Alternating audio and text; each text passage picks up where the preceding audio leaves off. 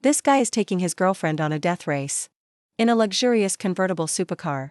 Suddenly, a young man who just escaped prison swerves right in front of his face. Unreal. Chasing behind him is a convoy of government forces, blocking the road. A police officer immediately pulls out a taser, intending to charge him up. But even facing 3 tasers at once, to him, it's no different than a scratch. Then, with just a few basic martial arts moves, the young man serves the whole squad a beatdown. With a few steps of Litfu technique, he leaps straight to the roof of a skyscraper. Receiving the news, the president of Korea immediately deploys the army to surround him. Dozens of armored vehicles and helicopters quickly encircle him.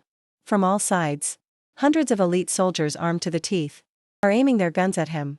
With these weapons of democracy, no matter how high your martial arts are, everyone is equal. But they don't know. He is the greatest swordsman of Goryeo, Seokgyung. In his past life, to save his lady, he hugged his enemy and jumped off a cliff. Unexpectedly, when he woke up, he was in the modern world 800 years later, finding himself treated as a test subject in a research facility. He snapped a scientist's neck and fled. Now, facing the South Korean army, he still thinks this is just an illusion created by his enemy. These guys are probably holding toys.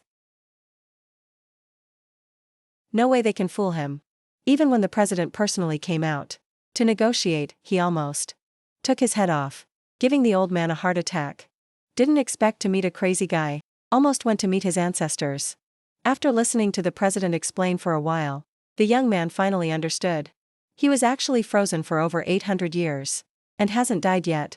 Even the scientific community cannot explain this phenomenon, because it's too mind-blowing. Finally, Cheok Junjayang accepted to return to the Blue House with the president. Food was served. The two sat down to eat and talk.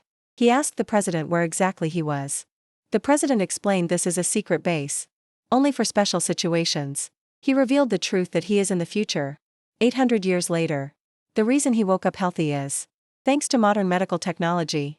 If it were in the feudal times, he would have been pushing up daisies long ago. Hearing this, he found it hard to accept at first. The Goryeo kingdom, where he was born and raised, had disappeared into the flow of history. The president put a piece of meat in his bowl. I can't say I understand how you feel, but don't worry too much. I will provide extensive support for you to adapt to this place.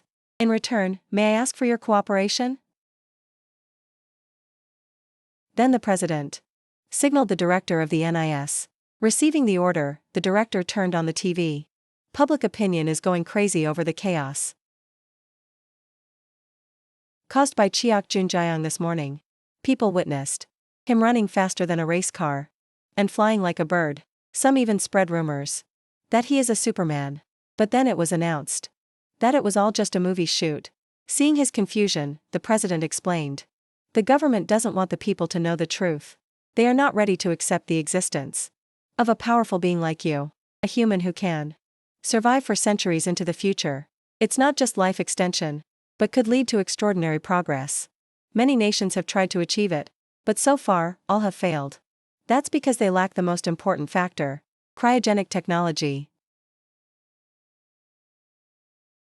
The president looked at Cheok Junjayang and continued. But the key to that has appeared, right before our eyes. I will be honest with you. For the sake of the nation and our descendants, let's cooperate to analyze it. But before he could finish, Cheok stood up and stated bluntly, I don't want to. When that sentence rang out, the dining room fell silent. Cheok Junjayang had absolutely no interest, because this was not his era. Thinking so, he walked straight to the door.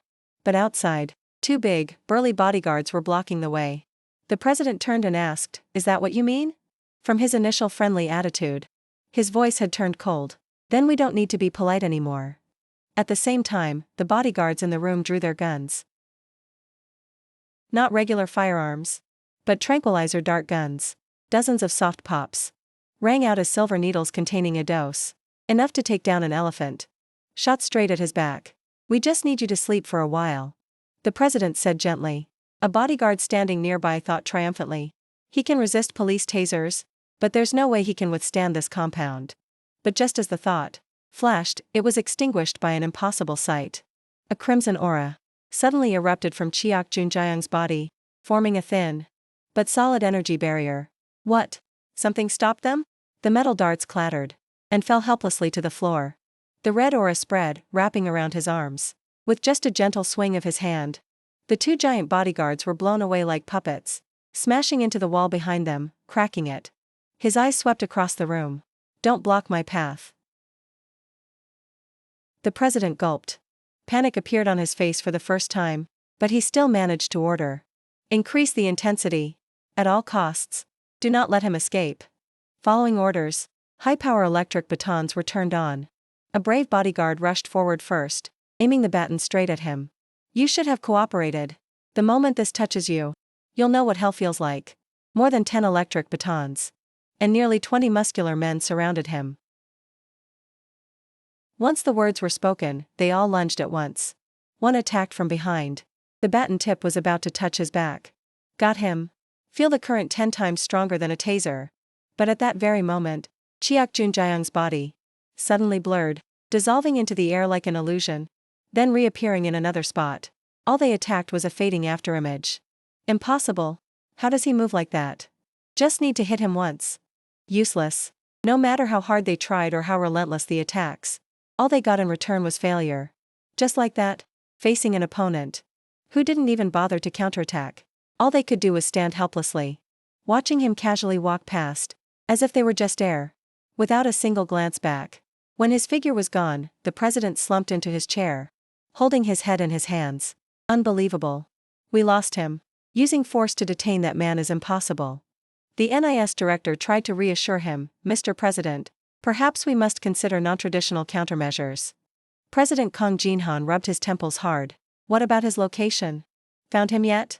Sir, this target moves like a ghost. All cameras seem useless. Likely we will have to blockade and conduct a search on an unprecedented scale. Suddenly, the command room door burst open, cutting through the heavy atmosphere. An agent, drenched in sweat, rushed in without knocking. We have located him. On top of the Skyland Mark Tower, the tallest building in the country, Chiak Junjiang was standing on top of this new world. Beneath his feet, the city sprawled like a glittering carpet of light. Taking a deep breath of the freezing air. This place is real. Not an illusion. That thought brought no relief, only a feeling of utter emptiness. From the helicopter, the commander and the president watched via high-res screen. Wait, what is he doing? Oh God, he jumped. The moment he cast himself into the void, time seemed to stop. Wind whistled in Chiak Junjiang's ears. I am no one. I have no purpose to exist. Fragments of memories returned. The silhouette of the girl he couldn't protect, her face fading like mist. Then, the familiar back of his sworn enemy appeared, reigniting the hatred that had cooled. But even him, the one I must kill, doesn't exist in this world. I thought I ended him with my own hands. The final image was a snowy winter day. He knelt before a sword plunged deep into a cold grave. A reality with no one to protect, and no one to take revenge on. Why do I exist? Images of the past and the uncertainty of the present intertwined, tormenting his mind. Chiak Junjiang opened his eyes. Now I understand. I should have died that day. No, I actually already died. This is the end. He let go of everything, letting his body freefall like a stone. But just then, blinding light from a giant LED billboard on the side of a building struck his eyes. Chiak Junjiang's pupils contracted. That face on the billboard, that smug smile, unmistakable. The resignation in his eyes vanished, replaced by a fiercely burning flame of hatred, a freezing murderous aura that could freeze everything, erupted as soon as he recognized the enemy. His voice from the past echoed in his mind. Guard Chiak Junjiang, you saved that woman. But look, your clan has been swallowed by illusions, slaughtering each other. The blood moon is high, signaling destruction. Struggle and despair, Chiak Junjiang. Because in the end, I will crush everything under my heel. His name is Ozeon. The flame of hatred now has a target. My enemy, the source of all tragedy. I thought I ended him myself, but how is it possible? Is that bastard still alive in this era? A new purpose for living was lit from the ashes. Despair vanished. Chiak Junjiang suddenly spread his hands. An invisible but powerful stream of energy radiated from his palms, creating an air cushion that miraculously slowed his fall. He gently landed on the terrace of a lower building. He turned around, eyes sharp as daggers, locking onto The image of the enemy on the distant billboard. In the command room, President Kang Jin-han stood up abruptly. What did you say?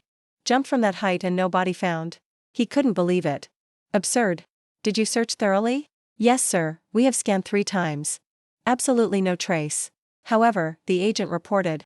We found a witness. A student. What did he say?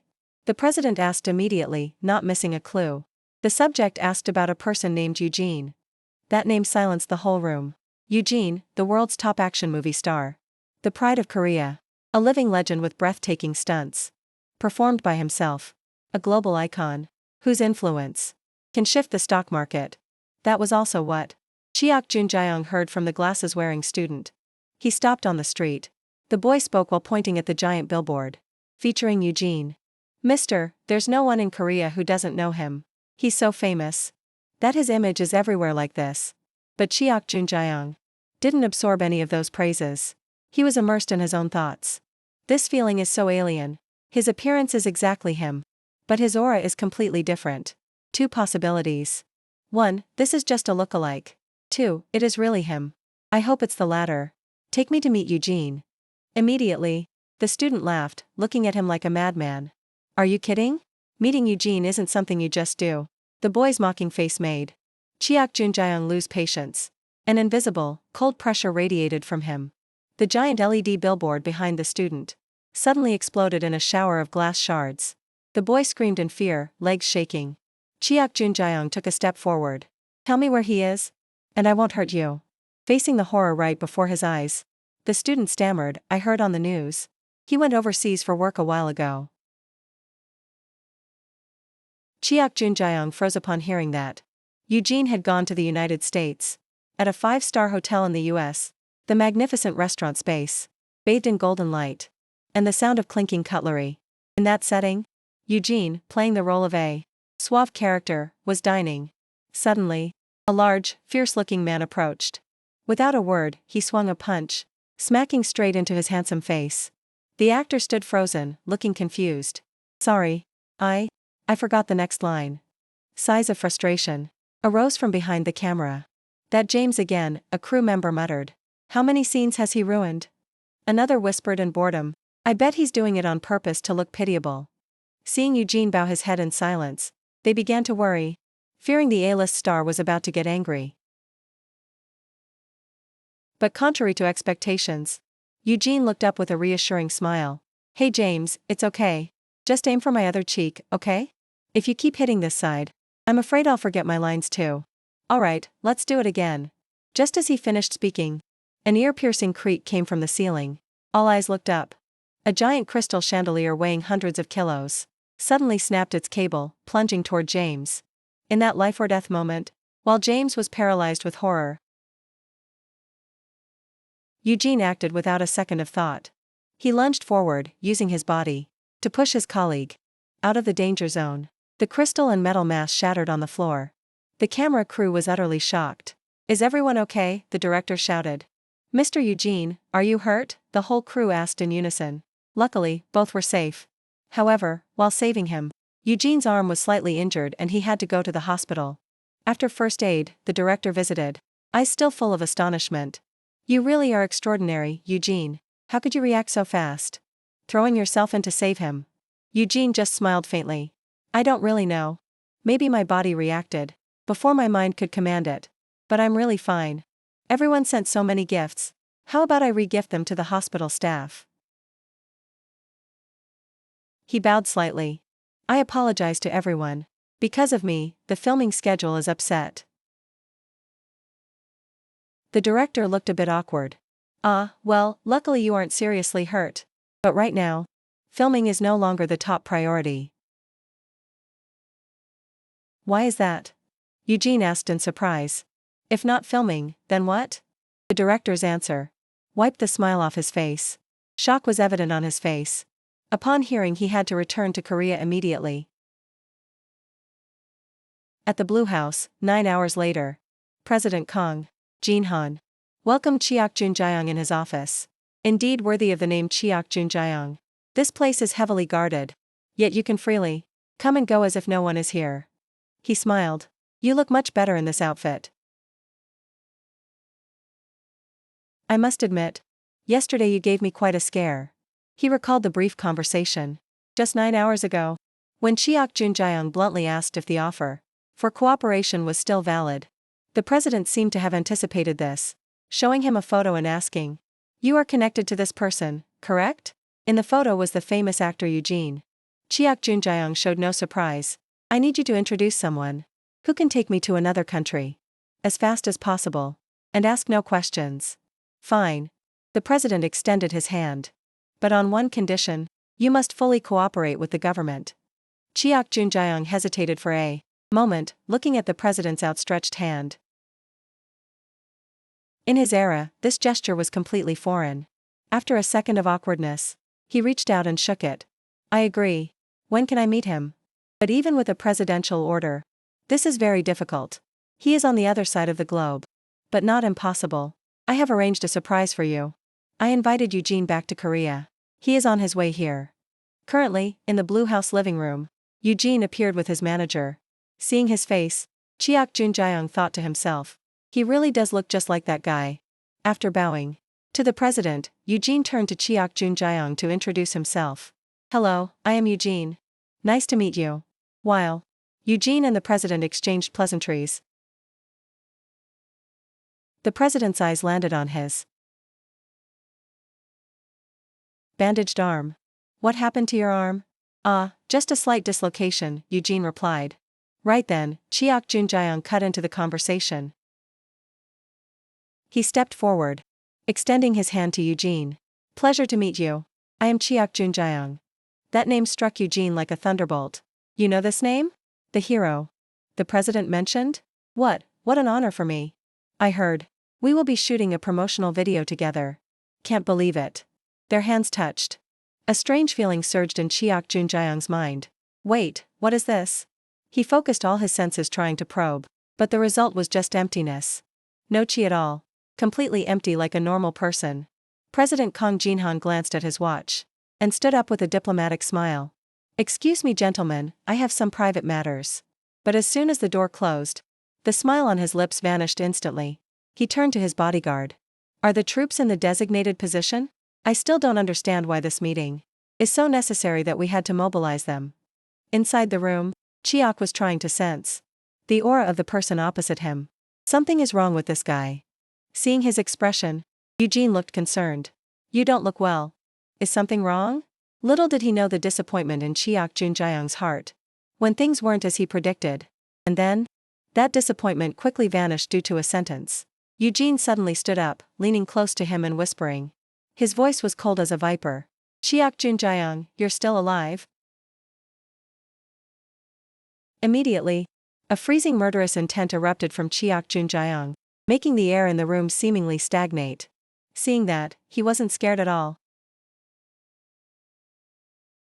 Instead letting out an amused laugh. "Seems like you aren't happy to see me again?" Chiak Junjayong growled. "You think this is funny, Eugene? Or rather, Ozeon?" He calmly sat cross-legged, resting his head on his hand, looking at him mockingly. Long time no see. But Chiak Junjayong couldn't understand how he could hide his aura so perfectly. And more importantly, since when did he come to this future? Contrary to his confusion, Ozeon calmly sipped his tea. "If you kill me here, you'll gain nothing. Retract that scary killing intent. Looking at you, it seems you just arrived not long ago. And you seem to have been here a very long time." Chiak Junjayong retorted. "Time traveling to the future, is this one of your tricks?" He probed to extract information, but Ozeon just gave a mysterious smile. Seeing the other silent, Chiak Junjayong threw out the most important question. "The young lady, is she here too?" He just looked at him with a cryptic smile. "I wonder that myself. Is she here or not?" Chiak Junjayong's patience had reached its limit. A warning. He swung his hand. An invisible wave of energy swept through, blowing Ozeon far away, simultaneously smashing the tea table to pieces. "I understand," he said, voice cold as ice. "I will find the answer myself." Attacked unexpectedly, Ozeon showed no flinching. "Strange. Does he always explode like this? Looks like I can handle him myself." He signaled for him to wait a moment. "Though you don't care, rest assured, our fun won't be disturbed. I used illusions to isolate this space. To outsiders, this is just two old friends chatting." Having spoken, he lunged forward like an arrow. But Chiak Junjayang stood still, hand casually tossing a pine cone picked from the table. You are not Ozeon, he said calmly. You hid your aura well, but when using energy to defend, you can't hide your nature. And I know this is not the chi of that bastard. Eugene's face showed surprise. Then slowly, the camouflage began to melt like wax, revealing the true form of a woman. With sharp eyes, John and he didn't expect to be found out so fast. Impressive for someone who just woke up. Xiaokyung post.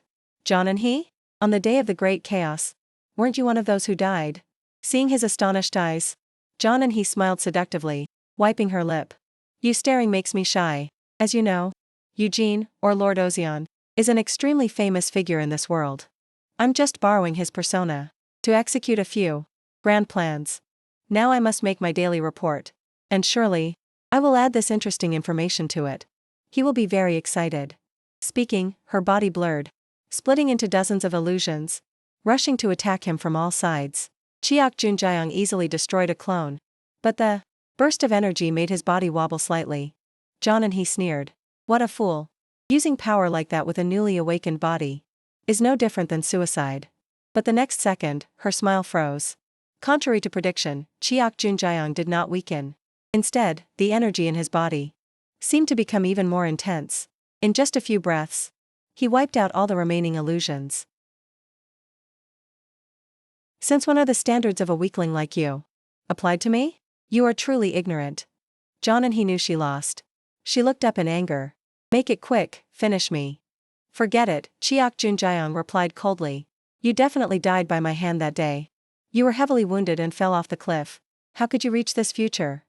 But I recall soaking in the cold water. I thought I would die too. But when I woke up, the world had completely changed. Waking up after hundreds of years, I didn't understand what was happening. But then I quickly realized.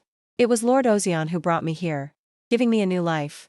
That answer hit Chiak Junjayang's mind like lightning. Ozeon arrived here even before me?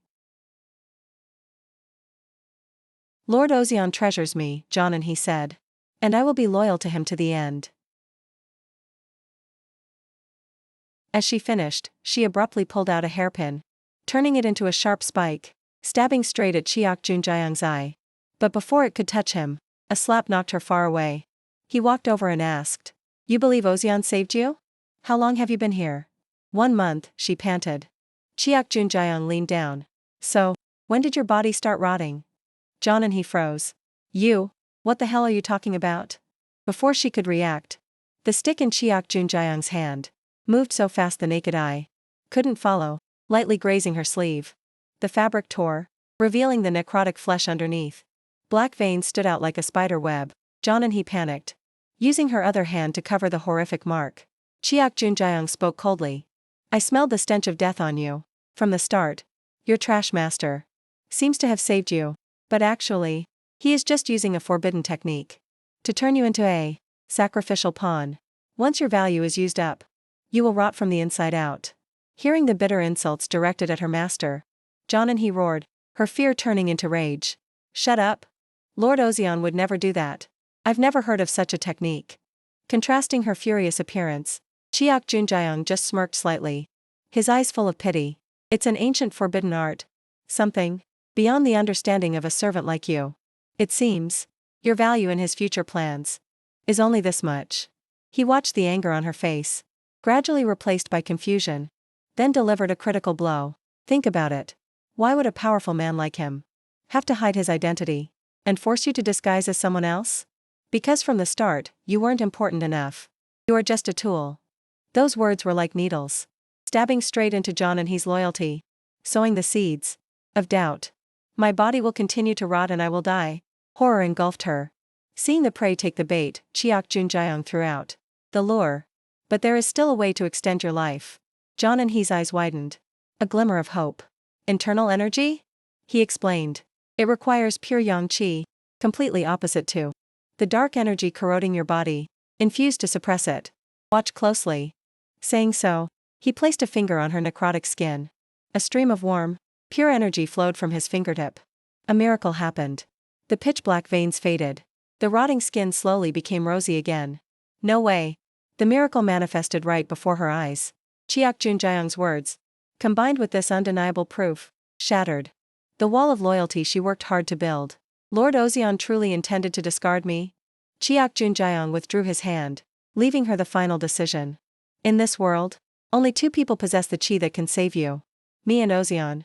The choice is yours. Will you return to the one silently killing you? Or follow me? The only one who can offer you a path to live. She didn't need long to think. Survival instinct won. I choose you. What do you want me to do? One thing. Chiak Junjayong replied. Become my double agent.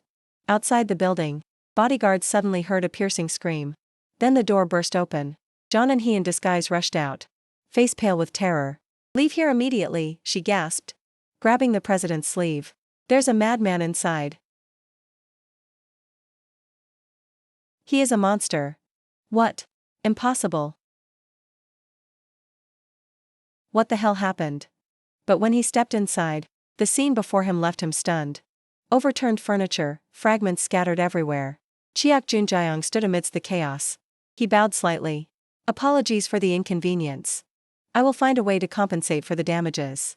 Standing behind the president, John and he was equally shocked. He dared to cause this right in front of the government? Why? Normally, he doesn't lose control like this. Seeming to read her thoughts, Chiak Junjayong looked at the unfinished cup of tea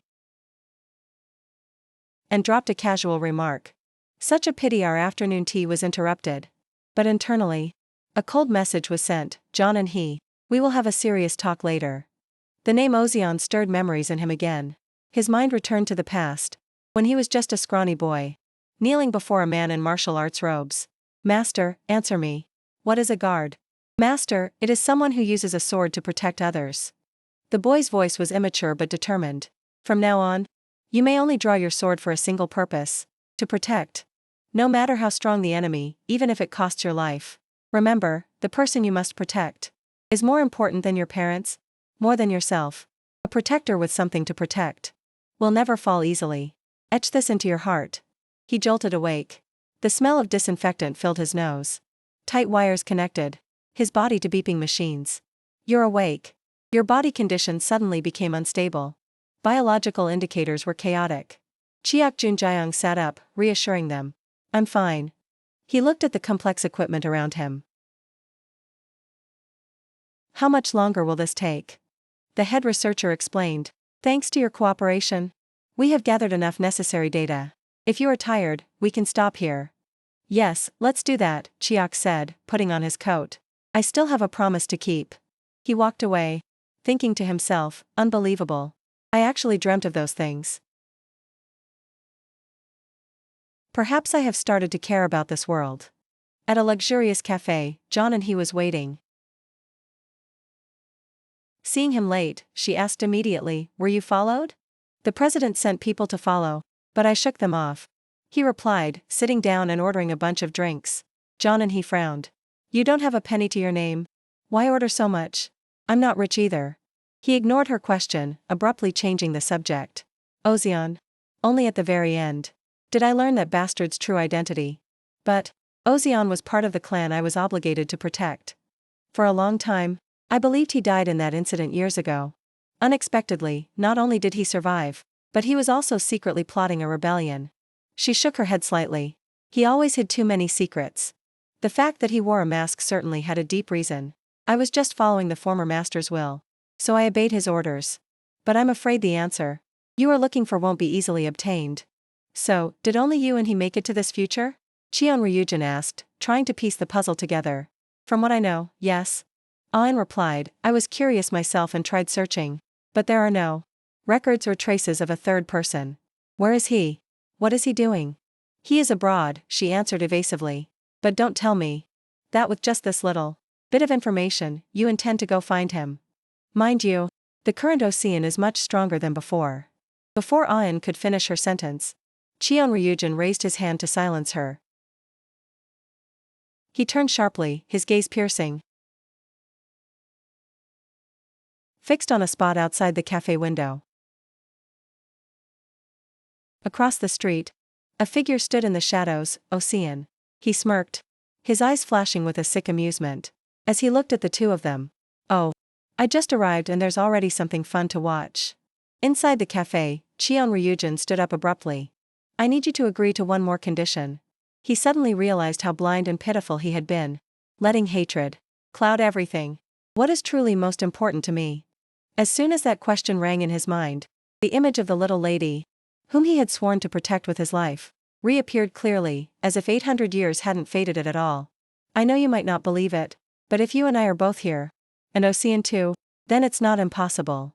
His old master's advice echoed in his mind again. He who has something to protect will not easily fall. Etch that into your heart, Cheon Ryujin. That is the iron rule of a bodyguard. He looked forward, his eyes burning with fierce determination. I must find my lady first. How do you plan to find her? Too much time has passed. Even I can barely remember what that lady looked like. Don't worry, Cheon Ryujin said as he grabbed a pencil and began sketching on a napkin. I served her all my life.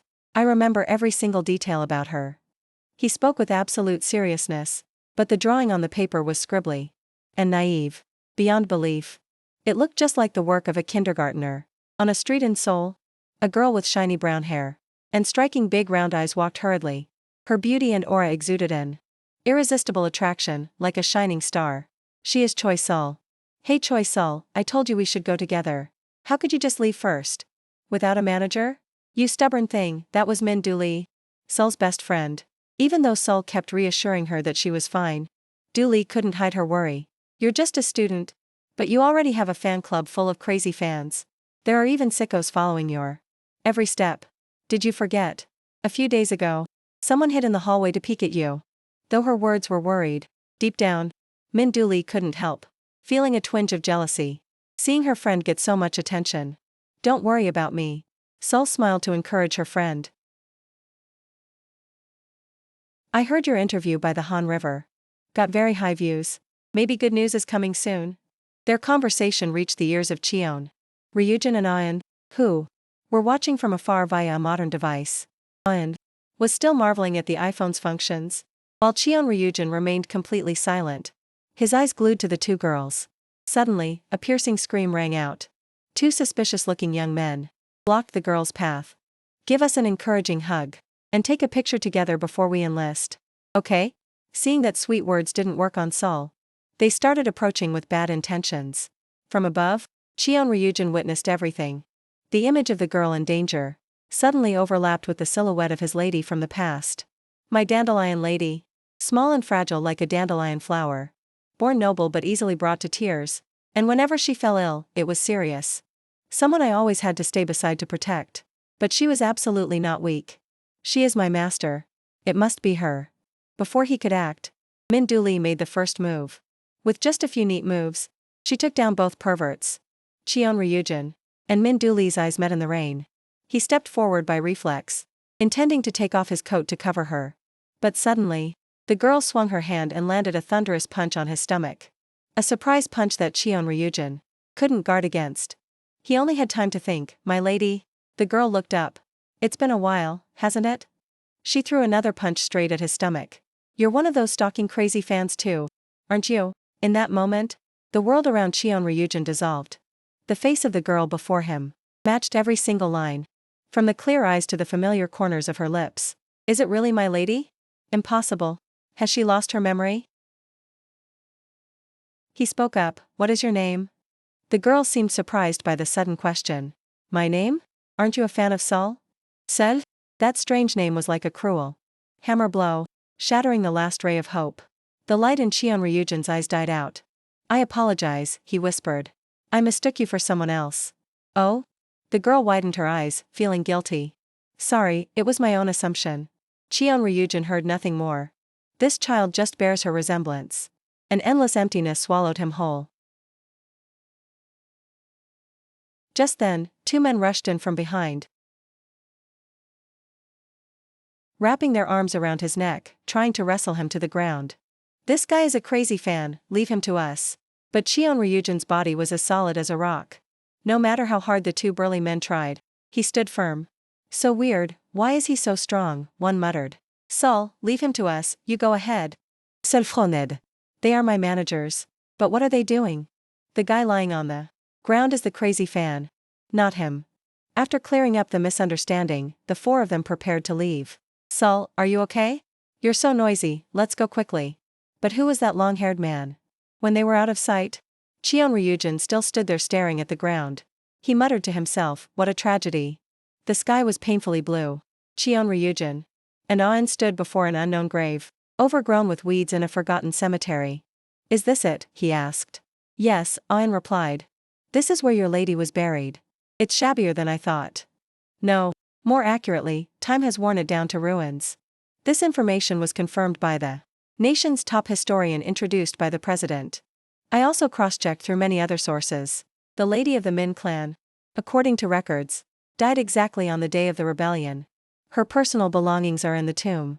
Aon's every word was like a knife stabbing into Cheon Ryujin's heart. Suddenly, his legs gave way. A silent scream, heart-wrenchingly painful, burst from his throat. So that's it. Memories flooded back like a torrent. The moment he and Ocean fell into the abyss together, his triumphant smile appeared. Vividly. Like this, I am the winner. His protective actions, his sacrifice, ultimately ruined everything.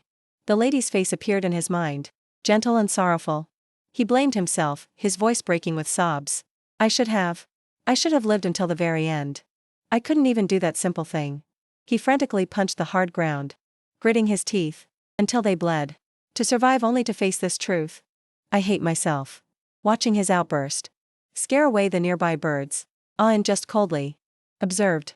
As if heaven and earth are collapsing, she thought. But now it's certain the lady is dead. So that child who looks exactly like the lady, could it be? Meanwhile, in another corner of the city, Min Dooley happily walked up the stairs of an old office building. Creak. She pushed the door open and shouted with a clear voice. Hello. The beautiful dandelion flower has arrived. Huh? Nobody here? Has our company gone bankrupt? On the only sofa in the room, a man was lying down, his face covered by a jacket. He grumbled. What nonsense are you spouting? Boss, even if I am the only employee, I will never abandon the company. Dooley declared proudly, then squinted. Wait. You're sleeping here? Did you get kicked out of your house again? Don't mention such trivial things. The man replied sleepily. He is CEO of SD Entertainment, a company with barely one artist, Min Dooley. But you came at the right time. Cook me a pack of instant noodles. No way. Dooley pouted. I'm the diamond exclusive artist of this company. I don't even have a proper fan club book yet. CEO M sat up tiredly, cracking his neck loudly. Ouch. Why are you so talkative today? Want some? I'll cook 2 portions. Any new news, boss? Dooley changed the subject. I heard my interview last time went viral. Lots of places are contacting us, right? Wait a bit more. He yawned deeply. Lately people are going crazy over some Superman guy. Are you planning to dodge this like usual? Maybe it's faster if I go to school auditions. The teachers all rate me very highly. Yes. Before she could finish, CEO M's phone rang. He hurriedly answered, his attitude changing completely. Yes. I'm CEO M. Yes. Okay, Debt collectors again? Dooley muttered dejectedly. But when CEO M hung up, his face brightened up. Min Dooley. I just scored a drama casting meeting with production company XD. Min Dooley's eyes lit up. Really, a drama meeting? XD is a huge production company. That's crazy. I definitely have to go. I must go. Night fell. Min Dooley timidly pushed open the door to a small pub, located deep in a dark alley. The air inside was thick, with the smell of alcohol and cheap cigarettes. Who holds an interview in a place like this? Don't they know I'm still a minor? It doesn't even look like it's open. She reassured herself, well, a big company like XD surely has no issues. That must be why the boss felt safe letting me come here alone. She walked deeper inside. Dim yellow lights cast shadows on the empty tables and chairs. The pub was silent. Click. The door behind her slowly slammed shut, swallowing her in darkness. A coarse voice called out from a room with dim lighting. Over here, little sister. Min Dooley took a deep breath, trying to calm her racing heart, and walked in. A man with bleached white hair, wearing rings on every finger, poured her a glass of water. He squinted, looking her up and down, smiling shamelessly. So you are Min Dooley? Pretty name for a pretty person. Don't be so tense. Just help yourself to a drink. Dooley gripped her bag strap tightly. a feeling of unease rising within her. This doesn't feel like an interview at all. What are they trying to pull? The white-haired guy continued in a sickly, sweet voice, no need to be nervous. Just think of this as an intimate get-to-know-you session. Not an interview. This is a big opportunity, I have to endure it. Come on, Dooley, she told herself, forcing a professional smile. You get what I mean, right? The white-haired guy suddenly stood up and walked behind her, placing both hands on Dooley's shoulders naturally. From now on, we must keep a very close relationship. His breath, reeking of alcohol, blew onto her neck. I know you've been through a lot. From now on, you will have a stable job and make lots of money. Everything will be better. Dooley's body stiffened. No way. Is this? It sounds too good to be true, right? His hands started wandering lower. Bastard. Rage flared up, overpowering her fear. Dooley stood up abruptly, slapping his filthy hands away. You two gorillas. Even if you gave me this whole building, I would never do this kind of work. As soon as she finished speaking, a sudden dizziness hit her. Her head spun. Her vision blurred. The two men calmly clinked glasses, laughing gleefully. Boss Choi's taste is truly unique. But did we need to be so heavy-handed as to drug her? Bastards. Dooley stumbled, pointing at the water glass on the table. You drugged the water? Haha. The white-haired guy laughed loudly. I bet you didn't expect even water was drugged. Right? Who on earth guards against a glass of plain water? Whatever, we get to have some fun too. Why care? Look at this brat, just now she downed it in one go. And now she dares to call her seniors by name like that. The white-haired guy mocked. And that Boss Choi? He must be grinning ear to ear reading the script by now. I heard this is the first job he got after being kicked out of his old company. He looked at Dooley, who was losing consciousness, and sneered. Didn't you hear what she said? Kids dreaming of becoming actors like this don't give up easily. We'll use her very own dream to bind her. Just then, the black-haired guy's phone rang. He hurriedly answered. Yes, sir. Everything is proceeding smoothly, sir. No problems at all. Yes, the girl is very obedient. Cheon Ryujin was submerged in memories. The image of his beloved lady appeared, pure as a pear blossom in the snow. My lady, all I have left now is revenge. As he said, I will destroy everything of his. Then we will disappear together. A dark aura, thick as ink, slowly radiated, enveloping his entire body. The arrival of Jun Ah-in pulled him back to reality. He glanced over, his voice devoid of warmth. You live in a shabby place too, huh? I recall transferring enough internal energy to you today. No, I'm not your taxi, Ah-in replied. I came because I have interesting news. Is it about Ocean? Cheon Ryujin asked. Hearing no answer, the fire in his eyes went out. Then get lost. Listen to the end. It's about the girl who looks exactly like your lady. Did you lose your memory? Even I was startled by the resemblance. So I went to the trouble of looking up hundreds of ancient books, and I discovered a truth. That girl's name is Min Dooley, and she belongs to the Min clan, the same clan as your lady. Cheon Ryujin's body trembled slightly. Ah-in continued, that's right. She is a descendant carrying your lady's bloodline. I followed her, and it seems right now, she is facing an emergency situation. Is that why you came here? Cheon Ryujin turned away, his voice cold as ice. So what? You wasted time on a meaningless task. You think I'll do something? Just because she's the lady's descendant? Why should I? That child is not the lady. But meanwhile in that room, Dooley is completely helpless, while those villains are preparing to do dirty things. Ah-in sighed, feigning resignation. Tisk, suit yourself. I even found her exact address. Saying that, she glanced behind Cheon Ryujin's door. A mysterious smile flashed by. But in her head, she secretly thought. Is she really meaningless to you, Cheon Ryujin? Then you wouldn't have left that trace. Outside his door, a small piece of paper folded into a crane, with an address scribbled on it, had been slipped into the gap earlier. Inside, Cheon Ryujin remained motionless in the darkness. He picked up the piece of paper with the address on left. Memories of the lady flooded back vividly. Her face appeared, both worried and scolding. What are you thinking? Oh my, Cheon Ryujin, stand up straight. Can't you even do this right? You really are a disaster. The two little ladies stood in front of the flower palanquin, their determined eyes looking straight at him. Promise me one thing. Whenever I return, Please always be there waiting for me. Those eyes, the eyes of that girl named Min Lee. And the lady's eyes? Uncannily similar. He looked down at the newspaper on the table. The image of Ocean had been crumpled by him, torn in half without him realizing. No, no, he muttered, trying to convince himself. She is not her. Her name is Min Lee. A complete stranger unrelated to me. I don't need to care. He reassured himself. Surely she has her own guardian too. At the SD Entertainment office, a young man with a scholarly look walked in. Hello CEO, I am Joe Baisu. I'm here to interview for the manager position. The young CEO skimmed through the profile and smiled. You're hired. Your resume says you treat work like family. That's all I need. Start tomorrow. I will guide you personally. Really? Thank you so much. Baisu was overjoyed. To be honest, Baisu, currently you are the only employee here. I prepared a surprise for Dooley. Her meeting should be over soon. He said as he picked up the phone. What the hell is this? The white-haired guy roared.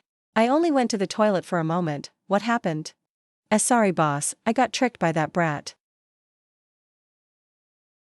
I was just about to touch her, when she landed a thunderous punch. On my face. Damn it. What if she calls the police?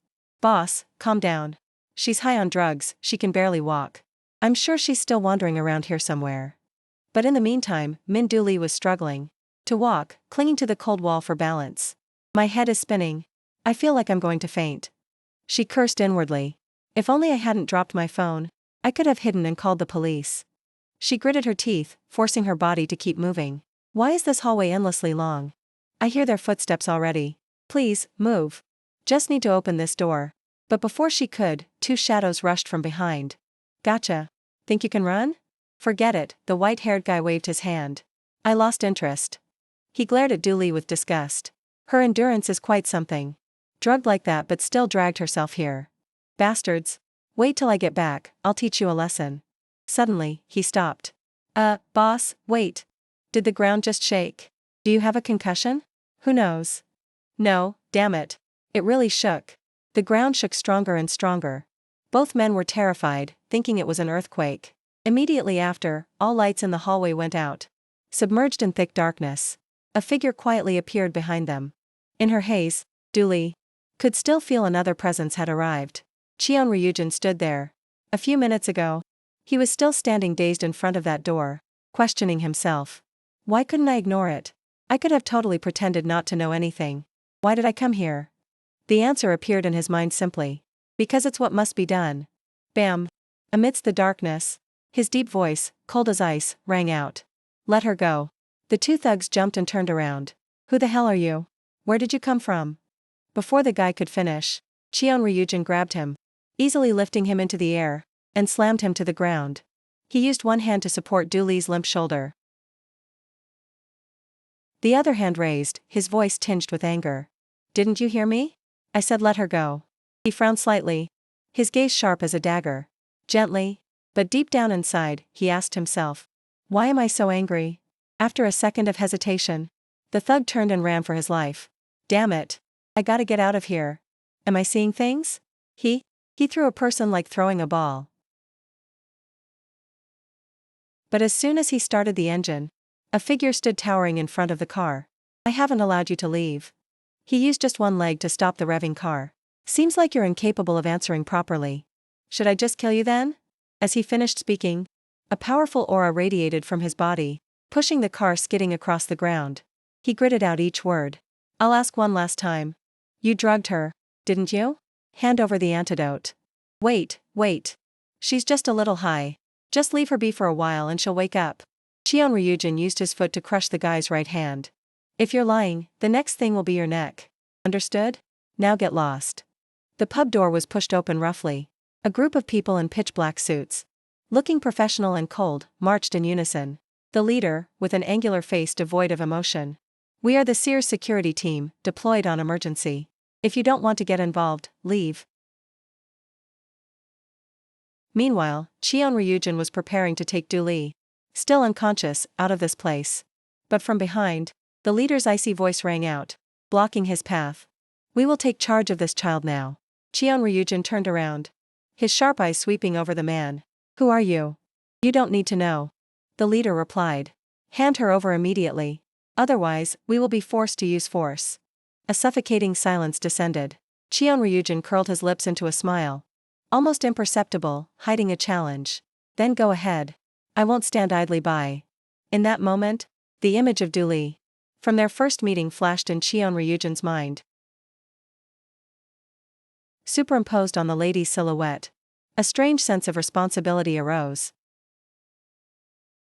Since I've already intervened, I must be responsible for this child. At least for today. He tightened his arms, holding Du Li more securely. Then he looked up, staring straight into the leader's eyes, and declared clearly, I am this girl's manager. Elsewhere, the black-haired guy was making a phone call. Yes, sir. I'm sorry. On the other end, a deep, authoritative voice rang out, carrying distinct disappointment. I'm quite disappointed in you. Have they arrived? The bodyguard team I sent? Turns out the men in black were Sears, a professional security company, hired by the mysterious person. A third party intervened? Who? It's the girl's manager, sir. The answer silenced the mysterious person for a moment. Manager? In all the information he investigated, Min Du Li did not have a manager. Back at the pub, the confrontation was escalating. One bodyguard stepped up. Manager? Then prove it. Otherwise we will take the child. Whether you like it or not. Cheon Ryujin retorted with a question. His voice strangely calm. If so, why don't you prove your identity first? So I can rest assured handing this child over? He thought to himself. I really don't like the look in their eyes. Besides, I can't leave an unconscious person to these suspicious people. Stubborn, a bodyguard roared, ripping off his vest buttons and charging, but he only saw a shadow pass by. Immediately after, a precise elbow strike to the nape sent him collapsing to the floor. The leader shouted angrily, Manager my ass. Nonsense. What are you standing there for? Get him. Like a pack of wolves, the rest charged in unison. But the scene that followed was a dance of death.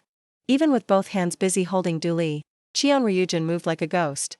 He spun to dodge, using hook kicks and leg sweeps precise to the centimeter to neutralize each one. Sounds of breaking bones, impacts, and groans filled the air. But his face remained expressionless. Like a silent storm. I'm sorry. A raspy voice spoke from behind. I have to get serious now. It was the leader. He slowly took off his outer jacket. Just then, Du Li stirred awake.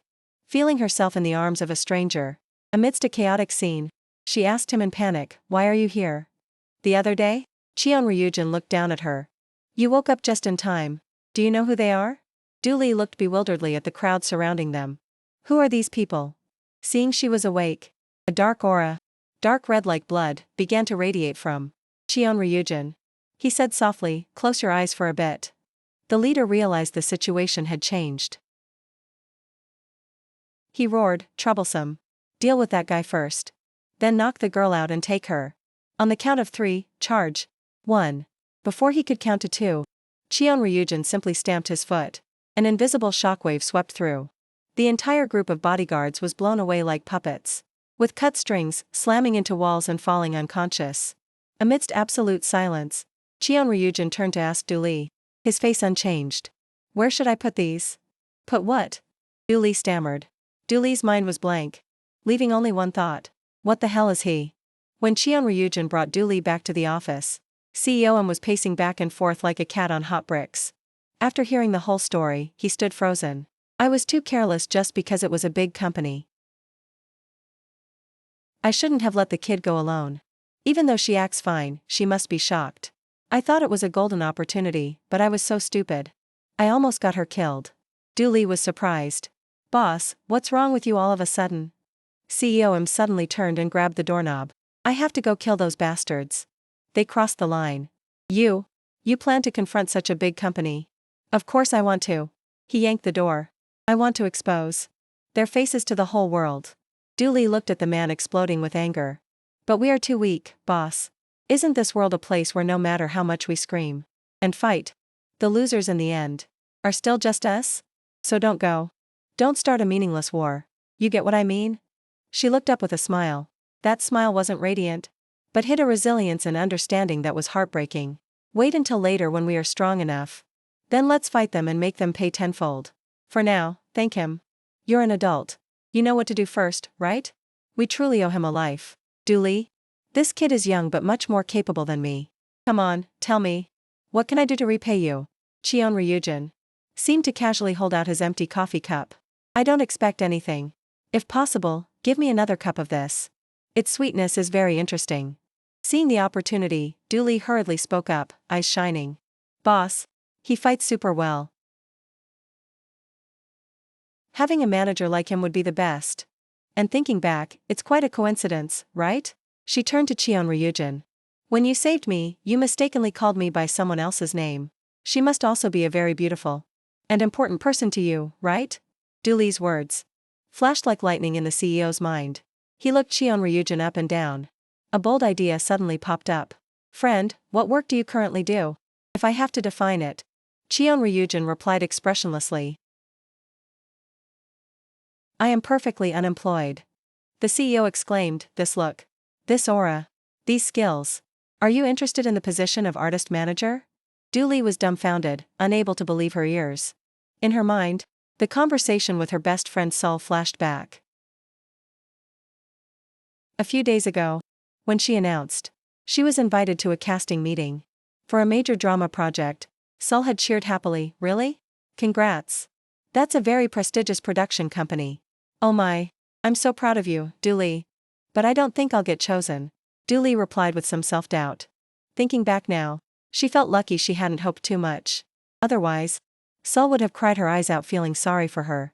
Taking that chance, Dooley asked softly, hey, do you have any secrets to getting cast? Or industry tips, perhaps? Haha, there's no such thing. But just as she finished speaking, a girl with short hair, dressed stylishly, bumped hard into Sol's shoulder. From behind. Annoying. Blocking the whole way. She glared at both of them. Oh? Is Choi Sol pretending to be innocent? A country bumpkin hanging out with a hypocrite. Truly a match made in heaven. Right at that moment, Sol's manager appeared like a god. Hey brats, who's the hypocrite here? Want to taste a lawsuit for defamation and spreading false information? The three girls turned pale and hurriedly left. At that moment, Dooley truly realized how good it was to have a manager by your side. Not just to resolve situations like this, but for many other reasons too. Sol nodded in agreement. That's right. But it's not like anyone buff can be a manager. You have to choose someone truly reliable. In a way, a manager is the person you can trust most in the world. Someone reliable? Dooley thought to herself. The image of Cheon Ryujin standing proudly atop the tower, his lonely eyes looking down at the city, suddenly appeared in her mind. He might not be a bad choice. When Jun-in arrived at the meeting spot, she was late. Don't treat me like your slave. In grumbled. I have my own life too. What own life? He asked, but she ignored him. Why did you call me out here? Explain to me the role of an artist manager. In was so surprised she almost laughed. Manager? The manager job I know?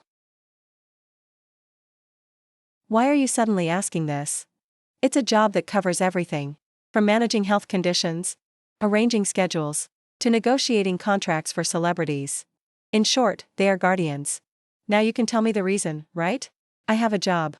Cheon Ryujin calmly replied, to be Min Dooley's manager. This time, He was truly shocked. What? That bastard, I knew it. You finally changed your mind. You're really thick-skinned. Not quite, Cheon Ryujin interrupted.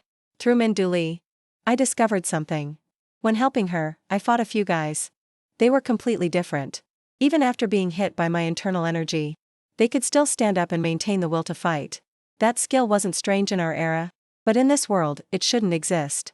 This is the modern era, where martial arts and internal energy are lost arts. However, I could sense the aura radiating from them. After hearing Cheon Ryujin's story, He was panicked. You sense their aura? Is that true? Are you sure you aren't mistaken? Why are you overreacting like that? Cheon Ryujin narrowed his eyes. Do you know something? No, impossible. He muttered. He affirmed that internal energy had completely disappeared from this era. It seems you really have been abandoned. What? He got angry. Where did you learn to talk like that? The day Ozeon brought me to this era. He said, the world has changed completely. The ecosystem has transformed over centuries, causing human bodies to lose their latent abilities. This is a world ruled by science, stronger than martial arts. Its power is truly astonishing. Although I just arrived. I'm sure you also understand. In this world, internal energy is no longer necessary. Even for someone like him. Then why are you still alive? Cheon Ryujin retorted. Not to mention. The aura I sense from you is not ordinary at all. For now, we can't conclude anything. The immediate task is to investigate the people who attacked that girl. After speaking, he gently landed on the ground from the roof. His eyes narrowed. What are you plotting, Ozeon? I don't know exactly. But whatever it is, this time I will definitely crush you to dust. In front of the gate of Yunjin High School, two young men stared in amazement at a row of expensive supercars parked close together. This is Yunjin High School, the most prestigious school in Korea. A place receiving huge investment from the government. The training program here is diverse and intensive. People compare it to a miniature university. It is the place that trained countless celebrities. That's also the reason Min Du-lee decided to enroll here. But unlike most students here, she secretly thought she was just a special case, getting into school by luck. As soon as she entered the schoolyard, a group of 3 girls deliberately blocked her way. Oops, sorry. Who told you to keep standing in other people's way? Min Du-lee, are you okay? Choi Se-hun hurriedly ran over to help his friend up. Choi Se-hun, stop acting nice. Looking at the way you groom your image in front of this beggar makes me sick. Stop it, no so young. Min Du-lee angrily glared at her. But before she could say more, a tall male student standing nearby spoke up, his voice full of threat. If she doesn't stop, what are you going to do? If I acted on impulse, I probably would have rushed in and punched her. But I don't have enough strength to do that. Min Du-lee and Se-hun had to leave quietly. Look at her face turning pale with fear when she saw Jin-guk. So Young's group whispered and gossiped. Just scaring her like this isn't enough. We have to think of something better. By the way, oh Jin-guk, the male student who just spoke asked. Have you guys heard the news yet? Today, our class has a new transfer student coming. The bell rang loudly. The teacher walked into the class. Did you hear the bell? Everyone sit down. Today our class has a transfer student. The whole class immediately buzzed.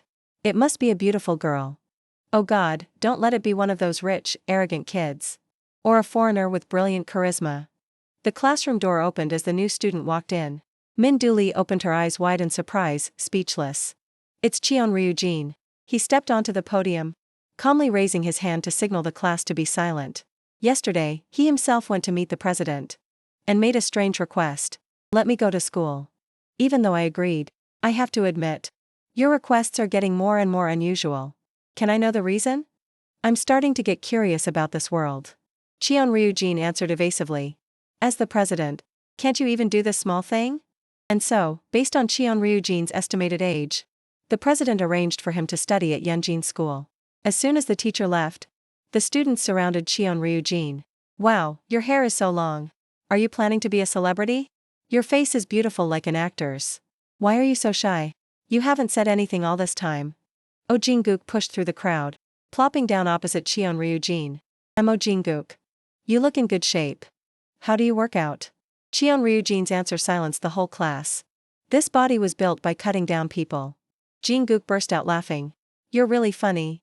Are you playing an assassin in some movie? In a corner of the classroom, a student with bangs who looked like a nerd turned pale with fear. He was the one who witnessed Cheon Ryujin going crazy in front of Ozeon's poster that day. Seeing that madman now sitting in the same class as him, he trembled thinking, it's over. He came here, definitely to turn this school upside down. Through the classroom window, Du-lee waved. When the space was left with only the two of them, the girl immediately started questioning him, hands on her hips. Explain yourself, manager. Are you really a high school student too? Why didn't you tell me? Sure enough, you aren't. I mean, why did you hide it from me? And how did you get into this school? What the hell are you anyway? The president's advice about keeping his identity secret rang in Cheon Ryujin's head. This is a special case. I enrolled under that category. And yes, I am both a manager and a bodyguard. Don't worry. As per the agreement, I will absolutely protect this public figure. In his mind, the image from last night when he carried the unconscious girl reappeared. This job essentially is no different from my guarding duties. In the past, he could clearly feel a faint stream of internal energy. Familiar but full of evil, still clinging to the girl. The best way is to always stay by this child's side. Hearing his firm assurance, Dooley suddenly felt a bit shy. She took a step back. Wait. In school. Don't do manager stuff, okay? Absolutely no bowing or using honorifics. If weird rumors spread, both of us will definitely be in big trouble. Just pretend we are strangers, understood? She whispered, her cheeks blushing slightly. Besides, I haven't become a public figure yet. But when she looked up, where Cheon-Ryujin had just stood was only empty space. He had disappeared without a sound. Dooley stomped her foot in frustration. Huh? Evaporated to where? I wasn't done talking yet. Inside the classroom, the class president wearing round glasses was being told off, arrogantly by Oh Jin-guk with his parted hair. You collected the money, so you must hand it all over to us. I told you already, this is the class fund. The class president, though fallen, tried to raise his voice to object. His eyes were unyielding. I know. Full well this money will eventually fall into Oh Jin-guk's pocket. Thud. A thunderous punch to the stomach made the class president cough violently. Jin-guk grabbed him by the collar. Hey, class president. Do you really think the sheep in this class don't know that? Standing outside the hallway, Cheon-Ryujin frowned slightly. It's here. In a split second, I sensed a very small stream of energy. But it disappeared immediately. He turned to ask the skinny friend standing next to him inside. What's causing such a commotion? The friend whispered in fear, that's Oh Jin-guk. He uses the name of the class fund to extort money. This whole school is his territory. He's strong and his family is rich. Even the teachers are afraid. Here, Oh Jin-guk is king. Just then, Jin-guk and his gang strutted out. As they passed him, Cheon-Ryujin dropped a calm sentence. Loud enough for the whole hallway to hear. A weakling like that is called a king? Jin-guk's whole group froze as if turned to ice. Weakling? Who are you talking about? The atmosphere seemed to solidify. Fearful eyes turned towards Cheon-Ryujin. He just calmly replied, sorry. I didn't mean to tease you. Jin-guk moved close. Even the way you talk sounds superior, huh? Intentionally attracting attention to climb up in this hierarchy? But I am enough to crush you.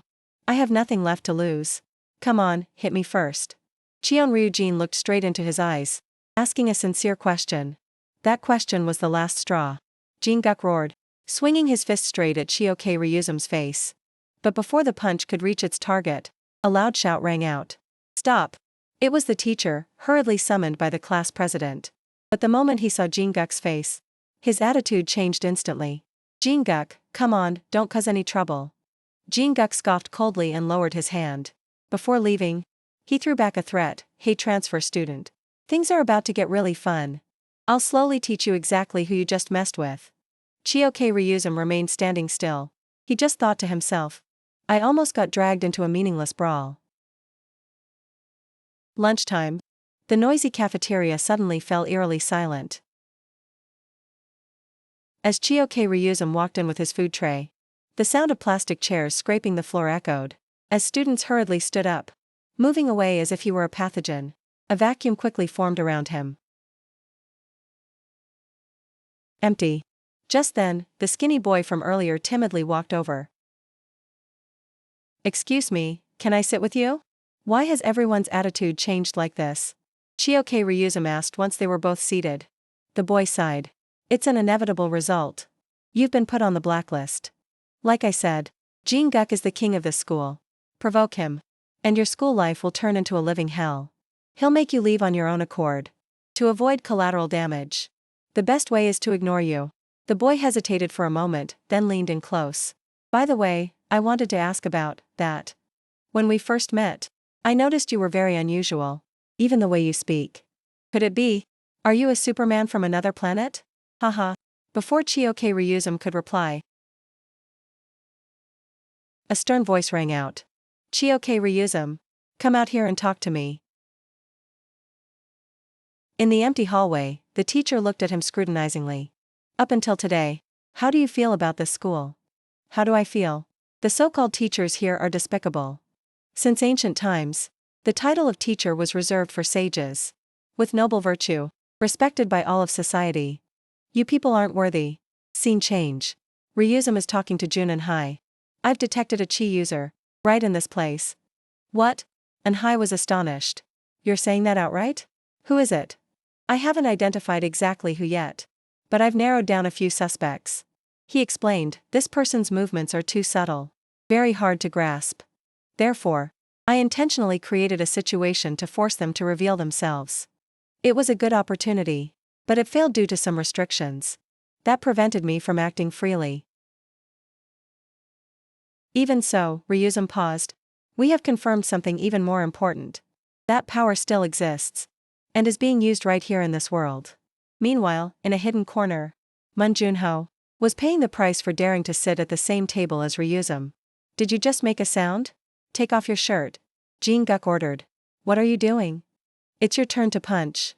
Junho tremblingly took off his shirt, weakly punching Jin Guk's bicep. Why so tense? Junho? It's just a game. The minions standing outside laughed and mocked him.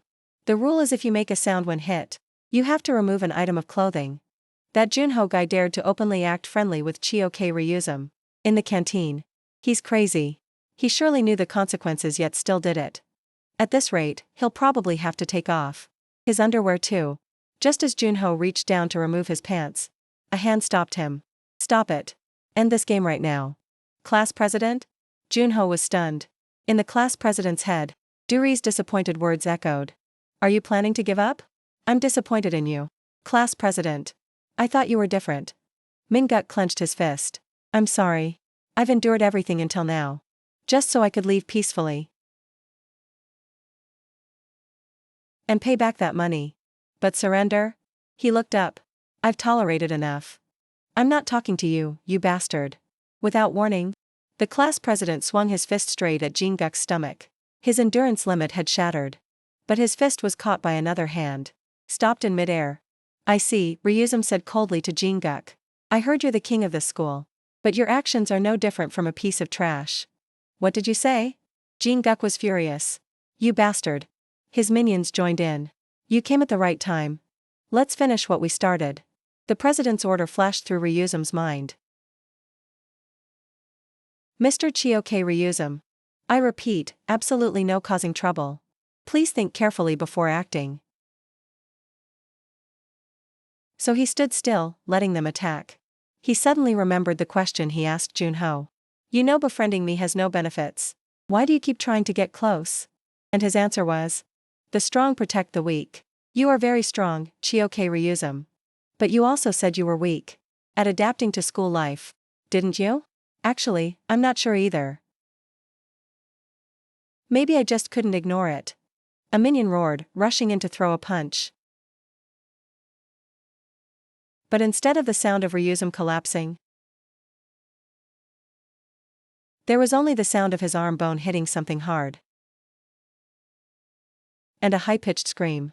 Immediately, Ryuzum used one hand to slam him to the ground. Did you think my true self would be weak against these tricks? Everyone was stunned. Who is that guy? He took down two people in a blink of an eye.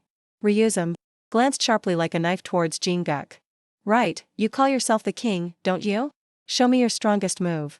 Seeing his minions taken down, Jin Guk immediately rushed in to strike him. But with just a finger flick, he knocked him unconscious, with a huge bump on his head. But Ryuzum just stepped over him. Ryuzum stopped right in front of the class president. Having to hide your power must be tiring, isn't it? Class President Park Minguk. Minguk faced him, narrowing his eyes. What am I hiding? The whole class held their breath, whispering. What are they saying? Jin Guk's family is no joke. How does this new student plan to resolve this? Just then, Duri entered the classroom. She froze. Before the chaotic scene and whispers. Did Chioke Ryuzum do all this? But what is he saying to the class president? Seeing Duri, Ryuzum quietly turned and walked away, leaving behind a bewildered class.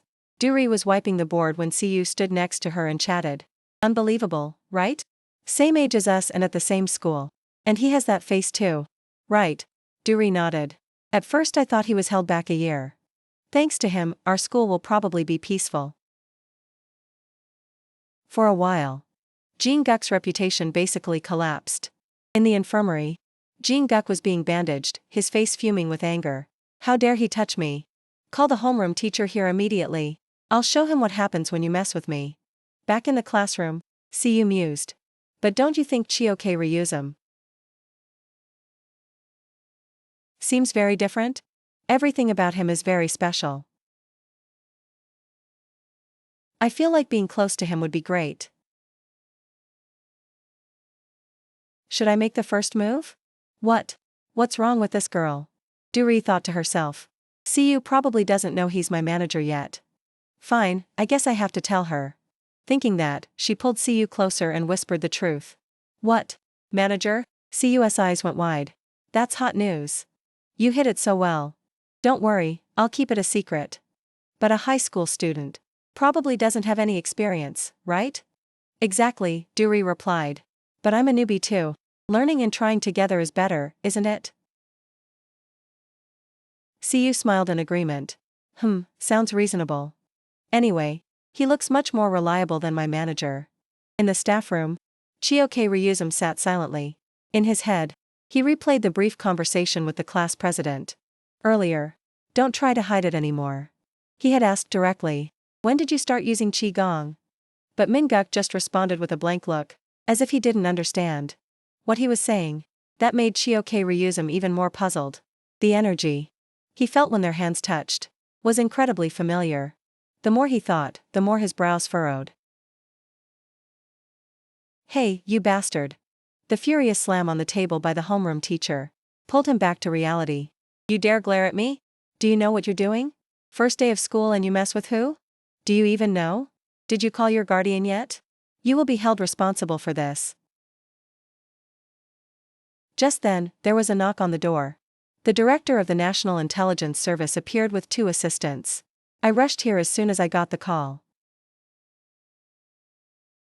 The homeroom teacher was stunned.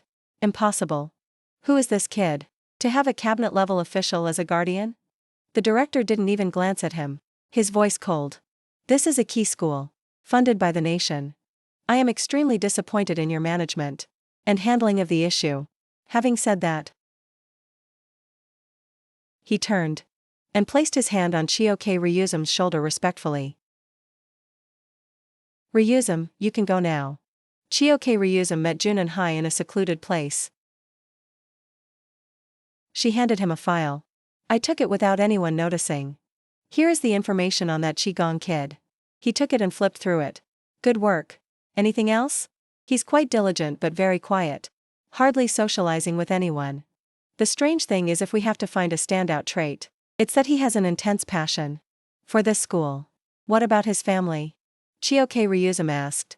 Could that ability be inherited from his family? Impossible. And Hai shook her head immediately. The file clearly states Min-guk has no parents. Only lives with an older brother. Worry appeared on Chioke Ryuzum's face. This is trouble. Does the class president have any connection to Oregon's people? But Oregon said Qigong is gradually disappearing. That's probably true. All this time, I've been trying to search in vain. What exactly is the secret they are hiding? At a modest apartment complex, Min-guk returned home. His brother was hanging laundry on the balcony. Something happened at school? The brother asked. Min-guk recounted, today at school, I met someone with the exact same ability as me. He's a new transfer student who took down that bully. Jin-guk in the blink of an eye. I'm certain it was that power. Moreover, he seemed to know I have the same power too, but of course, I pretended not to understand anything. I know you don't believe me, but it's the truth. The brother turned around, quietly asking just one question. So what does he look like? The brother pulled out his phone. I understand, sir. I will personally bring that bastard's head to you. News spread through the school faster than a wildfire. Actually amazing. I heard. That transfer student took back all the money. Jin-guk extorted and returned it to everyone. Humiliated to that extent. Does Jin-guk still have the face to come to school? Does he have the president backing him or something? Sitting at the desk behind, Siyu leaned toward Duri. So from now on, Chioke Ryuzum is officially the school boss, huh? Probably, Duri replied, her eyes a bit complex. He really is a mystery. Another student turned back to talk to Park Min-guk. Looking at that cold exterior. I didn't expect him to be so nice. Later, during cleaning duty, Junho, carrying 2 heavy trash bags in both hands, chattered as he walked. First day at school. And you've already restored order. You're really cool. Why are you so calm? Junho wondered at his friend's indifferent attitude. But Chioke Ryuzum didn't seem to care. He suddenly changed the subject. His eyes directed at Park Min-guk, who was busy sweeping the yard in the distance. By the way, how do you guys sort trash? At the trash sorting area. Min-guk glanced at Chioke Ryuzum, his tone slightly mocking. Cans with cans. Paper with paper. Don't tell me this is your first time doing this? Or is this some new kind of game? Why do people have to do these meaningless tasks? To protect the environment. Min-guk didn't look back, but he could feel Chioke Ryuzum's gaze drilling into him. Any more questions? He asked. Inside his head, alertness rose to the max. Is he trying to get close to me? What does he want? I'll figure the rest out myself. Chioke Ryuzum said, stepping closer. It's just as well that it's just the two of us here. That sentence was like a signal. Is he planning to attack me right here? Min-guk was anxious, his whole body tensing like a string. A hand suddenly placed on his shoulder.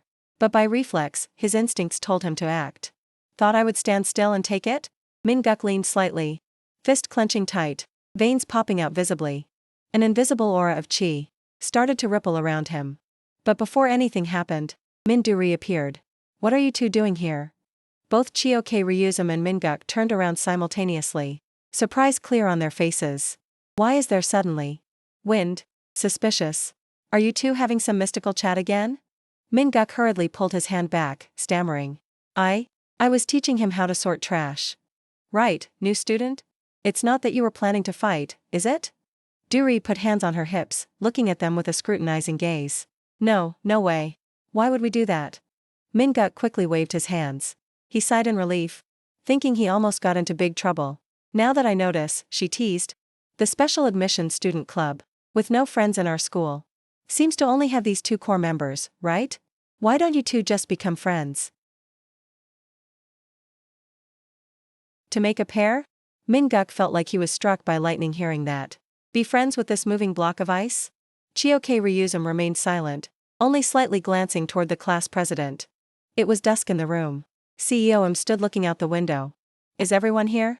On the sofa? Min-duri crossed her arms in annoyance. And Chioke Ryuzum quietly took his jacket and placed it on her lap to cover the skirt that had hiked up. Even though it's just us 2 kids, it's enough. What did you call us here for? You've been waiting for this day for a long time. CEO said. Duri's heart skipped a beat. Don't tell me it's successful. But immediately after, his face suddenly darkened, dark circles clearly visible. Duri panicked.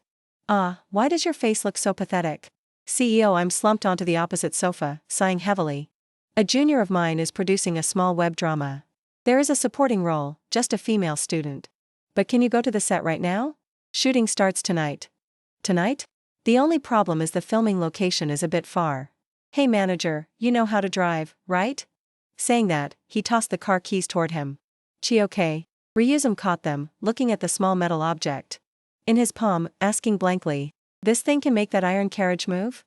Hearing that innocent question, he thought he was being mocked. So he shouted angrily.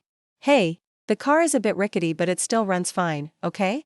Boss, that's not what he meant. Duri hurriedly explained. This person, on paper, is still a high school student. Beside her, Chioke Ryuzum was still flipping the key over, mumbling. How does such a small object control it? And he also goes to the same school as me, Duri added. What? Why didn't you say so sooner? Because you didn't ask. He was completely helpless. I don't have free time today. What to do now? He pulled out a bank card, looking at it painfully. We'll have to be thrifty. A while later, on the night bus, Chioke Ryuzum turned to ask Min-duri. Earlier he said, thrifty. Did that mean taking this transport? Duri was munching on a piece of bread. Hearing that, she almost choked. Oh, she scoffed. A person who scarfed down 5 of my breads dares to say that? Wipe the cream off your mouth before talking. Chioke Ryuzum's expression didn't change. He just cleared his throat and wiped his mouth. He abruptly changed the subject. By the way, at school,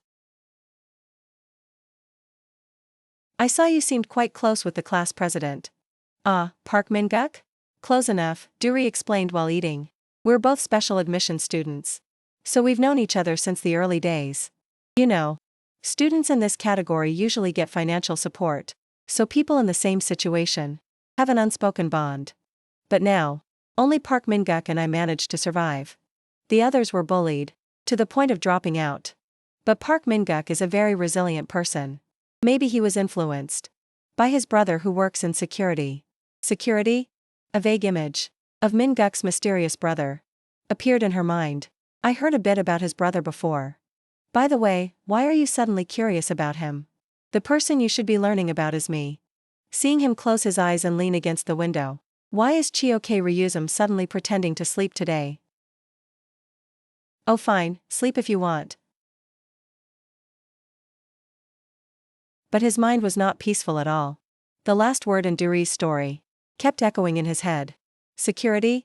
A shout from a guy in a hoodie rang out in the middle of the bustling film set. Everyone get ready to roll cameras.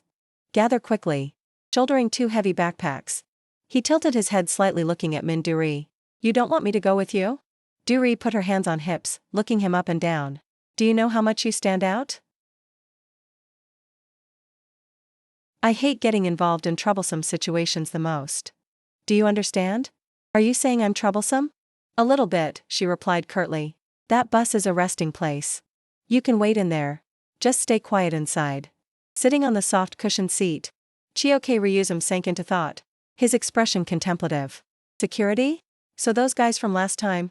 Maybe he deceived me. Park Min-guk. Is his brother's name Park Jae-han? His train of thought was cut off by a strange voice. Heard you're just a high school kid. A group of men in black suits, looking anything but friendly, had surrounded the bus unnoticed. The leader smirked. Remember us? I guessed we'd meet you here again today. Looks like both of us are busy running around. Contrary to their tension, Chioke Ryuzum sat calmly in his seat, his voice strangely calm. If you answer nicely, I won't have to stand up. First question. Is your target me or Min Duri? The men paused. Not waiting for their answer, he asked, fine then. Last question. Do you guys know Park Jae-han? He glanced up slightly. The moment that name was uttered, one of the thugs roared. You don't need to stand up. Just sit there and take it. His fist was blocked with ease. Oh ho, he exclaimed in surprise. Blocking the attack with just one hand, the man in the suit flinched slightly. But then he gritted his teeth, thinking, so what if you blocked this? The force isn't enough. He used his other hand to grip Ryu Jun's wrist tightly. I'll put my full strength into this, try blocking it. This is my full power punch. The subordinates behind him whispered anxiously. Is he using that move here? If something happens, how do we clean it up? I have my pride too, the guy roared. But before he could strike, Ryu Jun landed a thunderous punch. Straight to his face. Turns out there were useful items on the bus. In his hand was a mini fire extinguisher. It's just a better option than my fist. Get him. The rest of them simultaneously took off their suit jackets. They looked tense but tried to appear ferocious. We have to wipe him out this time. These guys, their internal energy only appears during certain moments. Ryu Jun thought as he attacked as fast as lightning. He didn't want to cause any more trouble for that little girl. One by one, they collapsed. Just like Park Min-guk. Compared to the true internal energy of the past era, this is like a sloppy and clumsy imitation. In an instant, the thugs were lying scattered on the ground. Done. But there's one left who seems a bit different. He pushed open the bus door and stepped out. Not far away, Park Jae-han glanced at his watch, his voice full of dissatisfaction. 1 minute and 2 seconds. No. If we subtract the useless time he spent fumbling with the door, it's 57 seconds. A bunch of useless trash. Always leaving me to clean up this mess. Are you Park Jae-han? Ryu Jun asked directly. You two are similar yet different. Huh? What do you mean? Ryu Jun kept a cold expression. I know your younger brother well. The moment the name Minho was mentioned, the smile on Park Jae-han's face vanished. He grabbed a nearby signpost pole, swinging it violently toward Ryu Jun. his voice growling with rage. Who the hell are you? Ryujun easily blocked the attack. Curious? He snatched the pole from Park Jae-han's hand. I'm also very curious about you. He slammed the pole into the ground. The concrete surface cracked like a spiderweb. Then let's find a suitable place to continue our chat. Under the yellow streetlights of an abandoned lot, Park Jae-han stood opposite Ryujun. He slowly loosened his tie. I'm dying of curiosity. After all, what the hell are you to possess such power? I told you already, he replied. You win, I answer. The winner gets the answers they seek. As soon as the words ended, Park Jae-han vanished. Don't act like you're granting favors. With just one hand, Ryujun blocked that destructive attack.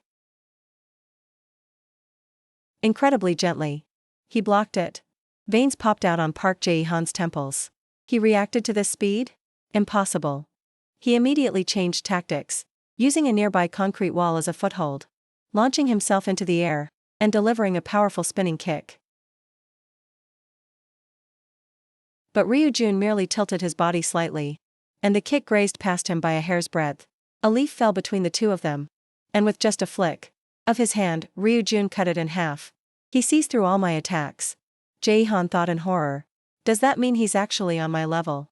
Or even stronger than me? That thought was only fleeting. The pride of a strong fighter immediately took over. He roared, rushing into a barrage of combo attacks.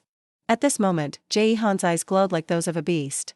He clasped his hands together, and from behind his back, a giant white tiger illusion bearing its fangs appeared. Ryujun was momentarily startled. His eyes flashed with surprise. Silent Tiger Fist? Jae-han rushed forward like an arrow, a direct punch carrying the power of the white tiger. The ground beneath his feet shattered. He slipped behind Ryujun in the blink of an eye, an uppercut from a blind spot. Ryujun dodged it. The punch missed its target, smashing straight into a large nearby tree, snapping it in half with a sickening crack. Jae-han didn't give his opponent a second to breathe. Continuously attacking like a tiger toying with its prey, he shouted loud, his eyes burning with will. Here is the finishing blow. But just as the final punch was about to make contact, Ryujun dissolved into the air. Where is he? Jae-han stared blankly at the empty space in front of him. Ryujun's voice suddenly echoed from everywhere, as if the night itself was speaking to him. Silent Tiger Fist, you say? Jae-han panicked, turning around trying to find his opponent.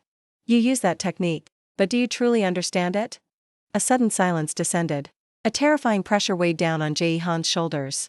From behind his back, a giant golden tiger slowly stepped out from the void.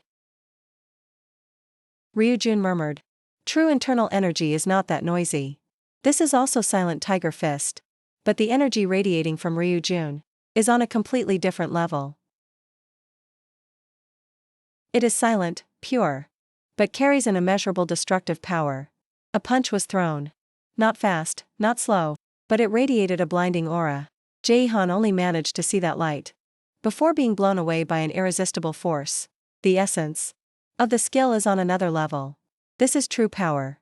That was his final thought, before his consciousness sank into darkness. Even though the opponent was defeated, Ryujun remained standing there. This is just the beginning. After the recording session, Julie stared blankly at the luxurious black sedan parked by the roadside. What? Aren't we taking the bus? Ryujun crossed his arms, leaning against the car door, replying nonchalantly, they offered to give us a ride. And cover dinner as well. Yes, yes. We will take you both home safely. Haha, she thought to herself. What exactly did he do to them? In the small apartment of the two brothers, Min-guk's brother, Park Jae-han, lay unconscious on the bed. Jae-han jolted awake, springing up like a coil. I brought you home, Ryujun said. Lucky for you, your brother isn't here. Jae-han was silent for a long time, looking at the man before him with complex eyes.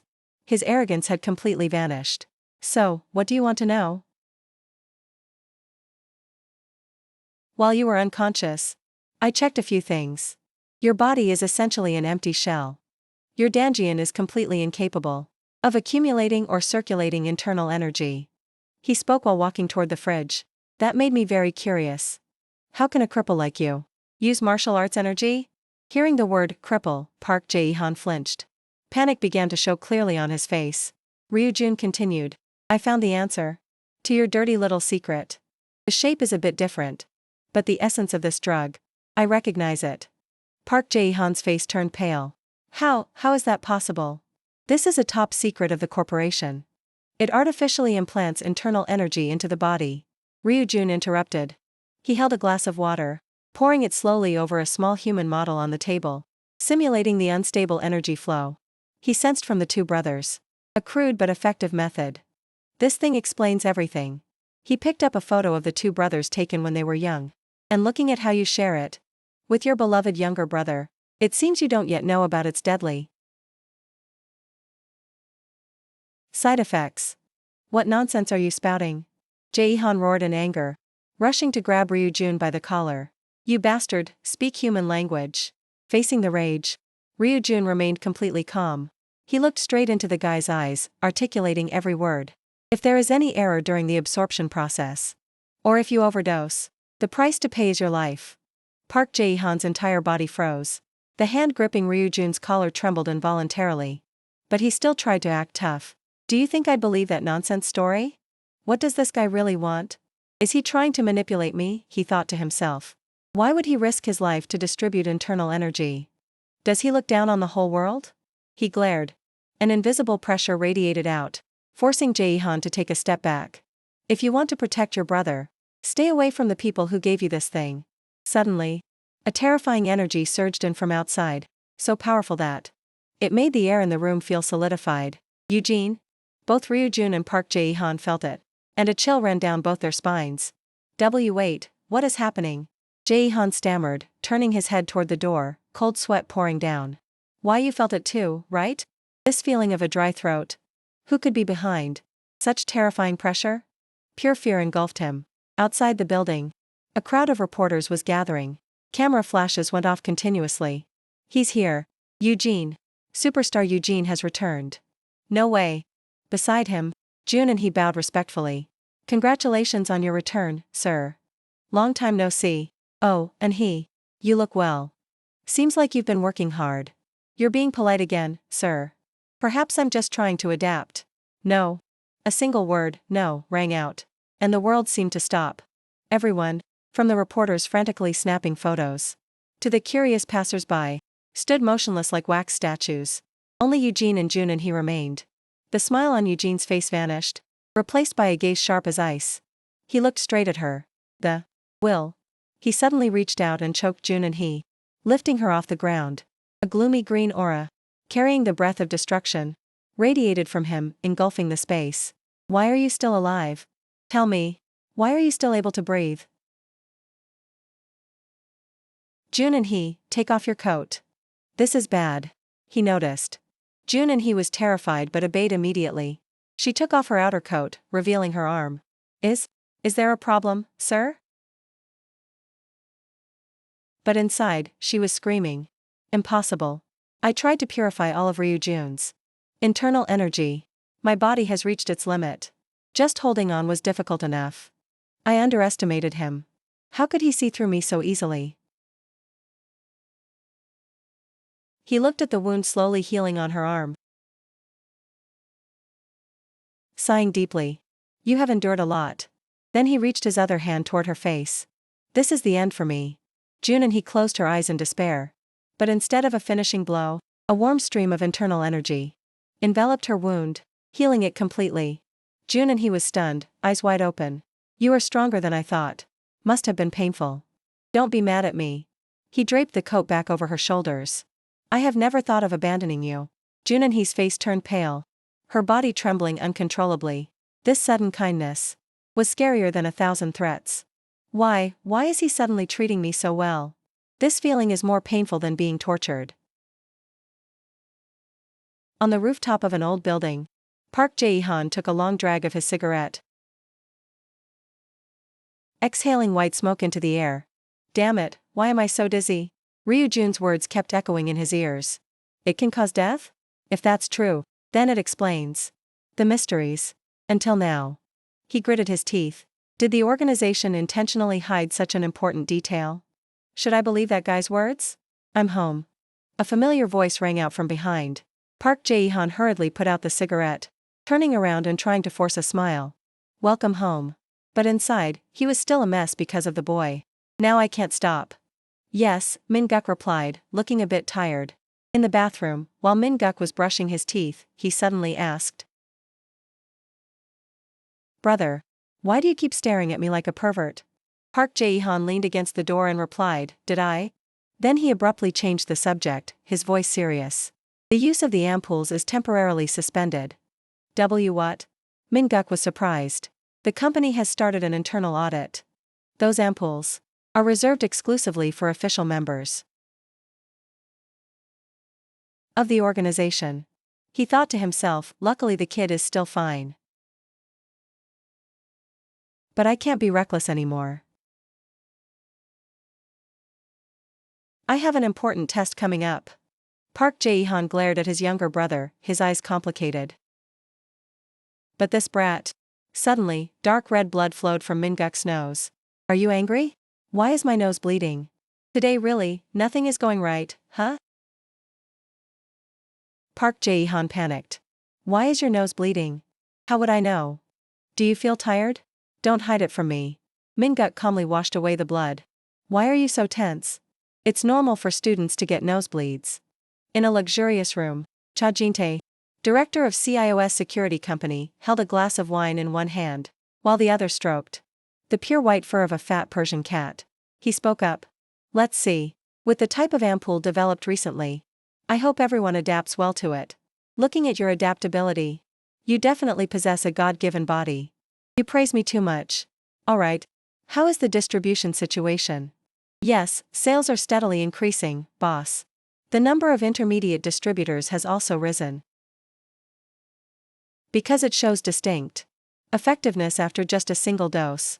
In the medical world, people even call it by a fancy name. Booster vitamin. His chubby hand continued to pet the cat. Everything is going very smoothly, except for one thing. He called Park Jae-han. Yes, boss. What happened with that guy last time? Park Jae-han hesitated. About that? He recalled the confrontation with Ryu-jun. I have taken care of it, sir. It's best to postpone this matter for a bit, he told himself. At Yunjin High School. Why do you keep following me? Min-guk asked annoyedly. Ryu-jun said, what nonsense is that? Ryu-jun replied, I'm just accidentally going the same way. I still haven't detected any energy. It's hard to confirm. But did he really receive it or not? Standing in the hallway, Ryu-jun looked down at the schoolyard. He saw Oh Jin-guk grabbing Junho by the collar. Do you think having Ryu-jun back you up will change your life? Do you think your school life will naturally become happier? This is your reality. The thug's heel aimed straight for Junho's head, preparing to crush the last bit of his self-esteem. But just as it was about to make contact, a shout rang out. Enough! Min Du-lee stood there, hands on her hips. Scared? You guys think I'm Ryu-jun or something? The ringleader glanced at Du-lee with contempt, then strode towards her. Is this your business?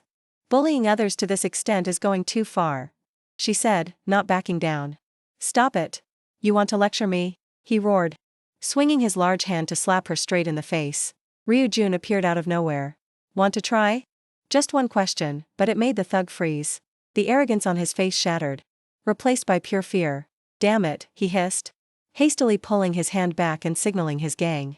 Let's go, hurry. They scrambled away like a pack of rats. When everything was quiet again. You're late, Du-lee said, her voice a bit sulky. Late, huh? Ryu-jun thought to himself, his gaze becoming distant. Dangerous and unusual things keep happening around this child. Now that I know the truth about those ampoules, I understand that she is a magnet for trouble. I can't pay this much attention to this child anymore. The feeling of having to protect someone. It brings back the pain of watching comrades from years ago fall one by one. I don't want to experience that feeling ever again. Are you okay? Dooley ran over to help Junho up. Ugh, it hurts, her friend groaned. Jin-guk won't stop. He will continue to act like this. Whenever you're not looking. Not just to Junho, but to you too. It will definitely be even crueler. Suddenly, Ryujun spoke up. There is a way to crush him. Not with fists, but with ultimate humiliation. Junho, you must defeat Oh Jin-guk with your own hands. Both Dooley and Junho were stunned. Him? Me? It must be you. Ryujun affirmed. Do you dare to do it? I will give you power.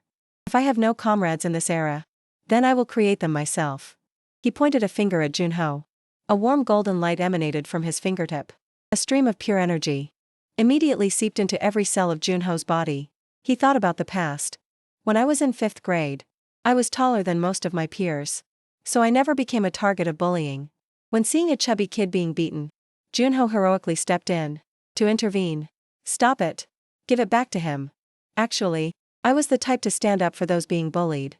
Seeing that, the bully laughed scornfully. What did you say? Want to fight? But Junho wasn't scared. I don't care who your dad is, bring it on. That was the first time I fought with someone.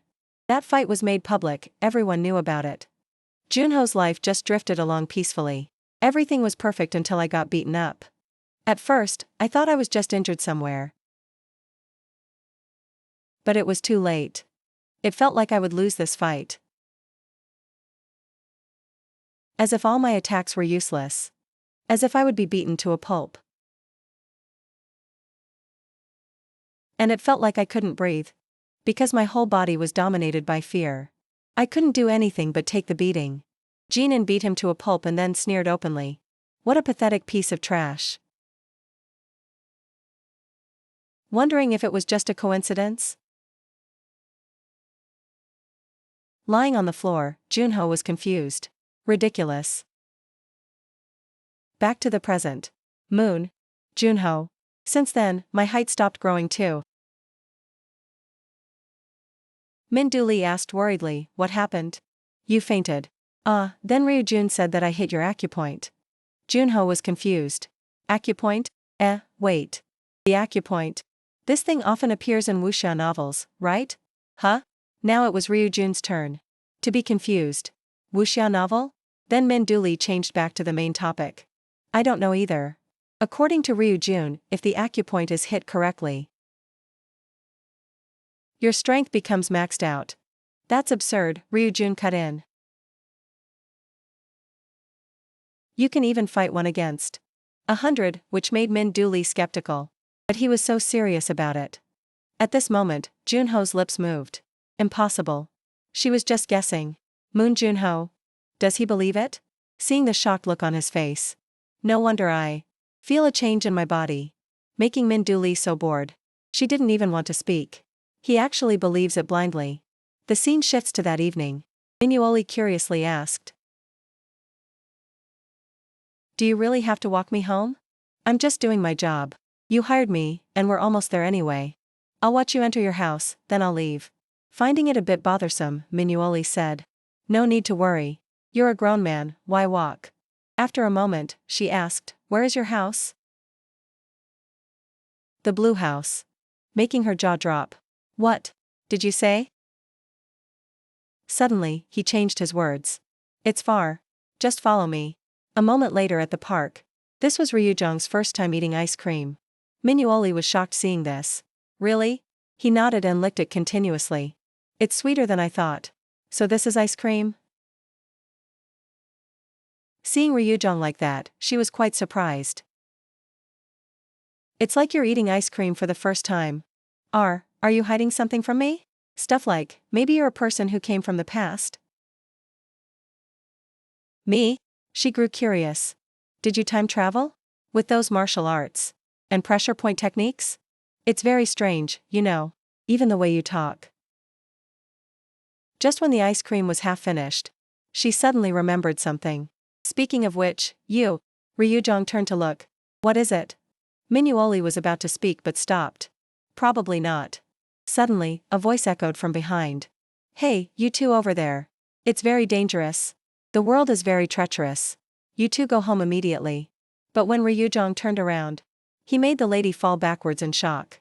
Seeing that, Minuoli panicked and ran to help. Ma'am, are you okay? Oh my god. My hip. Ryujong was confused. Why is she so shocked?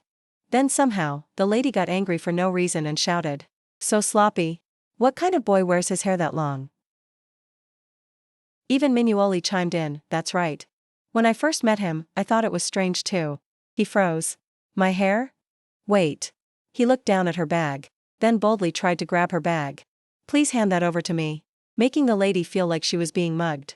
What is wrong with you? Let go. Minuoli saw this and hurriedly ran over to push Ryujong. Did you lose your mind? Let go right now. Then she profusely apologized for him. I'm so sorry. Unexpectedly, the lady hugged her bag in fear and ran for her life. She ran away, ma'am. I'm sorry. After that, she turned to Ryujong. Why did you suddenly act like that? Did you see something? He pondered, just now, there was a dangerous object in that bag. He clenched the item in his hand and muttered, I didn't expect this thing to have spread so widely. Now that things have come to this, scene shifts to Juno. I can finally kindle some hope. Though I'm not sure yet. He said I received power? But can I really fight back against someone who always bullies me? Looking at the height chart, he was disappointed. I'm no different from before. Even with power, I can't win. It's just like before. Juno gradually fell into despair. I'm still a coward. It's always been like this.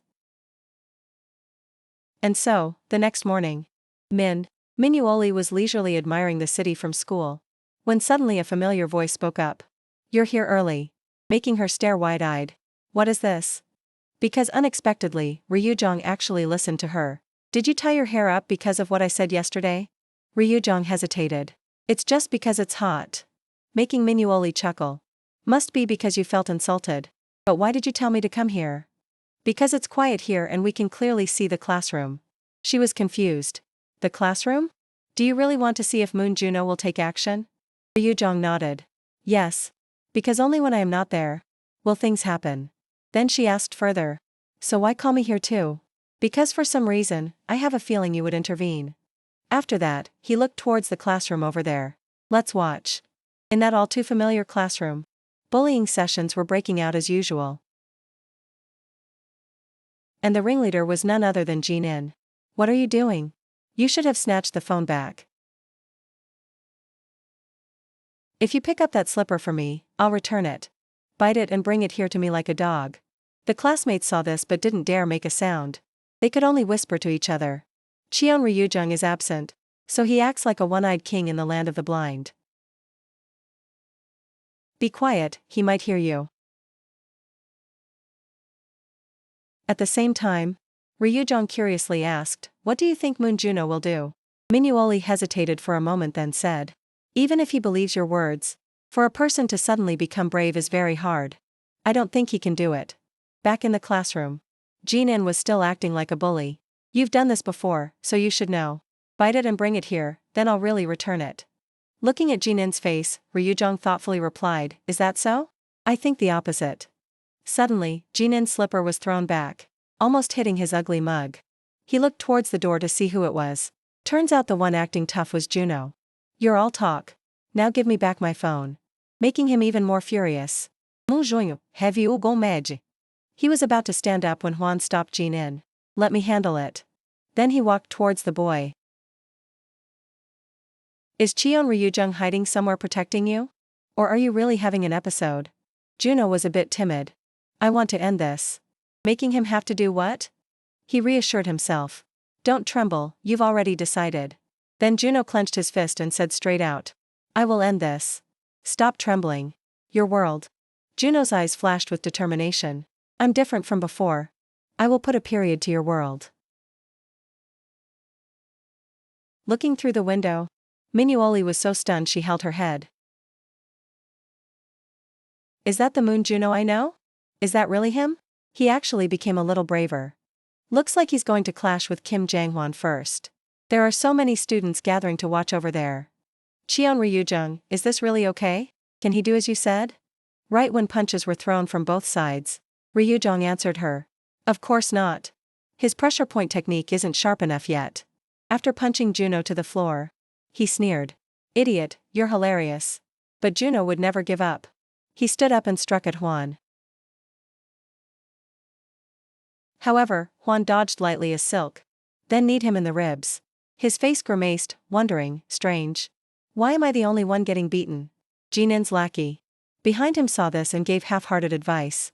Hey, you're gonna knock his teeth out. Go easy on him.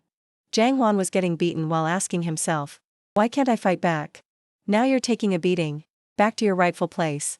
Juno was still drowning in his own confusion. Did I not receive the power? After the beating, he picked him up again. Stand up, you dog. We're not done yet. At the same time, Juno glanced over there. Don't tell me. The place where he and Jinin used to fight. Am I still afraid? Juan prepared to punch again. Say, I'll rearrange your teeth for you. Juno blamed himself. That idiot over there. Minuoli couldn't hold back and shouted, Cheon Ryujung. Are you crazy? Why did you lie to Moon Juno? He thoughtfully replied. Although fear and courage are two completely different emotions, generally, they have the same cause. Belief. Suddenly, Juno headbutted his chin. If that deeply ingrained belief is broken, he will also cross the boundary of courage. Because he will gain courage, stemming from confidence in himself. After a spectacular struggle, Moon Juno also won. Awesome. He knocked Kim Jangwon out with one hit. But another classmate watched and judged. This result isn't from his fighting technique. He just got lucky and hit the opponent's chin. Juno boldly challenged, who's next? Jinin wondered, what are you doing, Moon Juno? Oh Jinin. Suddenly a foot planted straight onto his face. Jinin rushed in like a hurricane. Did you call me? Oh Jinin was on a completely different level, knocking him rolling onto the ground. Then Jinin took the chance to kick the guy named Juan. The guy next to him pleaded, that's enough. Jinin looked up in annoyance. What? This guy is stubbornly blind, isn't he? Zhuyu.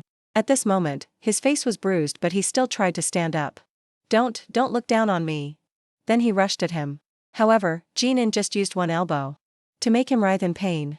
Broken here. Hurts there. Seeing Juno like this reminds me of the old days. Back in middle school, you realized it too, right? That you're an idiot. He spoke while beating him repeatedly. You were good at living quietly lately. Why suddenly pull this nonsense? You muzzle less, idiot. Leaving the bullied chubby friend bewildered. Seeing Jinin's beating still hadn't stopped. Stop it. Suddenly, Ryujong walked in from somewhere and gripped his hand tight. That's enough. Moon Juno, you're not at the level to beat this guy yet. Juno hesitantly said, liar. You liar. Then he tried to stand up again. That stuff about pressure points was all a lie, right? No wonder it felt strange. Jinin saw this and hurriedly pulled his hand back. What is he saying? Juno continued. When I got hit, it hurt way more than usual. And I also realized one more thing. That's right, there's always a chance for me to change. At that moment, Juno seemed about to break out of that shell of his. I'm not afraid anymore. So give me more time. If you don't try once, you'll never know if you win or lose. I'm not done fighting yet. This is my battle. Hearing that, Ryujong patted his shoulder. That's right. Believe in yourself. After listening to Juno rambling, Jinin felt bored. Damn, this situation is weird. Sounds like Moon Juno and I are about to fight fair and square. Is that right? Immediately, a punch was thrown at his face. While he was distracted, Zhuyu provoked. You're not wrong. Then he thought to himself, what should I do next? Should I counterattack after dodging? At this moment, Jinin started to get mad and hit back. You bastard.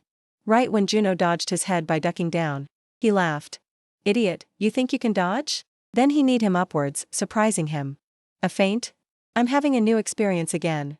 Then he took a very precise knee strike. Others gathered around whispering. That hit looked painful. Yeah. The sound was terrible. But his state is also weird. Standing unconscious? Blood suddenly flowed from his nose. At this point, Jinin still wasn't satisfied and punched again. Asleep, kid? He wondered, what is this? Jinin kicked him once, sending him rolling. You dare mess with me with that skill level? Oh, Jinin is really strong. He was annoyed. Seriously, this dog.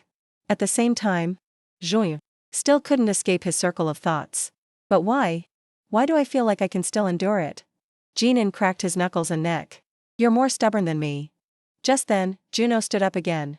Now that I notice, my body feels light. Then he glanced towards him. Don't tell me it's because he gave me power? Even so what? I don't have any fighting experience at all. After landing another hook, Jinan smirked. Juno, you still haven't figured it out? He pondered. What do I know about fighting? At this moment, he kept hitting. A fool for a day is a fool for life. Juno gradually realized the truth of life. All I can do.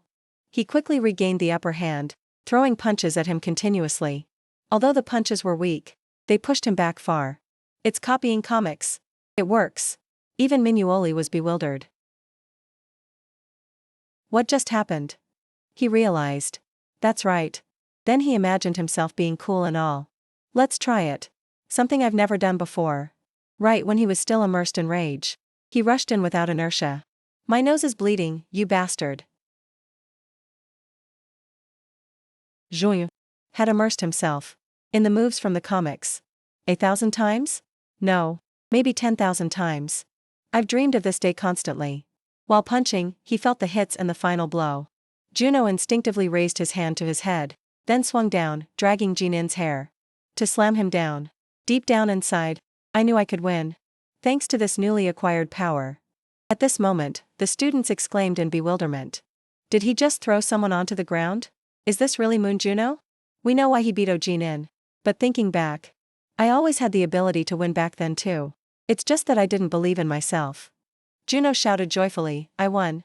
From now on, I will try to believe in myself even more. A moment later, Juno held his face. It really hurts. Is he not here yet? He told me to go to the rooftop. At this moment, a voice rang out. Do you feel relieved? He looked up. Master? He was confused. Master? Yes. Today I fought really hard. From now on, you are my master. Hearing that, he didn't have any objections. Anyway, when I first saw you, I felt like I could sense internal energy. But it seems what you learned isn't what it looks like.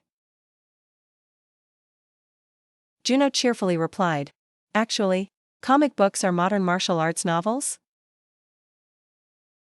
Why are you stammering? Probably. Anyway, thank you. You lent me power just in time, right? Making Ryujong laugh out loud. You tell me, was that attitude of yours also temporary? Then Juno looked at his palm. Unfortunately, I feel like I'm about to return to normal. He asked, you beat Jinin but are still sad? Of course, anyone would crave power like this. Is that so? Then I will bill you. Making Juno's eyes light up. He continued, but on the condition that you must help me. He was shocked. Thinking to himself, will he give me that power? Then he replied clumsily, talking nonsense. As if that would happen. Of course, I am willing.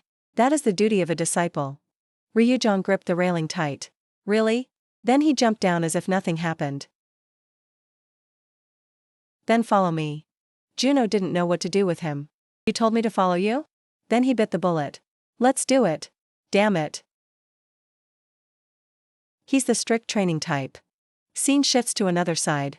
Dahan was struggling to prepare breakfast. You should wake up now. Hey, Park Minguk.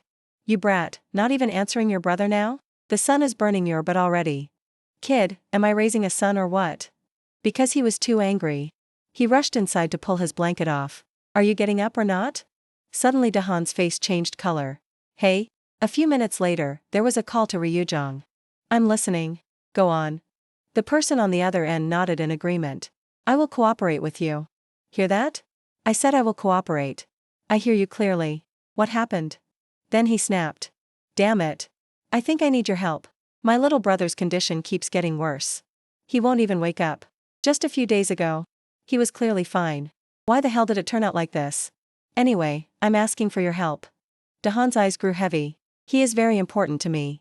Ryujong spoke up. Should I call this salvation? First, try calling the number. I prepared for you. No need to panic. I will try my best. While discussing, Ryujong took a kitchen knife and brought it to his long hair. Scene shifts to a dark room. Yes, boss, Is something wrong? Everything went chaotic. When the boss intended to take care of that girl named Minuoli. Is that so? He asked, but what's the connection? Who is she? Did the young miss demand you to do it? While talking, he pondered.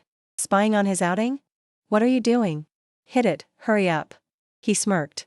Ah, she's right next to you? Hearing that, the other person praised him. As expected of you. Grasping everything so quickly. Jonan smirked.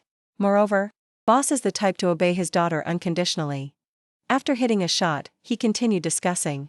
But what I was saying earlier is that I told Park Dahan to handle this. But he tricked me. Dahan? I met his younger brother recently. Just when the ball almost went in, unexpectedly it bounced out. Damn it. He crushed the golf club in anger. Are you crazy? I want to assign you to look into this case. Jonan replied while walking. I understand. Boss should cheer up too. You know things will fall into place. Looking at the yellow pill packs up there, he cheerfully replied. 100,000 doses of the newly developed ampoule will soon begin distribution. Its addictiveness is on par with its effectiveness, so it's already very popular. Before long, it will cover the entire world. Scene shifts to the gym at Yeonjun skyscraper. Dahan walked in wearing a formal suit. Is this the right place? Why was I called to a place like this? Suddenly a noise caught his attention. Who's there? A woman walked up from behind him. What is this? Slower than I thought. He hurriedly turned around upon hearing that. So you're the one who called me? But how can a woman help? Suddenly she suggested, want to share a dance? What? He was surprised. Wait.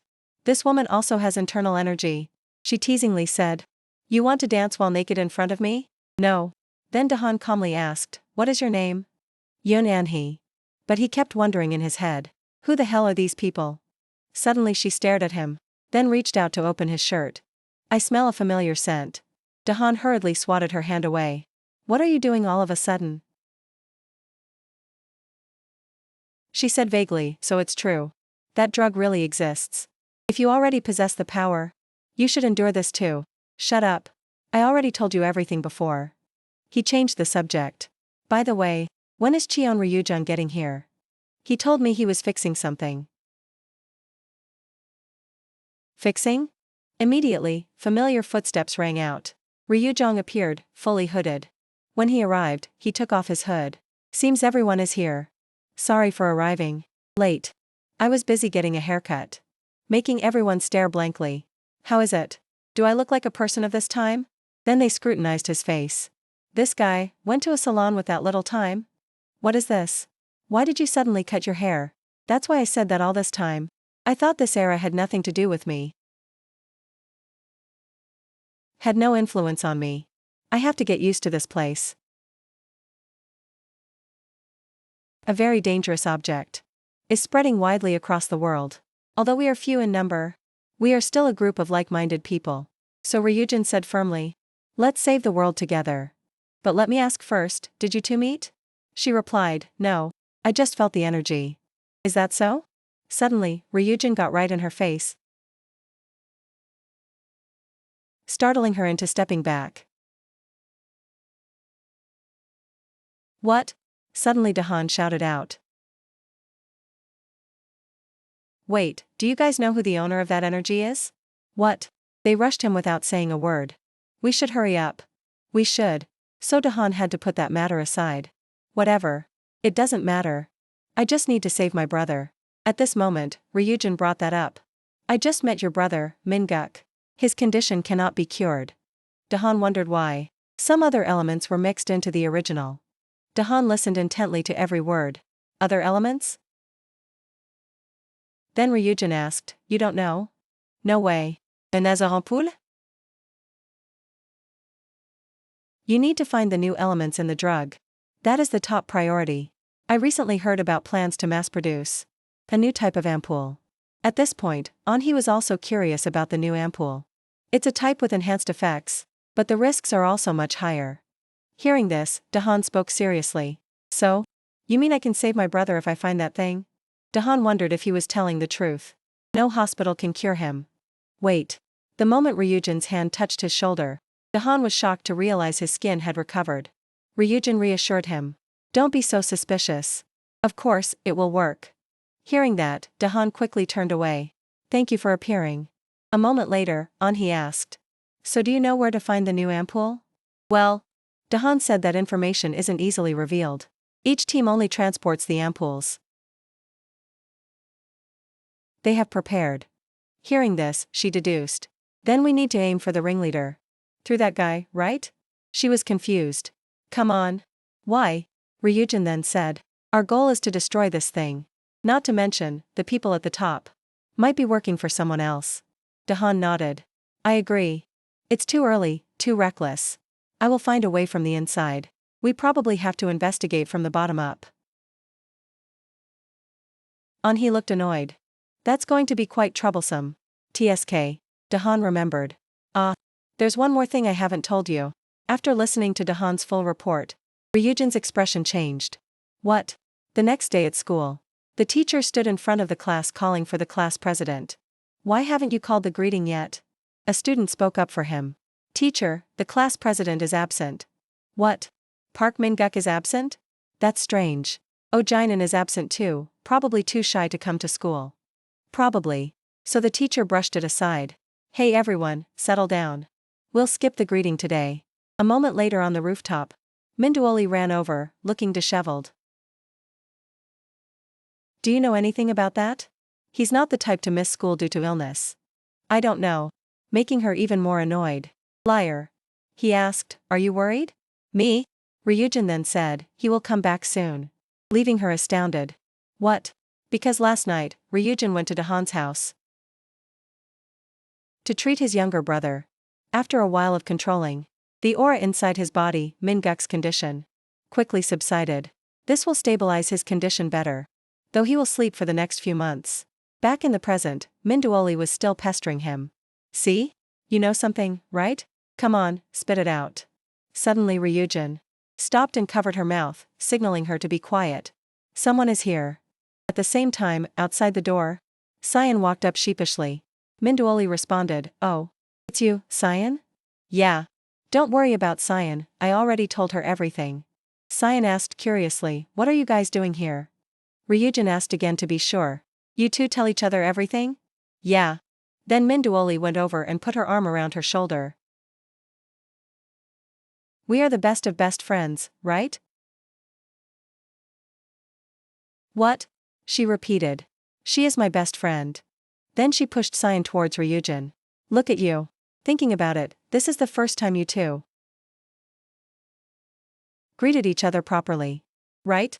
Somehow Cyan greeted him shyly. Seeing he didn't greet back, she looked up. What's wrong? She saw Ryujin staring right at her. But actually, he was thinking about something else. Choi Cyan. Dahan had said. There's one more thing I haven't told you. Regarding the targeting of you and Minduoli. It was an order from the boss. And the initial target was Minduoli.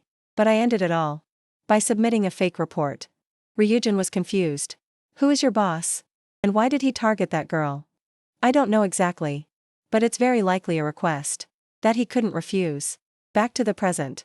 Suddenly Ryujin leaned close to Cyan's ear and whispered something, causing her to be shocked and automatically back away. After they both left the rooftop, he also appeared. Ryujin asked, do you have any info on that boss yet? Yes. His surname is Choi, right? How did you know? She gasped. This is really surprising. Do you remember Choi Jaeong? Making Ryujin freeze. Choi Jaeong from ancient times.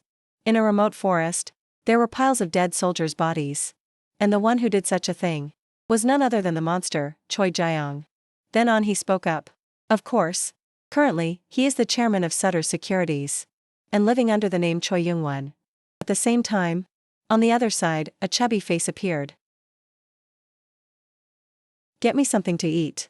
This person is the chairman of Sutter's Securities, Choi Youngwon. In the evening light after school, Minduoli was walking home with Ryujin. After a few steps, Minduoli suddenly stopped. You aren't planning to tell me? What the hell did you say to Cyan that made her leave school so abruptly?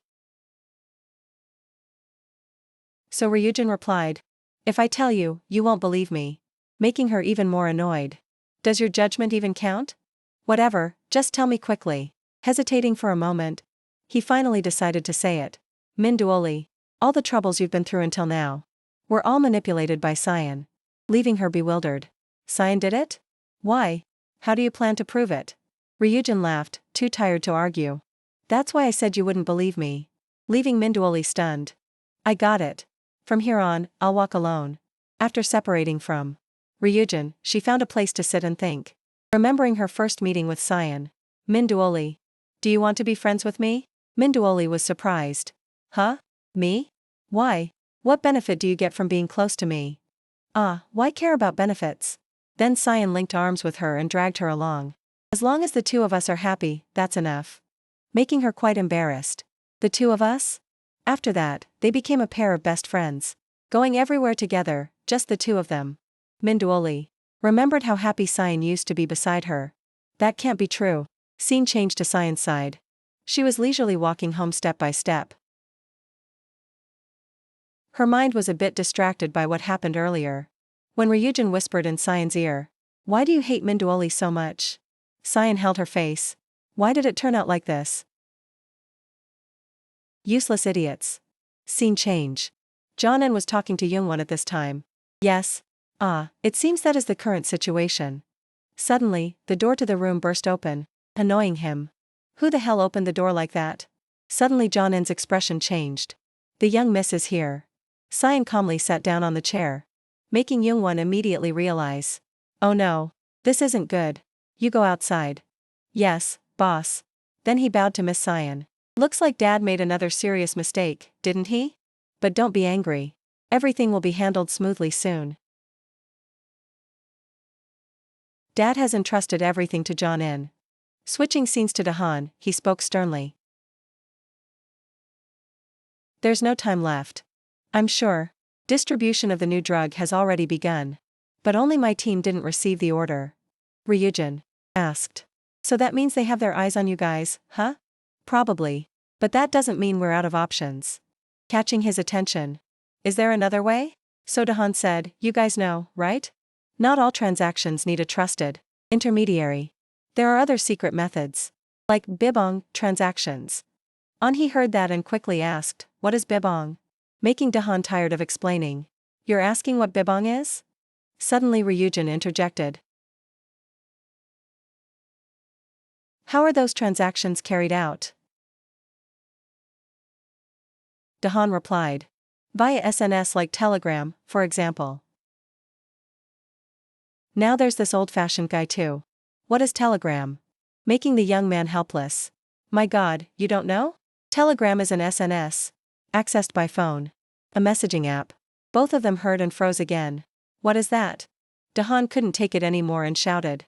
Hey, why do you guys not understand no matter what I say? Fine, I'll explain from the beginning. He got annoyed at that. You punk. Explain it from the beginning then. He scratched his head and sighed. Forget it. At least you two must know someone who knows this stuff, right? Ryujin then said, maybe we do. At the same time, somewhere else, a message popped up. Basically, it's trading ampoules. The other side replied, 2 ampoules. Then the seller sent the address. Nice. I only need to do one single thing. That is to finish the transaction successfully. He remembered what Ryujin told Moon Juno. This mission isn't hard. Because once you trade successfully, I will appear immediately. However, Dahan said otherwise. But those people are quite dangerous, so be careful. He said those people are very dangerous. Damn, suddenly I want to go to the bathroom. A moment later, the train announcement sounded. Arrived at the last station. Exit this way. Thank you for using our service. Then he glanced outside. Finally arrived at the transaction point. Where is the dealer? Suddenly, the train car door opened. Then a burly man appeared. Over here. This way. Is that him? The transaction is scary as hell. He urged him to hurry up. So Juno obeyed him. So, secret transactions are done like this.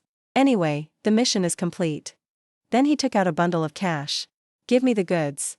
Hurry up. When he was about to take his money, suddenly he pulled his hand back. Not as originally planned?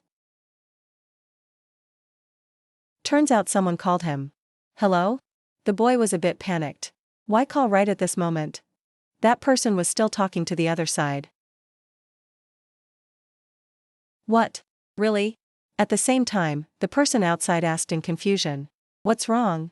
He glanced over and replied. They're saying to stop this transaction. Causing Juno's heart to skip a beat. Come on, why stop it out of nowhere?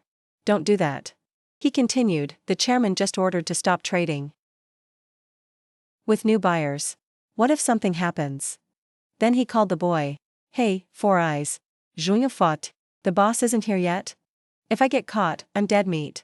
Come over here. Seeing that, he panicked and ran. I don't want to. Since he had made up his mind, he had to stall for as long as possible. That guy making the deal. Just as he ran forward, Juno was quickly blocked by them. Do they have accomplices in other cars? I really messed up. Suddenly, a familiar voice rang out. Don't worry, I'm on your side, pal. You're saved. Juno lol kidapapil. What? It was Min Guk's older brother. But Juno didn't expect that somehow Dahan would hoist him up. Is this the guy causing trouble? Leaving the young man bewildered. Immediately, he threw him to the other side. I knew it. No wonder this is the transaction spot for Team 2. He wondered what the hell was going on. Then he looked up and saw Dahan talking to those drug dealers. What are you doing? Not going to greet me? The man bowed subserviently. I apologize, Captain of Team 3. He looked annoyed. Just drop it. Seeing this, Juno broke out in a cold sweat. This is big trouble. Damn Ryujin, where the hell did that guy disappear to? At the same time over at Ryujin's side. Is this the subway those two talked about? They never anticipated your cluelessness. Where am I supposed to go? Back to the main scene, Dahan asked sternly. That's the newly released drug, isn't it? Hand it over. As he spoke, he thought. I don't have much time either. It's difficult, but I need to extract more information from here. Hearing that, they hesitated a bit. But Team 3 hasn't received the new drug yet. Dahan showed his annoyance. You know that and you still won't hand it over? Dahan reassured himself. I can't waste this opportunity. Then he continued. Team 3 will get the new drugs tomorrow anyway. So he put on a serious face and asked for the location. Hearing that, the guy looked a bit confused. Really? He then said, although we'll know by tomorrow anyway. But knowing beforehand is better. And it saves time too. That makes sense. So they answered. The transaction point is. They took the bait. Suddenly, a phone rang. Something wasn't right. After reading the message. From another captain. He warned them. Be wary of Team 3, Captain Park Dahan. Then he shouted, hey Captain. Suddenly, dehanked them flying. Causing them to fall flat on their backs against the floor. Sorry, but bear with me. I have my reasons. Now that it's come to this, I have to use force. Then he rushed in to attack the old guy first. Seeing that, the man swung back to retaliate. You struck first, so don't blame me. But Dahan easily dodged it. Instead, he kicked the man's leg, making him stumble. Idiot. Then he kneed him right in the stomach. Spit it out quickly. Tell me and we're good. At the same time, the other guy quickly used the drug. Is this really the captain's level? Causing him to look back. But it was too late to stop him. Then I have to give it a try. Seeing the guy's strange state made him go, oh, is that it? The enhanced drug. Immediately, Dahan was beaten to a pulp by him. Slammed against the wall. I haven't even used my full strength, trash captain. Hearing that, he smirked. Team 2's adaptability is truly good. I didn't expect. The new drug would let you show off this kind of power. At the same time, the old guy finally regained some strength. We can't keep up with Team 1's elites. But we must be stronger than Team 3. Seeing that, the other guy exclaimed, oh, still standing, huh? Then he also used the drug.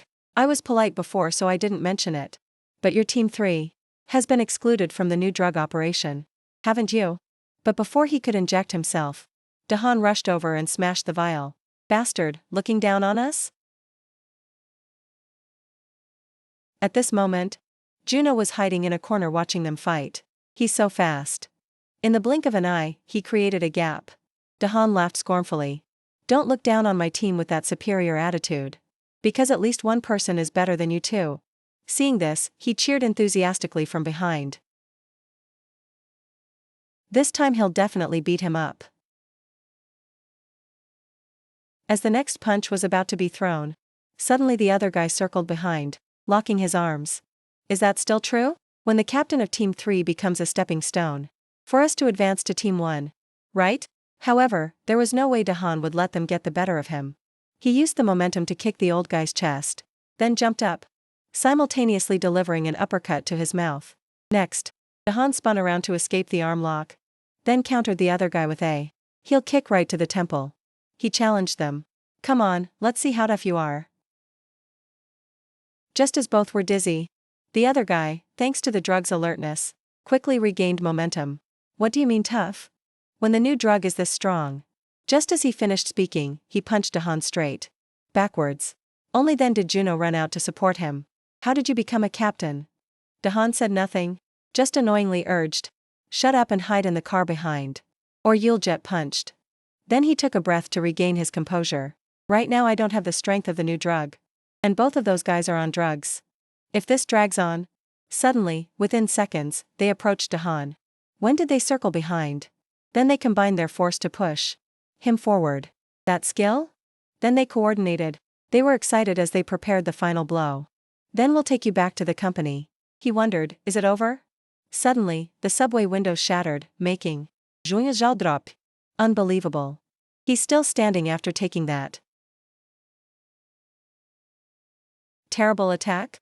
At this moment, Dahan calmly blocked their hands. New version, old version, I don't give at him. However, his mind was in chaos. I'm still the captain, you lunatics. I really didn't want to go this far.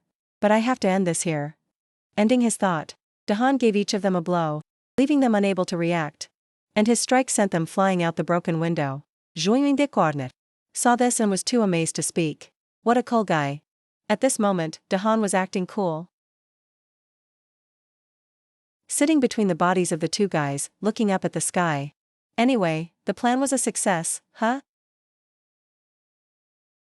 And so, that evening, in the quiet of the night, when owls are awake instead of humans, the two previously arrogant guys were tied by Dahan to chairs near an abandoned factory.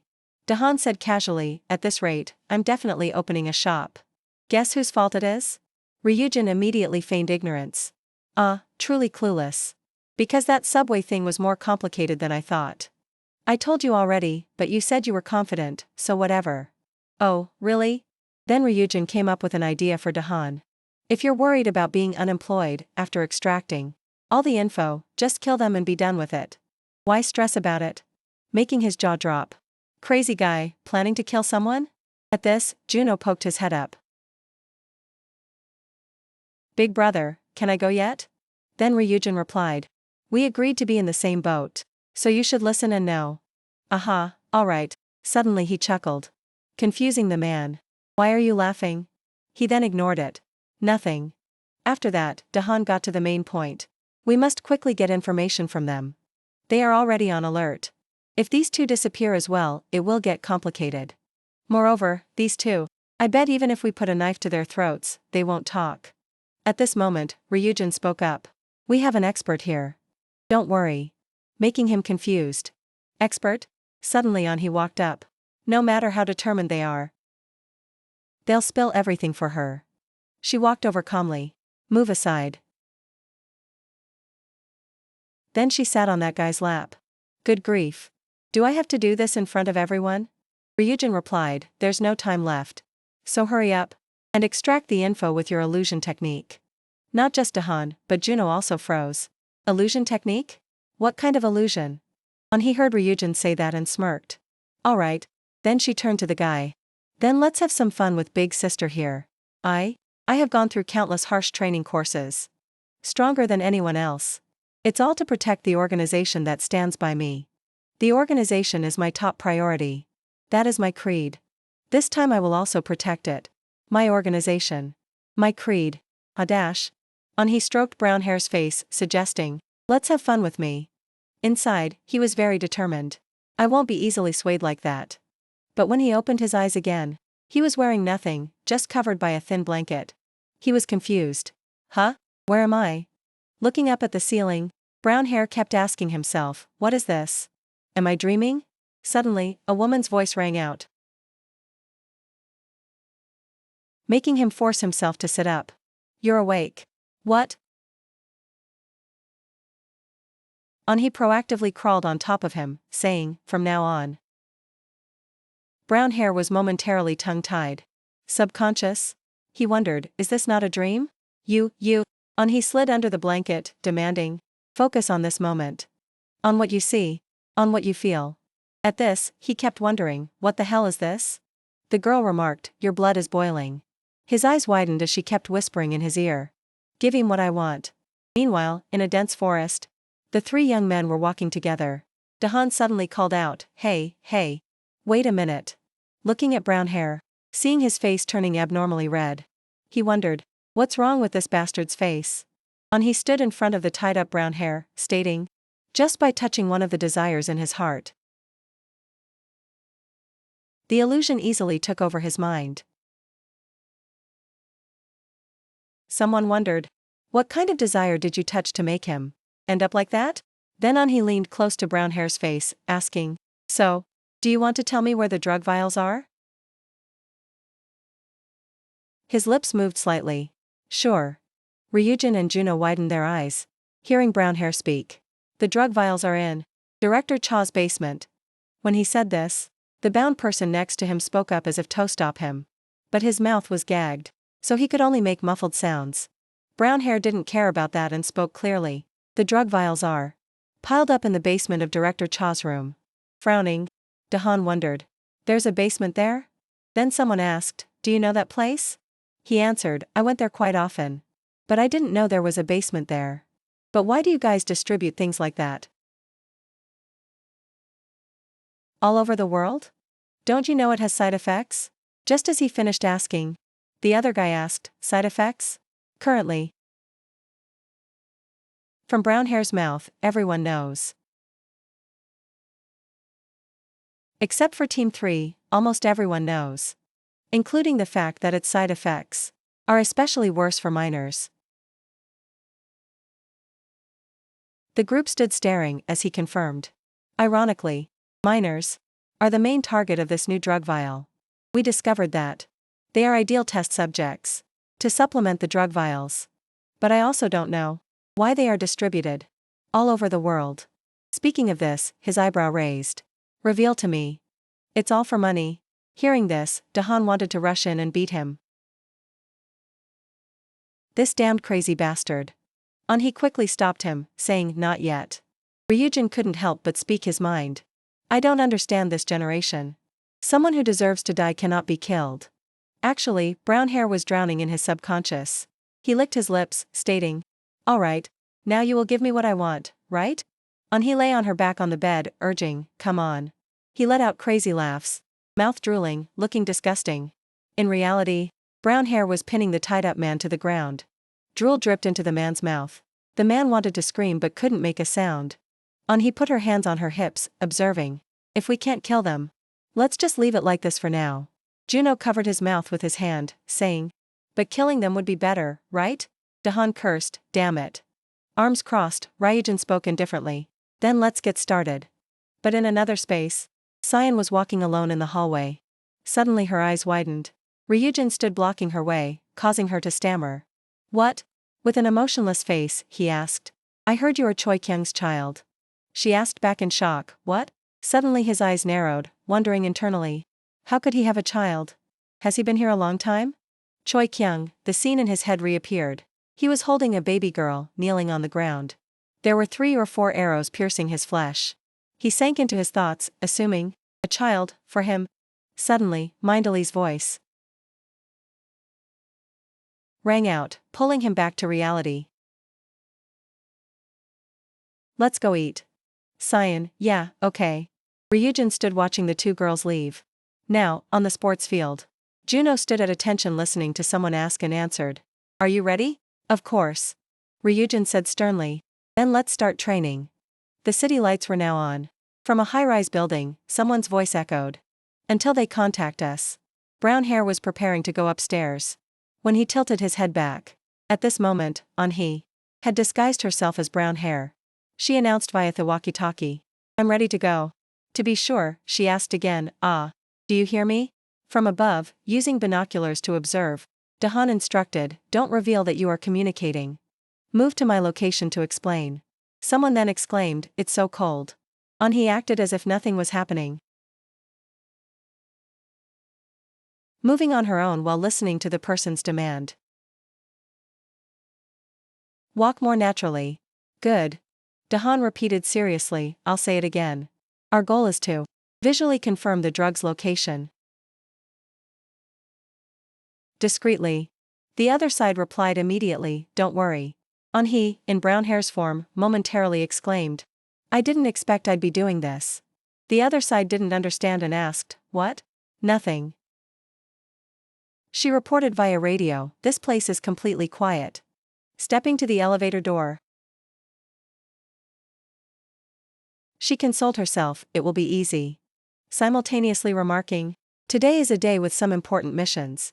So even the executives are absent. Suddenly his eyes widened, shouting, wait. Behind he appeared 2 pairs of shoes. He ordered, don't look back. The captains are behind you. Those 2 majestic men. We're Team 1 Captain Yuzanjiak. Dahan furrowed his brows tightly. Suggesting, just greet them and naturally step aside. In his heart, he wondered, what's going on? Then Du Jingwan raised an eyebrow, asking, not going in? Dahan was still wondering inside. Why did they come to the company at this hour? He bowed. It's okay, please go ahead. She silently wondered, is something happening that I don't know about? Someone's hand stopped the door, calling out, hey. Du Jingwan pulled the earphone from her ear, saying, you're not even on a mission. So why are you wearing this? Who are you talking to? He was bewildered, momentarily speechless. The person's voice still rang overhead. Look at this bastard. Not going to answer me? She stammered, about that. Mentally reminding herself, look at them. They are radiating a terrifying energy. Terrifying. Unable to see what was happening inside, Dahan shouted nervously, hey, what's going on? He? Suddenly he fell silent. Hearing someone's voice gently request, calm down. It's unknown how she dealt with the 2 captains. Currently, she had entered the base. Simultaneously announcing, I've arrived. Hiding in a corner of the bed. As if observing something, her mouth still whispered to the person listening. Those captains didn't seem to notice much. So don't panic like that. Dahan sighed. Just stay alert. I have a bad feeling about this. She then stated what she observed. By the way, just like you said, the room is empty. Suddenly she noticed a ventilation shaft and questioned, is the ventilation shaft the only way? Immediately she bent down to crawl inside, cursing. Damn, it's even narrower in here than you said. The other end cheekily apologized. Sorry. I've actually never crawled in there. At this point, Dahan asked again, how is it? Close yet? She replied, no. I'm in the basement already. Now Dahan instructed solemnly, good. Confirm there are drugs, right? There are no drugs here, but something else. He made an oh sound, suddenly thinking, don't tell me it's people. Chin resting on hand, a voice spoke up. A mysterious woman. Through that voice, he silently guessed. This voice. Cha Gyeonin, expressionless, asked, who are you? At this moment, the voice transmitted clearly. Dahan realized the opponent was Cha Gyeonin. Gyeonin remarked, I thought that Park Dahan would come here personally. He secretly surmised. Did he predict this already? He snapped back when hearing someone call his name. Dahan. On his side, he leaned close to her earphone asking, are you listening? Not caring if the other end was listening or not, he continued speaking. So I went to check. Gyeonin recalled the process of planting the bug, then using his phone to start the system. Beginning the operation. The phone screen displayed system setup. Please press install to set up. Start service. Installing wiretapping software. Dahan couldn't hide the anger on his face. Cursing loud, damn it. At this moment he spoke into the headset. Hey, can you get out on your own? She raised an eyebrow asking, by myself? She pushed Gyeonin away, surprising him. Things like shards appeared in the air. Gyeonin and he were immediately pushed in 2 different directions. 2 hands formed seals in front of her chest. Her whole body radiating green energy. She spoke, who do you think I am? In her mind she thought, of course. If it's my illusion art? Gyeonin showed no panic before her magic. He smirked again. Immediately after, On-hee had her arms locked by the two captains. In her ear, she still heard him remark, "Truly an interesting girl." She then thought, "Those captains." Gyeonin smiled, revealing white teeth. "Since you said that, let me find the answer." While he was still speaking, Dahan's boot slammed straight into the captain's face. A single kick from him sent the man flying tens of meters. Looking at the three of them, he warned. That insult was going a bit too far. Especially saying it to a woman. Dahan stood tall and cursed coldly. Jonan planted his butt on the chair and spoke up, "Oh my. Our dear Dahan. How did you manage to crawl your way here?" Glancing at the cabinet, Dahan's voice rang out. "Originally, even I didn't know there was a place like this behind the display cabinet. If those guys hadn't left a trail, I might have been crawling around forever to find it. By the way, you guys are making me feel left out." As he said this, he silently questioned in his heart. Did they hide all the drugs? He narrowed his eyes as he heard them say, "That's right, Captain of Team 3. By now, those two had already prepared syringes and injected them into their left chests. The youngest, Yuzanji, questioned on their behalf. "Who told you to provoke the boss?" He thought, "Are they planning a fair two-on-two fight?" Jonan coldly warned. "Hey, you two, be careful. That chick isn't someone to mess with." Clasping her hands behind Dahan, she remarked, "He's sharp as a dog." He admitted, "We really are at a disadvantage. Let's prioritize getting out of here first." While the two were still discussing, Captain 1 rushed towards him. Someone shouted, "Look out, they're attacking." Captain 2 also aimed an attack at Yunhai.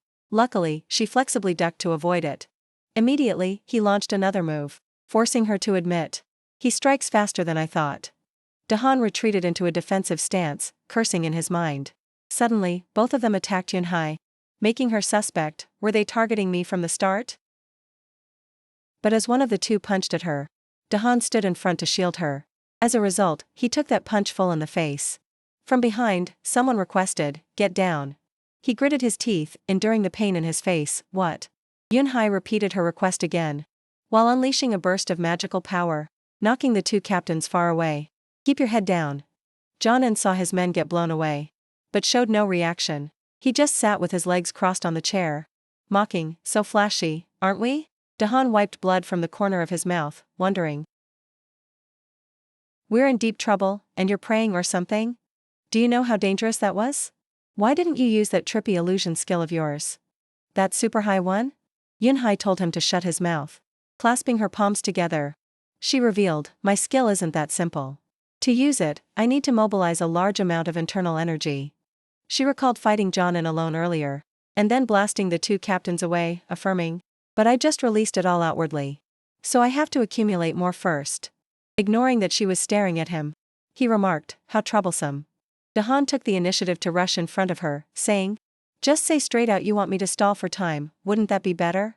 Just as he rushed forward, he was knocked backward. Dahan frowned, his teeth clenched tight. Jonan held a bat, looking arrogant as he stated, "Finally, the day has come.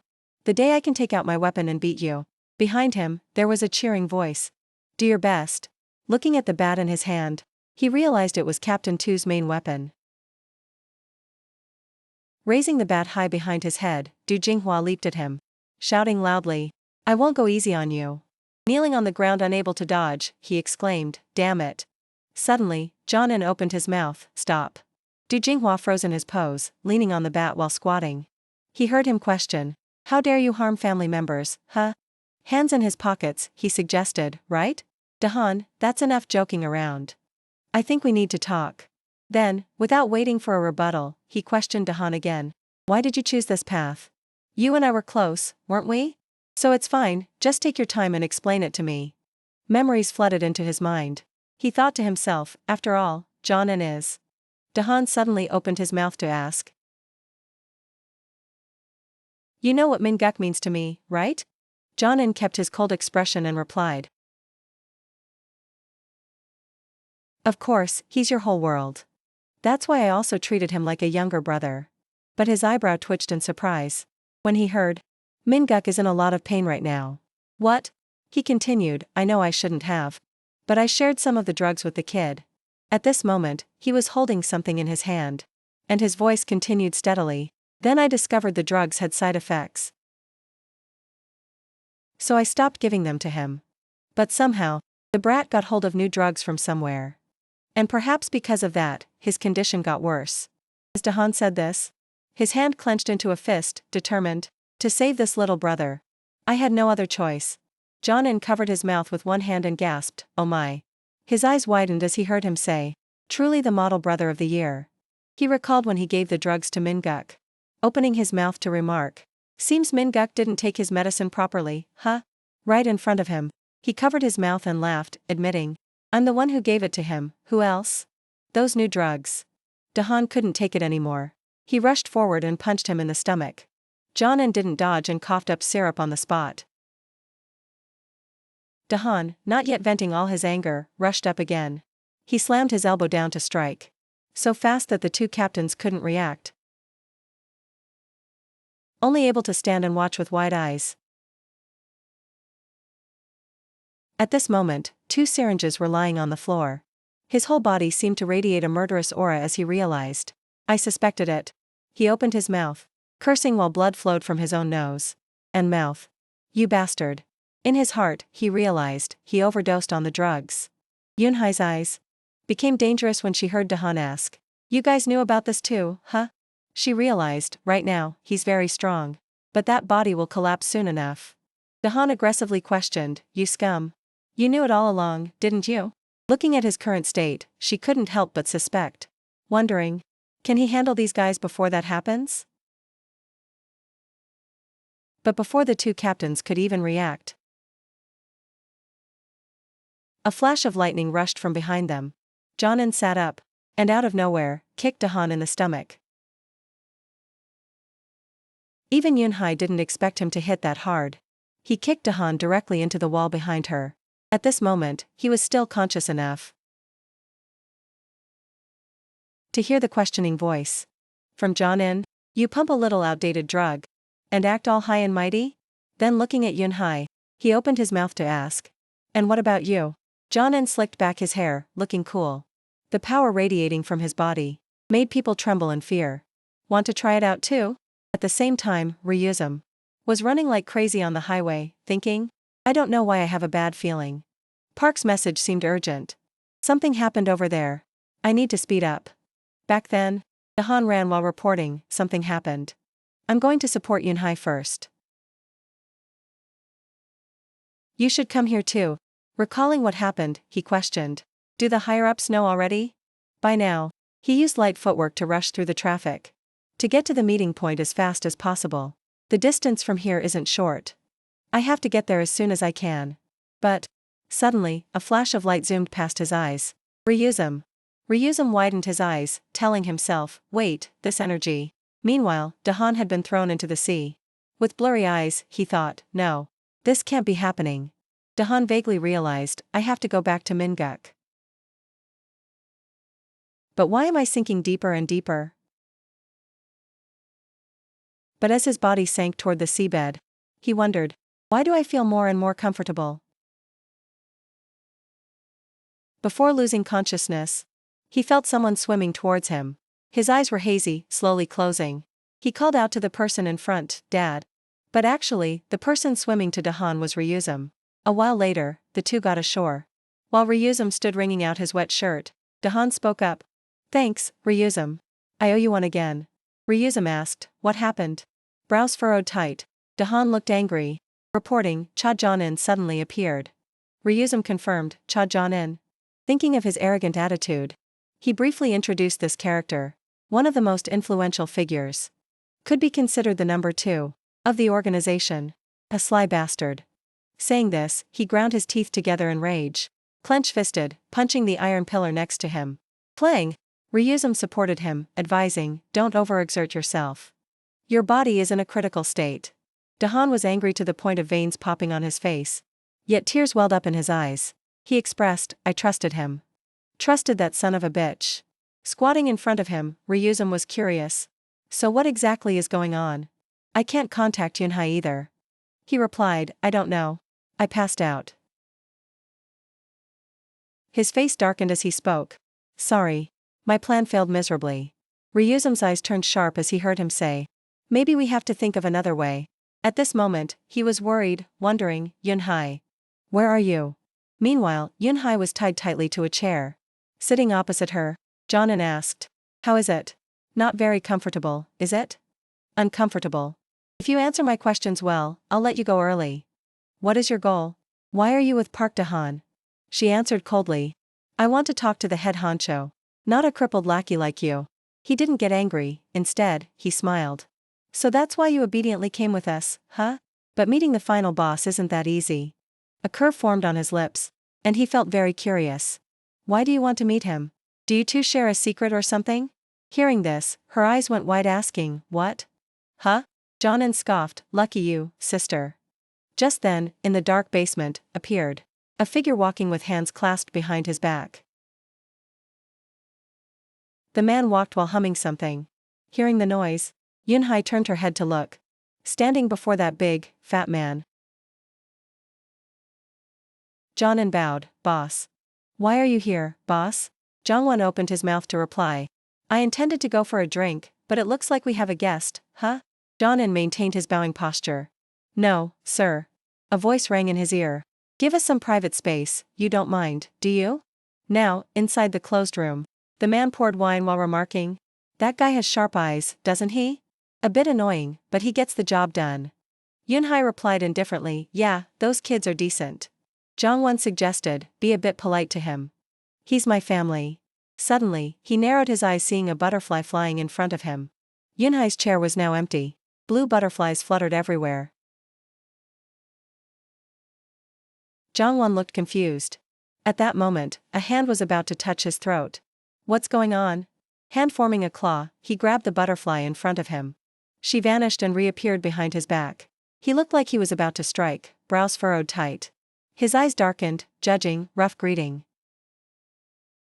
His power shattered the illusion she created. The space gradually returned to normal. The blue butterflies were nowhere to be seen. She squatted on the empty ground, hands on her chin, speaking. Still that annoying buzzing sound just like the old days. Thinking to herself, only the skin is different from before. Memory surfaced, a similar situation. She silently called his name, Choi Kyung. Looks like you are indeed an old acquaintance. Looking straight into his vicious face, she posed the question. Or should I say, Choi Jongwon? Facing her sharp gaze, he praised, worthy of the name Yunhai. Then he spoke up, as you can see. I've established a career here. He raised his hand high, deliberately showing off the jewelry on his body. Affirming, I want money. I have money, family, and status. The image of someone appeared in his mind. Then he revealed it all. Thanks to Lord Ozeon. I am living a happy life. Unlike the pain of the past. Yunhai stood tilting her body, asking. You don't look very shocked either. Did you already know of my existence? Jongwon continued his motion of pouring wine. Replying indifferently. I'm living right here, so what is there not to guess? She put her hands on her hips, asking back, is that so? Putting the wine bottle down on the table, he even revealed, even Ryuzum. Don't tell me you're accomplices with that guy. Doing all this stuff? He turned his head slightly to look when he heard her affirm. Impossible. Yunhai sat down on the chair. With a cold face and firm tone. Of course, I approached him as a spy. Did you know he's the manager of Min Duali? Whom you guys are hunting? Looking into her sharp eyes. He laughed loudly, is that so? Then everything makes sense. Bringing a glass of wine to her face, he asked again. That's hot news. Does Lord Ozeon know yet? She asked back, are you that naive? Looking straight at his face. She suggested, come on, use your brain. Isn't acting first and reporting later better? Than reporting without results? At this, Jongwon confirmed. So you came here to cause a scene to do that job, huh? A layer of sweat briefly appeared on his face. She remained calm, asking back, yeah, what did you think? You're the type who doesn't mind a collision, right? Suddenly, her pupils dilated when he said, of course. Standing in front of her, he unexpectedly declared, but today is different from the past. I don't want to fight. Looking at the wine bottles on the shelf, Yunhai affirmed. This current meeting is also part of Lord Ozeon's plan. When the time is right, he will gather us all. Let's meet then. Unlike before. Now I have a lot of things to protect. At that moment, Cyan was standing by the road using her phone. She put on an annoyed face and grumbled. Ah, seriously. I told you not to pick me up late. Drop all that work, please. At this time, not far from her, there were two men looking in her direction. Those two gradually approached her, whispering to each other. Can we really do this? Is there any other way? Suddenly, a hand touched her shoulder. Cyan turned her head back and found a man standing right next to her. While she was still wide-eyed asking, "You are?" Her mouth was tightly covered by the other person. She could only make muffled sounds, mm. At this time, somewhere else, someone panicked, rushing in and calling loudly, "Something's happened, boss." Jongwon sat enjoying a piece of meat, asking back, "What? Excuse me for disturbing your mealtime. But the young miss? I just heard the young miss has been kidnapped." The other person turned pale, sweating profusely as he heard him growl. "Who is it?" In his anger, Jongwon tore the suckling pig in front of him in half, roaring, "Which damn bastard deserving of being quartered did this?" He frowned as he heard the person report, "Boss. We have identified the kidnappers as Trioc Ryuzum and some other students." Scene shifts to the past. Soldiers lined up in straight rows, standing solemnly. A shout rang out, "Attention!" The leading general solemnly spoke. "Now I will disseminate the mission. Everyone, take up your weapons. Capture the criminal Choi Kyung and kill the child." At that time, Jongwon was carrying a child in his arms, fleeing. The little girl innocently asked, "Why are they so cruel to us, father? Is it because your daughter is beautiful?" He confidently reassured the girl. "Anyway, don't worry. Your path ahead will be extremely bright." Just then, countless arrows were fired at the father and daughter. The soldiers widened their eyes in surprise. "Don't tell me doing this will kill Choi Kyung?" "I remember the mission is to capture him alive." The person next to him advised, "Calm down." Currently, countless arrows were stuck in Jongwon's back. As the other person assumed, just this much won't hurt him at all. Now, the general ordered, "Shields up. Crush him." At this, he revealed a vicious face, arms still holding the child tightly. Immediately after, Jongwon rushed towards the shield wall, opening a bloody path, beating those people into the air, falling down like sandbags. The old general raised the sword in his hand high, shouting loudly, "Leave your arm behind, Choi Kyung."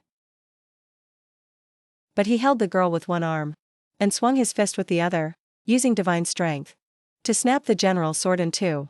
The old general stared, forgetting to react. Immediately, he seized the opportunity to punch him onto his back.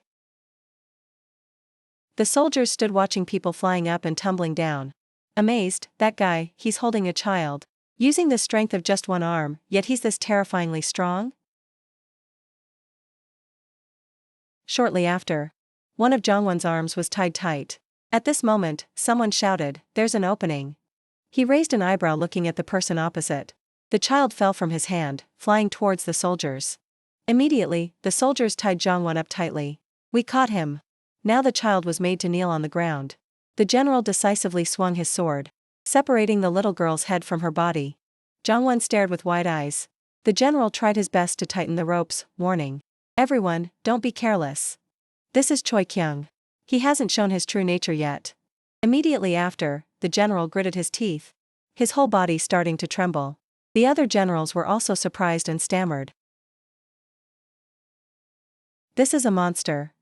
The shadow of a huge monster fell upon that soldier, making him shake uncontrollably. The monster Choi Kyung returned to the present.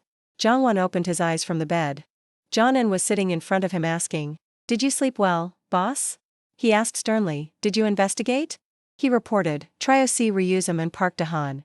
Seems these two approached the young Mississippi. Their goal targets the new drug." Now, Jongwon sat on the bed. John-in stood up, speaking decisively, "Once we catch them, I will take care of them properly. And then report back to you, boss. Don't worry too much." He was surprised to hear the reply, "No, I will handle it myself somewhere else." Dahan sat on a reclining chair, coat draped loosely, revealing the bandaged wound on his chest. Hearing someone call, "Captain," members of bodyguard team 3 sat in front of him. One asked worriedly, "Are you really okay?" One of them couldn't help but ask more, "What's wrong with your body?" Seems like only our team is being left out. What about the company side? He still sat silently, not opening his mouth. The other person started losing patience, looking like he wanted to stand up. Reproaching, even at this point, you're still not talking? Let's go, guys. He still sat still, head down. With no intention of stopping them. Suddenly, that man walked up to him. He held out his hand, suggesting, stand up. Let's have some alcohol. It's been a long time. Don't overthink it. Talking for a bit will make it fine. We are a team. Dahan slapped the other's hand away, even though the man affirmed, no matter what happens, you know we will always be with you. He sneered, get lost, you useless bums. Actually, in his heart, he was silently apologizing. He adjusted the shirt on his body, turning his face away first. Affirming that right now, in his heart, he was monologuing. I can't let everyone get implicated. Dahan went into the room and slammed the door shut. His face was gloomy as he heard the others whispering outside. The captain really has a bad temper, huh? Shut up. Let's go too. Thinking of his brother in pain, his whole body bandaged. He couldn't help but curse, bastard. Suddenly, someone knocked on the door. Ryuseong leads the way while Juno asks, confirming that all your friends have gone home. Dahan looks back and replies, oh, Four Eyes came too? Hello, Ryuseong cuts in to explain. I called him just in case we need help. At this moment, the three sit in a circle to discuss. So now we need to find where the new drug is stored. But how? Ryuseong thinks they can't contact Yeonhee. I don't think we should act carelessly. Dahan also notes, they've stopped trading drugs for now. So the stock is probably hidden somewhere. The three sit cross-legged in silence. Someone can't help but ask, is there no way? Juno adjusts his glasses and exclaims, wait a minute. He suddenly asks urgently about Choi Seon. Choi Seon, the boss's daughter, right? Given the overall situation, maybe she knows something? Or we could also use her. Use her? Ryuseong and Dahan stare at him. They take turns commenting. You mean kidnap her? This kid looks dense but he's surprisingly bold. He explains in confusion. Not in a bad way. Just then, his phone notifies him of a call. It's from Mindoli.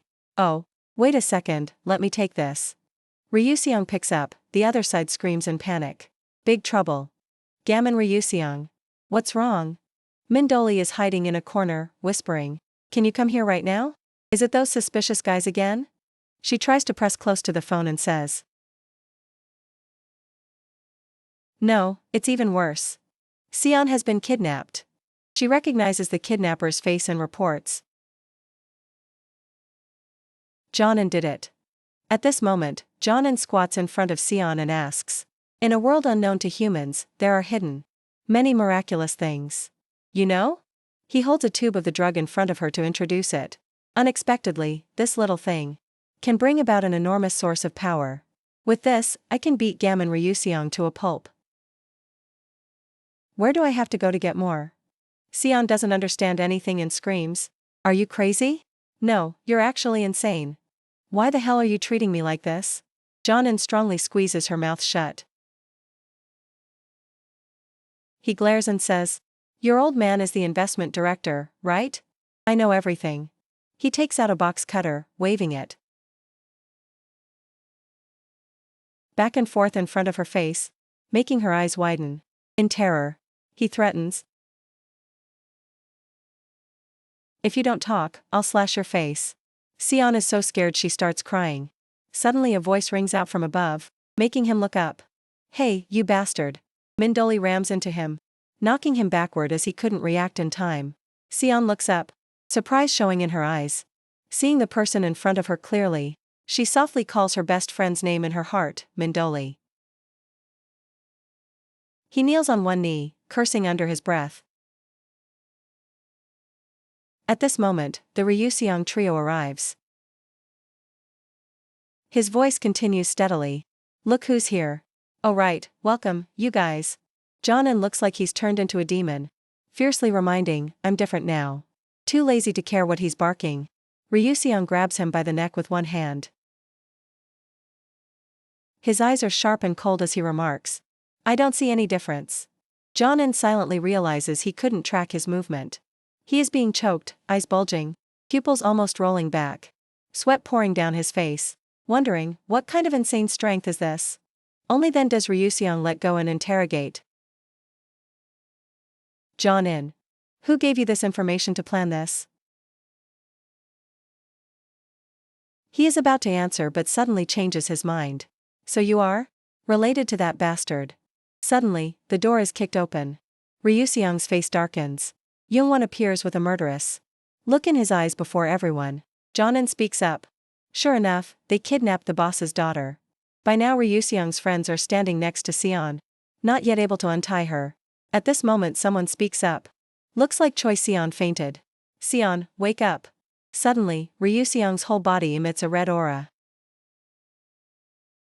Someone called his name. Gammon Ryuseong, he thinks to himself. Juno and Mindoli look on in surprise. The ground is shaking. Daehan thinks to himself, "This is the first time I've witnessed this." Youngwon. His whole body radiates an incredibly oppressive energy. He steps forward, making one wonder. Has he been hiding this energy all this time? Ryuseong opens his mouth to remark. "It seems you don't intend to listen to an explanation." Daehan steps up to shield everyone. But Ryuseong orders, "Everyone go ahead first." He steps up to face Youngwon. "Let me handle things here." His eyes look sharp when he hears someone call his name. Gammon Ryuseong. The guy punches the ground hard, shattering the stone floor, screaming, "I'll take your life first." He glares fiercely at Ryuseong. Ryuseong quickly uses the silent tiger fist style. Ryuseong's fist punches straight into the guy's face, while the guy's punch only grazes his hair. Juno, Mindoli, and Sion run ahead. Daehan covers the rear. Startled by the noise, he looks back wondering, what is this shockwave? The captains of Team 1 and 2 chase after the three, shouting, "They are escaping! Chase them!" At this moment, Ryuseong punches Youngwon, sending him flying to the roof, making the subordinates panic and scream. "Boss!" The guy easily lands on 2 feet. He arrogantly remarks, "Those attacks meant nothing." Gammon Ryuseong, is that it? Jong-in thinks to himself, that wasn't a direct hit. By now, this place has been beaten into a chaotic mess. Debris is scattered everywhere. People are fleeing in panic. Hide, quick. Someone wonders, is he planning to collapse the roof to stall for time? Meanwhile, the captain of Team 2 takes a call. Unknown what is said on the other side. He only replies, "Yes, Vice Chief, this is Team Leader 2. Understood." Someone wonders, but that's not all, is it? Youngwon assigns Jong-in, "I leave Sion to you." He looks confused. What? By now the guy's hand has clenched into a fist. And he yells, "Go now." He fiercely prepares to attack Ryuseong, affirming, "I'll kill this guy then follow you." At the same time, 2 cars are driving close together on the road. Daehan is in the driver's seat when he hears a voice ask, "Where am I?" She holds her head in discomfort. "My head." Mindoli hurriedly speaks up. "Sion, are you awake?" Her eyes widen as her friend asks urgently, "Do you remember what happened?" "Sion, you fainted, so we brought you out." In her mind, she replies, "I remember."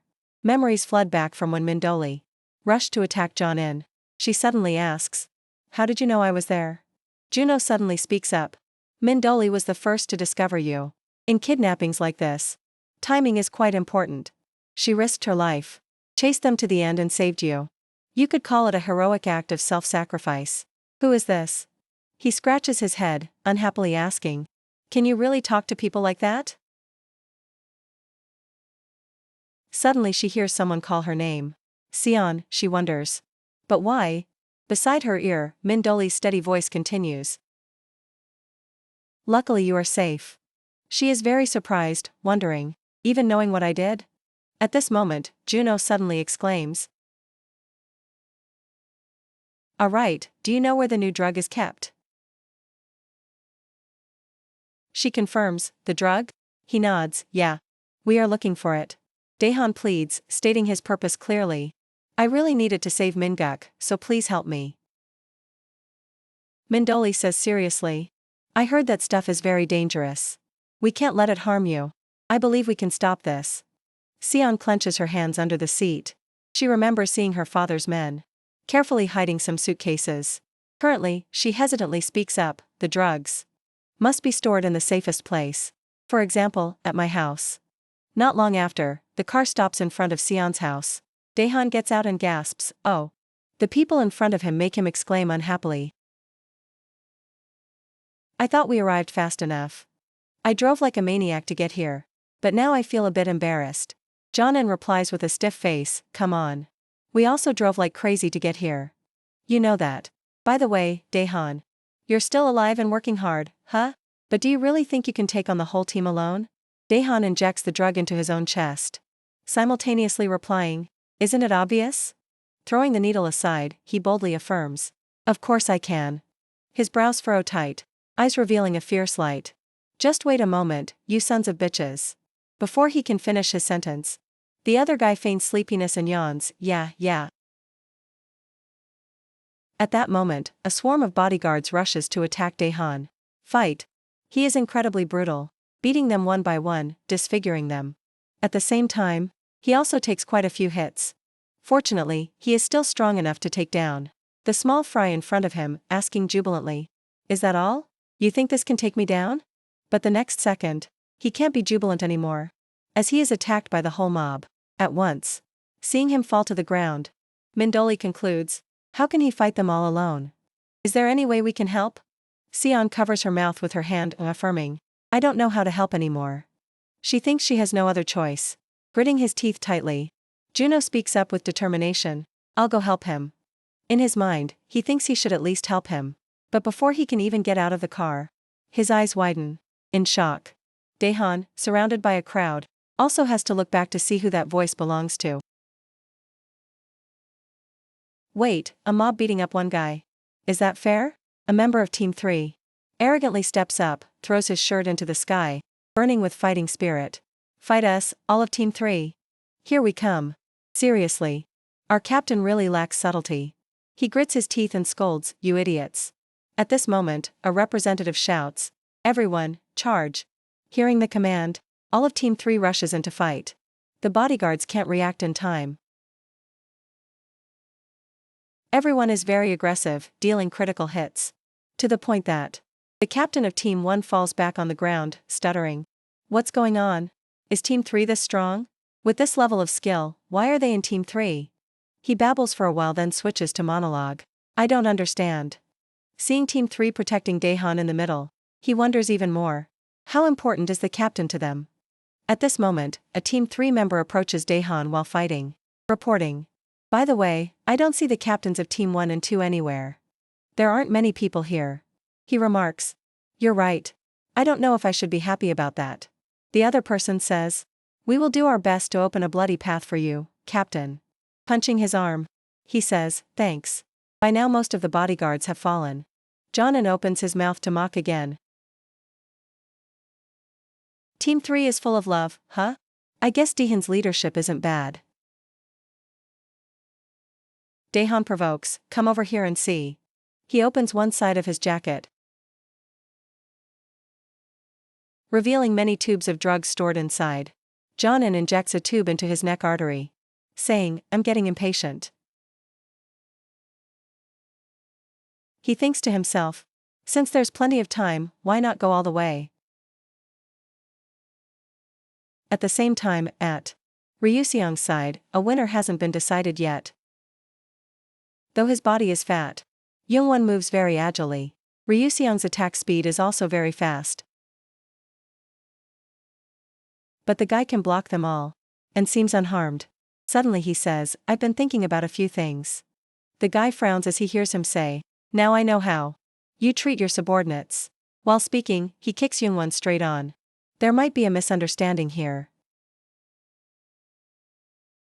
He is kicked towards the door, but miraculously stands firm on his feet. Youngwon stands straight and demands, "Stop talking nonsense and just die." Then he hears Ryuseong affirm, "I guess so, I don't have any other choice either." By now Ryuseong has taken out a metal rod. "Let's make this quick." A syringe filled with a liquid. This is the last tube. Daehan decisively throws the syringe behind him. "I have to end everything here. Are you okay?" Thoughts keep racing. Even though my body feels like it's on fire. The syringe lands on the ground. Focus. He immediately rushes towards his opponent. "I will win." The guy easily dodges the attack, uttering words full of sarcasm. You don't look so good. Daehan turns around angrily to strike Jong-in. But no matter how many attacks he launches, he cannot touch Jong-in. Only then does the guy calmly launch his own attack. Take this. Daehan barely dodges that attack with difficulty. Jong-in's mocking voice rings out. I still have plenty of time, so playing with you for a bit is fine. Then he launches his finishing move. But this is so boring. He struggles to sit up with great difficulty. Time? What does that mean? He brings his face close, speaking with the tone of a victor. Right, maybe I should tell you something interesting. Instead of fighting. As of today, Stock Shield is history. As he recounts, images of agents working tirelessly appear. You're wondering about the time thing? It's the time I needed to sweep up all the drugs amidst the chaos. All of this was a play I wrote from the start. In front of him is the massive figure of Youngwon. The boss is different from us. His power is beyond what the drug provides. He turns his head, revealing a bizarre smile. But why was there no way to find out the reason? Jong-in's face changed instantly when he heard some information from a phone recording. But thanks to you, I heard some interesting things. The existence of those with innate abilities. Turns out there are others out there like him. And the most prominent one is Gammon Ryuseong. Excitement shows on the teenager's face as he looks at the thing in front of him. This gave me a wonderful idea for a new plan. He stands silently observing from the side. I found a crazy guy who has the potential to get addicted to this drug. As if by accident, Jong-in asks, by the way, do you know whose drug that is? The plan started from there. Jong-in also noticed a girl nearby. Thanks to that girl, things progressed faster. I mean that brat Mindoli. He leads Youngwon to a place. Is this the place? Yes, boss. A sinister smile spreads on his lips. This is where those bastards are hiding. Anyway, a group of students gathering at this place. Everything happened perfectly. A battle broke out between the two sides. It doesn't matter which of those two wins. Some people are standing guard outside the door. It's the classic divide and conquer tactic, isn't it? His hand curls into a fist. So that's it. Daehan punches Jong-in right in the face. Is this why you attacked Min-guk? The opponent's voice still rings out. Stupid, are you listening? Not accepting defeat, he quickly counterattacks. My plan has this part too. His voice cannot hide the smugness. That guy was just a toy I played with for fun. Just like you right now. He stands up, still trying to act tough. Is that so? Daehan furiously rushes forward. Die, you scum. But unexpectedly, he receives another attack. Long, sharp claw marks appear. Jong-in gently fixes his hair. So noisy. Looking at the weapon in his hand, Daehan says with dissatisfaction, Tiger Claw. He continues, attacking amidst the opponent's mockery. You dare to discard your weapon and fight barehanded? Daehan focuses power into his fist, then rushes forward. Just one hit, but Jong-in counters quickly. Is this all your ability amounts to? He feels disgruntled inside. This bastard is really toying with me. The guy coldly remarks, oops, looks like the fight is over. Daehan is full of unwillingness. Do I really have to accept an ending like this? He stands still for a moment, lips curling into a slight smile. Daehan turns his back to Jong-in as he rushes in. You enjoyed messing around everywhere, had enough fun yet? The guy is surprised by his words. I discovered this is the only way to win. Daehan lands a powerful punch to his stomach. Taking the chance when you let your guard down. Jong-in is surprised by this situation. What kind of attack is this? A rib inside his body snaps in two. Why is it so strong? He is knocked far away. Ryuseong's reminders ring in Daehan's head. Focus. Be sharp. You are directing your eyes outward. Body surging forward, but pause for a moment. Mind as sharp as a razor. His eyes show sharpness. You're curious, aren't you? The difference between you and me. The wider the world, the more I have to restrain myself. Daehan slowly stands up with a bloody face. That guy always acts like an old man. Anyway, I have to get those drug tubes. Mindoli's eyes clearly show surprise. She points at a group of people outside the glass window. Who are those people? They are all carrying briefcases out there. Then recognizing something, she screams in excitement. That's the drug. What should we do now? Should we go now? Juno asks anxiously, his voice grumpy. Hey Choi Seon, that pile is the drug, right? The person asked replies with a soulless attitude. I don't know, don't ask me. Seon sits hugging her knees in fear. I don't even know what I should do. Endless worry in her heart. At this rate, Dad will definitely be arrested. She keeps mumbling to herself. What is the right thing to do? And if Dad goes away, will I be lonely? But Daehan stands up with a body full of injuries. He steps on a syringe on the ground. His eyes flash with shock. In a moment of carelessness, he was attacked by John-in. He knocks his opponent back. Wow, scared me to death. He can only silently curse, damn it. John-in reveals the smile of a winner. I almost fell asleep. This surprises Daehan. Still not enough? He feels the change in his body. Not good. The drug's power is running out. And there are no more chances. Suddenly a hand is placed on his shoulder. John-in turns his back to leave. That's enough. Enough. I won't fight anymore, out of respect for our old friendship. With a quick spin, stop. Daehan rushes to attack again. You can't leave. The guy doesn't hesitate to kick him hard. Seriously, you're going this far for that stupid brother? Daehan jumps up once again and rushes in. John-in throws a powerful punch to retaliate. Can't you prioritize your own life? He collapses on the ground in pain. No, there's still one way. Then he takes out something. A syringe is held up in front. Sorry, let me borrow this. Seeing that, he startles and looks at his pocket. You dare touch my stuff? You crazy bastard, you want to catch me that badly? You'll need snares trietaning hey Daehan. Inject that and you'll die, you know. But what he receives in return is maniacal laughter. Daehan's hands tremble. It feels like a massive power is erupting from within his body. He speaks in a deep voice, it doesn't matter. His expression changes in an instant. As long as Min-guk lives, that's enough. A happy family. I used to have memories like that too. Young Daehan turns his head. Dad. The flashback continues to when he was 9. The father and son walk in the opposite direction of that family. Mom and Dad are divorced. In a small house. Small hands tightly grip a glass of water. And the fault lies with my father. Daehan hands the water to his father. Here's your medicine, Dad. He couldn't continue working due to an injured leg. So I was entrusted to my father. A photo of the happy family of 4 from the past. Min-guk was given to Mom to raise. Min-guk raises his round head and asks, so from now on, I only get to live with Mom? The mother speaks coldly. I can't raise both of them. So I will raise Min-guk. The kid is smart anyway. No matter how much it costs. We have to raise him well. You can't provide that anyway. A set of building blocks lies scattered on the floor. Unable to play with his younger brother, he quietly observes his father's slumped posture. Dad didn't say a word. I saw his shoulders hunch over. And suddenly, I had a thought. Daehan tightly holds his brother's hand. Take care. He tells himself inwardly, I have to let him go. Min-guk noticed something in the palm of his hand. Just me alone is enough to weigh down his shoulders. A small note fits snugly in his hand. Daehan sits alone on a swing as if waiting for someone. Suddenly, a voice calls out from afar. Brother. Min-guk holds the coated paper in front of his brother. And receives praise. As expected of Min-guk. You're so smart.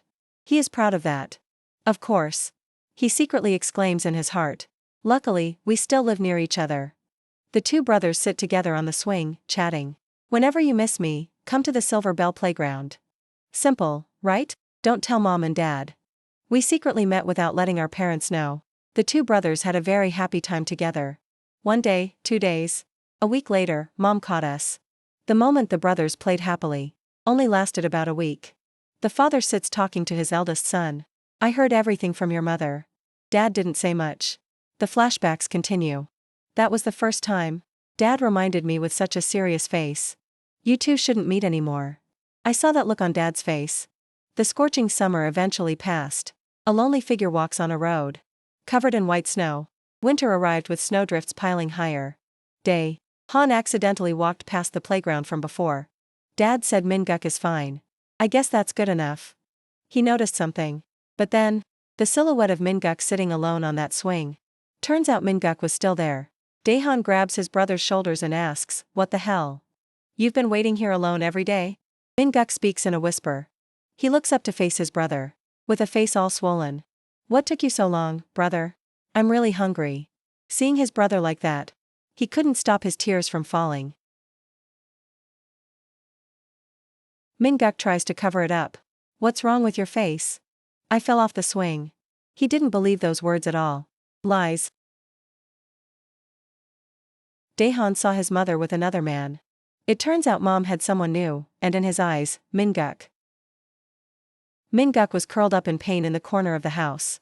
Was just unnecessary trash. A hand presses the doorbell repeatedly. From inside, a voice asks, "Who is it?" The door opens. Daehan rushes into his mother's house. Inside the house, loud voices ring out. "Hey Minguk, stop right there, you brat."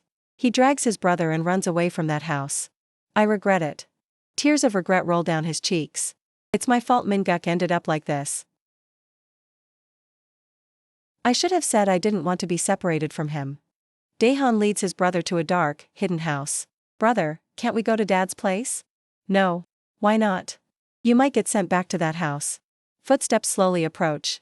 The two brothers hurriedly turn to look at the source of the sound. That person's voice rings out, frightening both of them.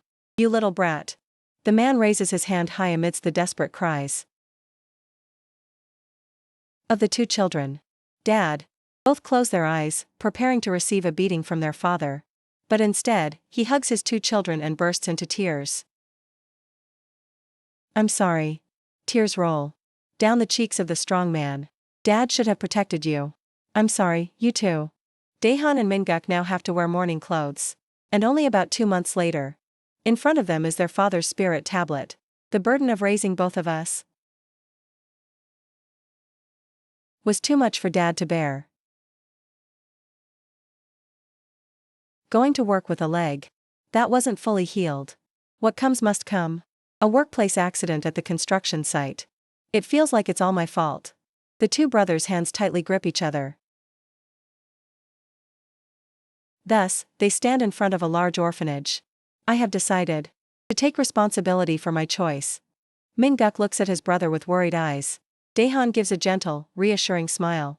"It's okay, Minguk. I will be by your side." Back to reality. The battle between the two is not over yet. His eyes gleam with determination. Jonan isn't scared but rather excited by it. He's strong. Others watch the battle between the two in amazement. The Squad 3 leader is fighting evenly with the director. Some cannot hide their anxiety. Captain Daehan continuously launches his attacks. He doesn't flinch as he blocks those blows, combining old and new drug samples. He remains focused on his battle. It produces an effect like this? He can't help but marvel inwardly at the drug's effect. Truly magical. Daehan takes a critical hit to the chest. Absolute explosive power. But sure enough, he is in pain from the drug's side effects and that blow. It is destroying his life force rapidly. Jonan is also not slackening off in this battle. "If I drag this out, I will eventually win." He also receives a critical kick. "But I don't have time to waste like a luxury." Both put all their strength into the next attack. "So let's end it here." Their clash causes the ground to shake. Why is the tremor so intense all of a sudden? A few people are even pushed back from their original positions.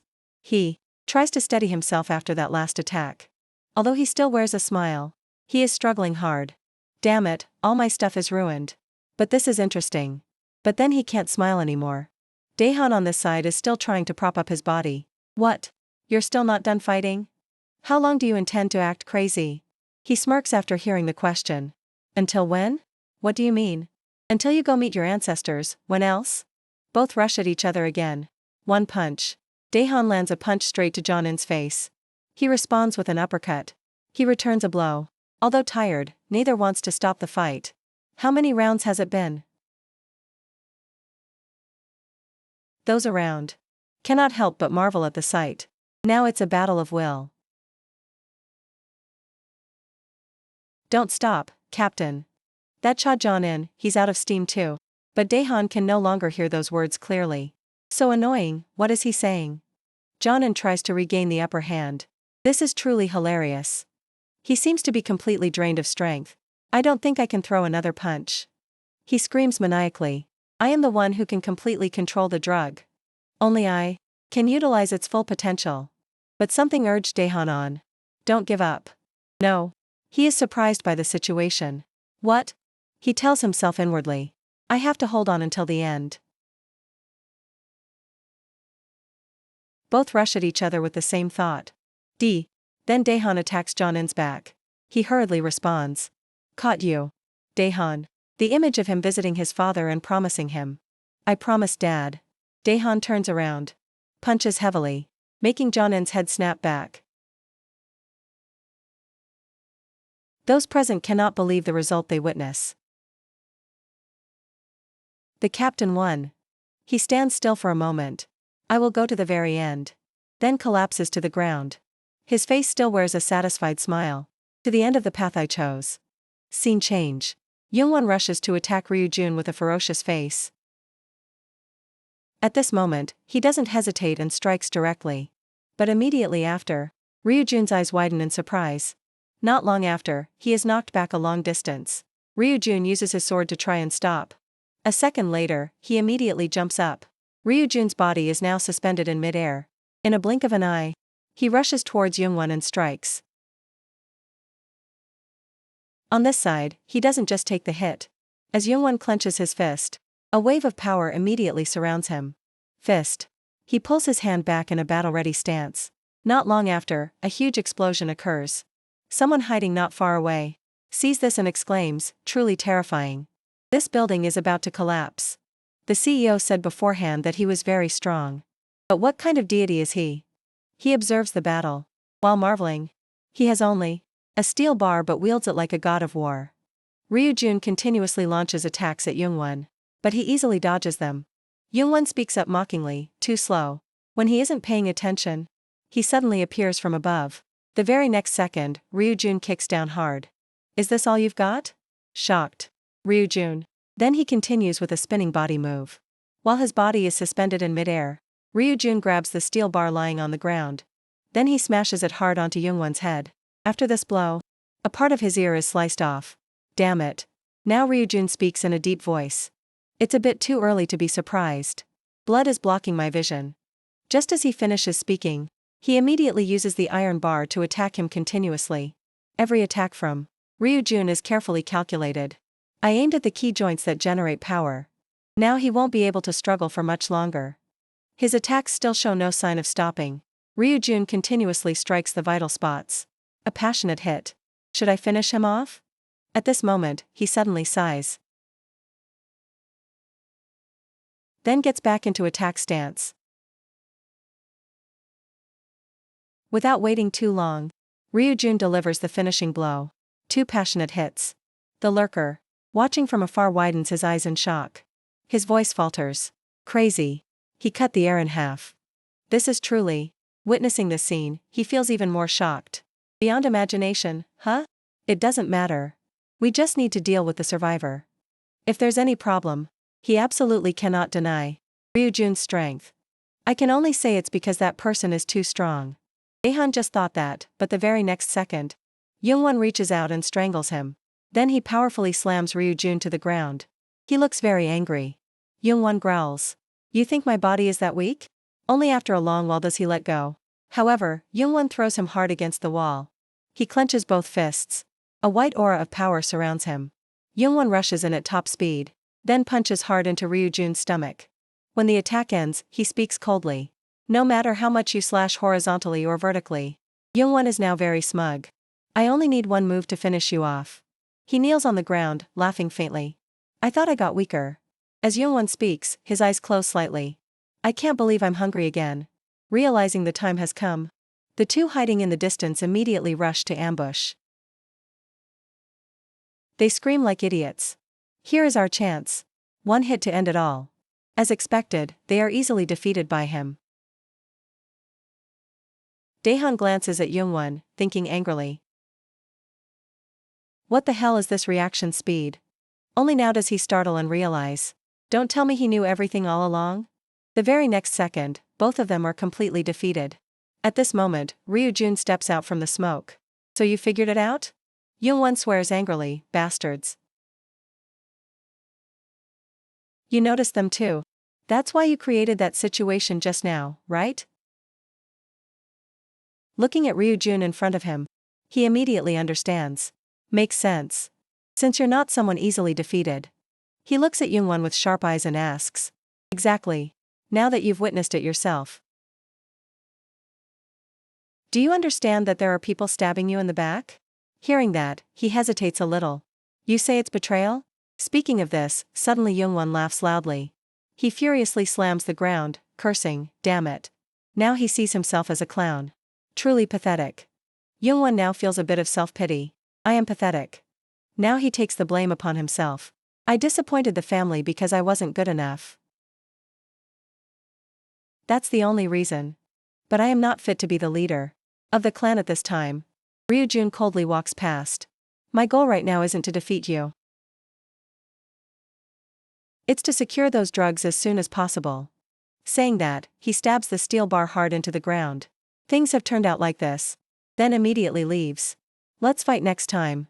At this moment, suddenly he speaks up. What are you saying? Youngwon says while standing up. I can perform even better than this. He is full of determination and challenges directly. I will kill you and protect my organization.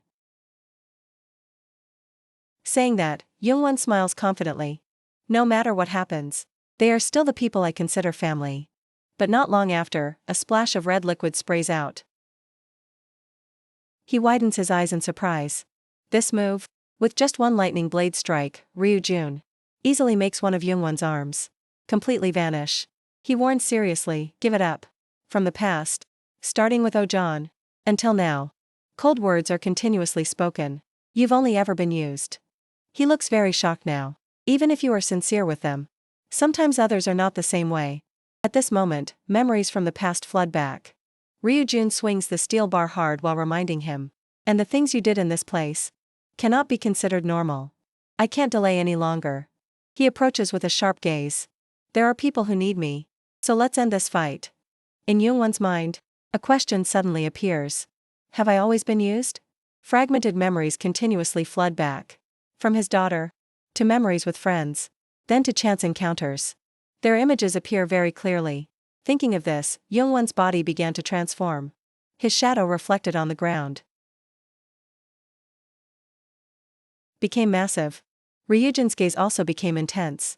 It finally appeared. Youngwon had now completed his transformation. Don't even dream of his true form. He growled in fury like a monster. Taking anything else from me. The monster Choi Kyung. Youngwon rushed toward Ryujun. I had only heard rumors. You look very tense right now. That Choi Kyung's nickname was the Beast. After seeing his form, Ryujun clearly understood. So? He is a literal beast. Show me what you're expecting inside. Ryujun calmly observed Youngwon's attack. Show me all your power. But right as the punch drew near, he used incredible speed to effortlessly dodge it. Facing such overwhelming power, Ryujun was slightly surprised. Such supernatural strength, strong enough that the wind pressure alone could blow away a wall. However, in this moment, looking down at the iron bar in his hand, red liquid could be seen dripping from it. In that short span of time, Ryujun was actually able to inflict damage. I still surpass you in speed. He spoke confidently. I've pierced your left back muscle. Not giving him time to recover, Ryujun attacked immediately. That side is useless now. However, not long after, Youngwon kept punching. He couldn't hide his surprise. He can still use his left hand. Like nothing happened? When that punch connected, Ryujun was sent flying in the blink of an eye. He was still very confused. What is this? Ryujun's face showed clear astonishment. He kept throwing punches. Youngwon growled, looking ferocious. At this moment, he realized Ryujun had vanished. The next second, a flash of light cut through. Red liquid immediately sprayed from Youngwon's arm. But Ryujun also realized. Has he actually become tougher? He was bewildered right now. I clearly hit him. Why can he still move? Fighting while analyzing, Ryujin thought. Come to think of it, his severed left hand grew back. Thinking of this, he was startled. Don't tell me. Ryujin now clearly understood. It's already healed? He landed softly on the ground. I see. Ryujin could now confirm his own hypothesis. Turns out that supernatural strength and insane regeneration ability come from that state. After a moment of silence, Young-won hesitantly spoke. Now then. As soon as he finished, he jumped up. Feel it. Young-won launched a powerful attack like a god descending. He spoke calmly. The weight of my muscles. At this, the ground beneath his feet cracked. But inside, Ryujin remained very calm. After fighting him with full force, I am certain of one thing. He completely grasped the situation. That right now, I cannot exert my full power. Though I don't know the reason. Ryujin was analyzing the situation. But it feels like I can't channel my ki freely anymore. At this moment, he was a bit wary. If he can recover after attacks, then using ki is just a waste. Just one wrong step could lead to danger. Ryujin thought as he held out the iron bar.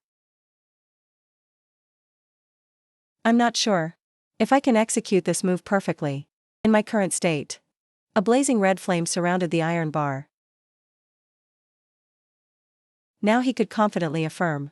But this is the only attack that will prevent him from recovering. Ryujin advanced with eyes full of killing intent. Then he coldly spoke, take this finishing blow. At this moment, suddenly a voice was heard. Stop right there. Min Doli and Juno angrily questioned. You guys are planning to sneak off with those ampoules, aren't you? You can't just leave like that. But one of them shouted back. Ignore them, let's move out, quickly. Son sat in the car witnessing the whole event. Her face showed clear surprise. Seeing the strange men pass by, Son was a bit curious. Who are they? Back to the other side. Young-won slammed the ground hard, cracking it. In his voice, panic was clearly audible. Finishing blow? Immediately after, Young-won chased after him. Fine. I'm not afraid. He rushed like lightning towards Ryujin. Launching an attack. He shouted in fury. Hell Ryujin. He remained calm and silent. A long moment later, Ryujin spoke in a low voice. Even if you embrace the fire, the end is still silence. As soon as he finished speaking, he immediately slashed down. Silent flame extinction sword. In a flash, a massive fire consumed Young-won. His eyes widened in panic. What is this fire? The power of the flame was immense, continuously burning Young-won. Not long after, a huge explosion shook everything around. As the fire gradually faded, although he was still alive, he understood clearly. My regeneration ability can't keep up anymore. Is this my defeat? Young-won thought sadly.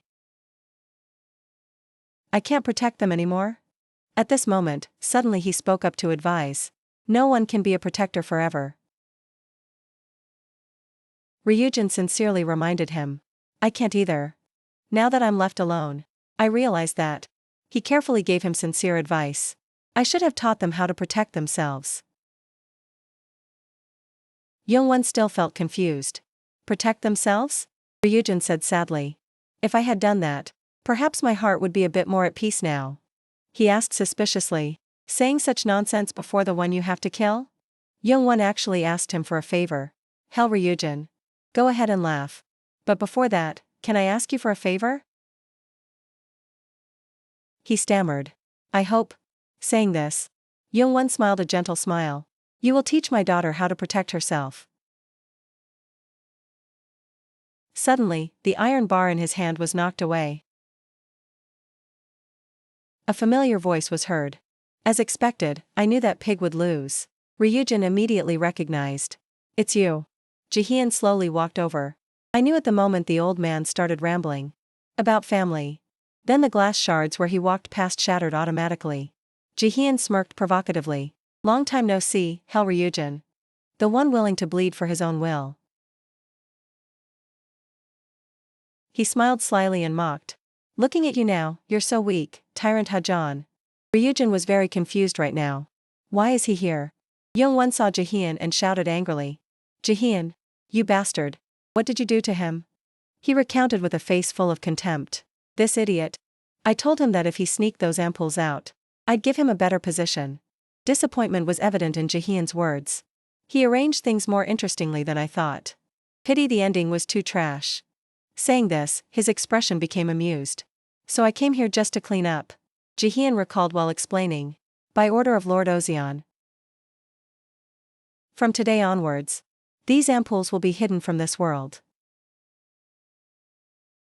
And everyone involved with them. Those terrifying words were gently uttered from his mouth. We'll all be killed.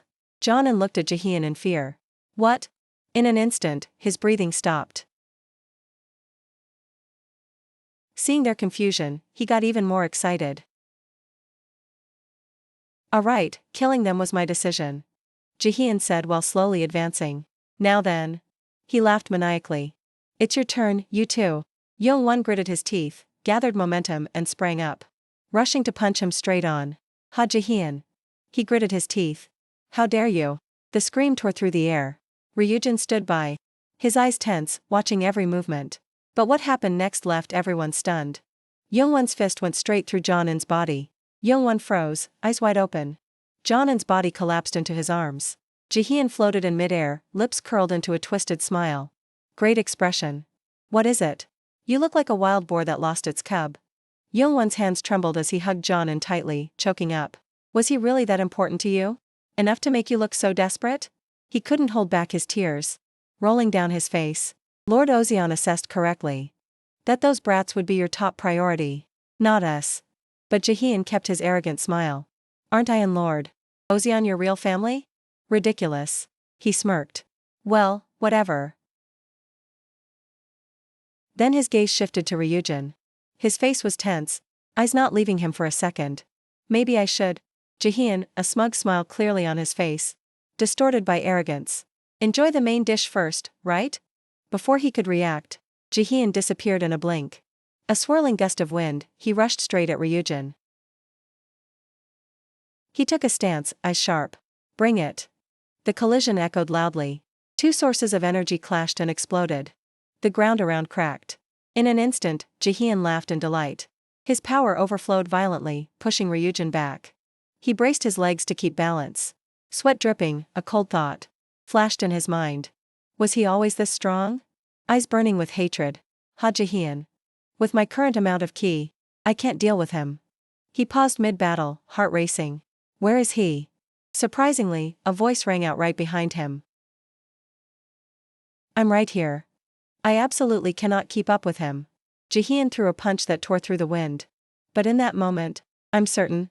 I've heard this sound before. He scanned and discovered something on Jaehyun's arm. Hidden under the sleeve. A metal object glowing faintly. What is that? Could it be the source of that transcendent power? The punch flew straight at Ryujin, he couldn't dodge. I can't react in time. But instead of falling, he stood firm. In front of him, Youngwon had appeared. His arm pierced through Jaehyun's back, punching him away. Youngwon shouted, breathing heavily. Go, quickly. Jaehyun spoke contemptuously. This pig, big body and big dreams too, huh? He sat up nonchalantly. You think you can stop me? Youngwon roared and pinned him to the ground. The floor cracked under the weight. He turned to Ryujin. Youngwon's gaze stopped at the row of gas tanks by the wall. Forgive me, father. Jaehyun was briefly afraid. You. He hugged him tightly. You crazy pig. This is the only choice I have for my child. Moments later, a terrifying explosion tore through the space. Outside, the group of strangers stood stunned. One asked in a hoarse voice, so what do we do with these kids now? Juno stepped up to block in front of Min Doli. What do you mean? We have to take care of them till the end. The blonde guy glanced over and grabbed her hand. Hey, he acted like a pervert. Let me take care of this girl. Juno gritted his teeth, eyes narrowing. We're in trouble. Who are these people? Where is Mr. Dahan? Can't anyone call the police? Juno took off his glasses. Do I really have to do this? Suppressing his voice, Juno told himself, I've taken off my glasses.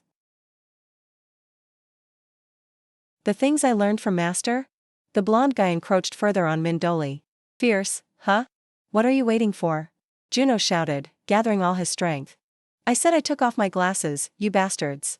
Gotta try to know.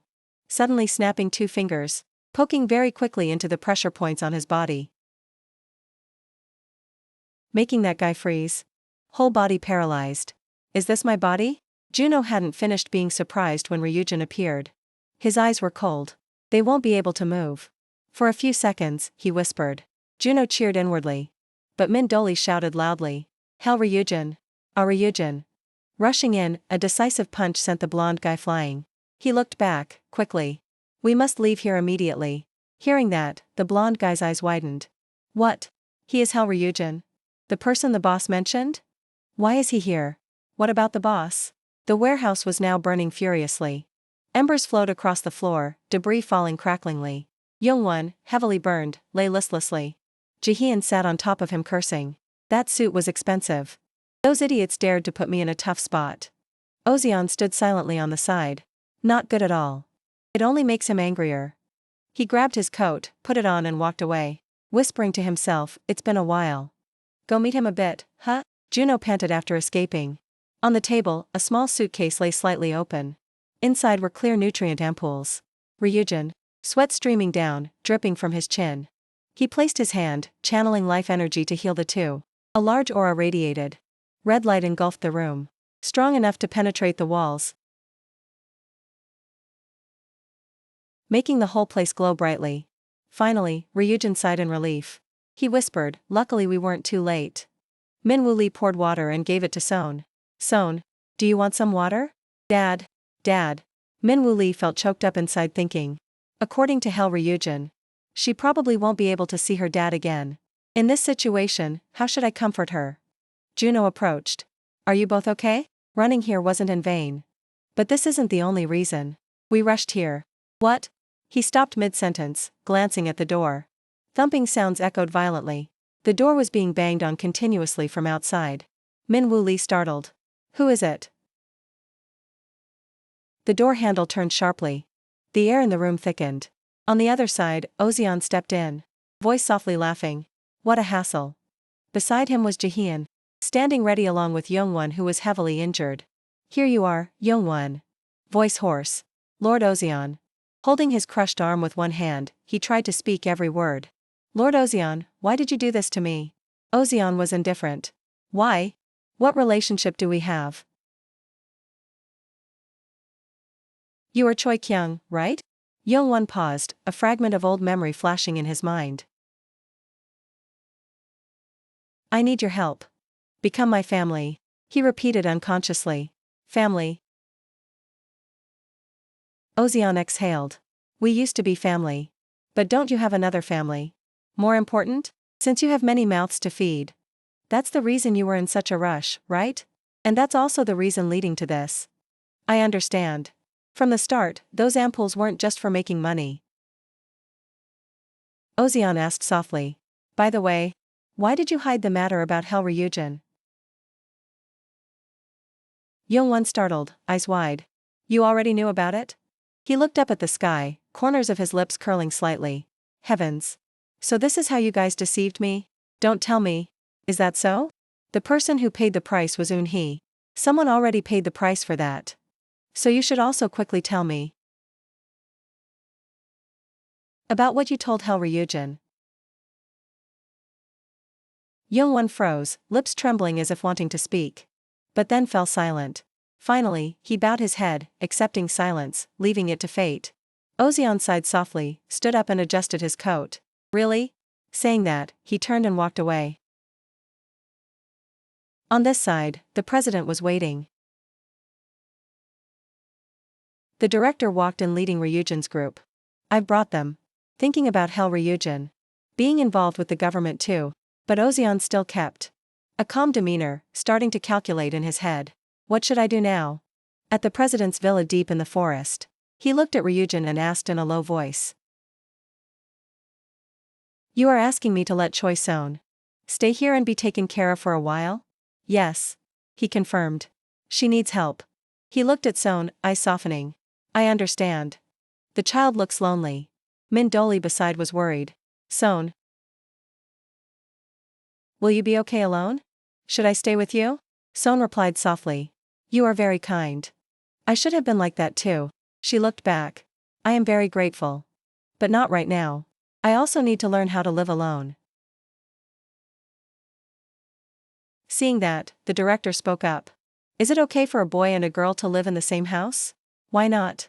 The kids are at an age full of energy, come on. Director Ryujin stepped up to confirm. Don't worry about that. He put the hood of his cloak on his head. Because I will be leaving for a while. What? So sudden?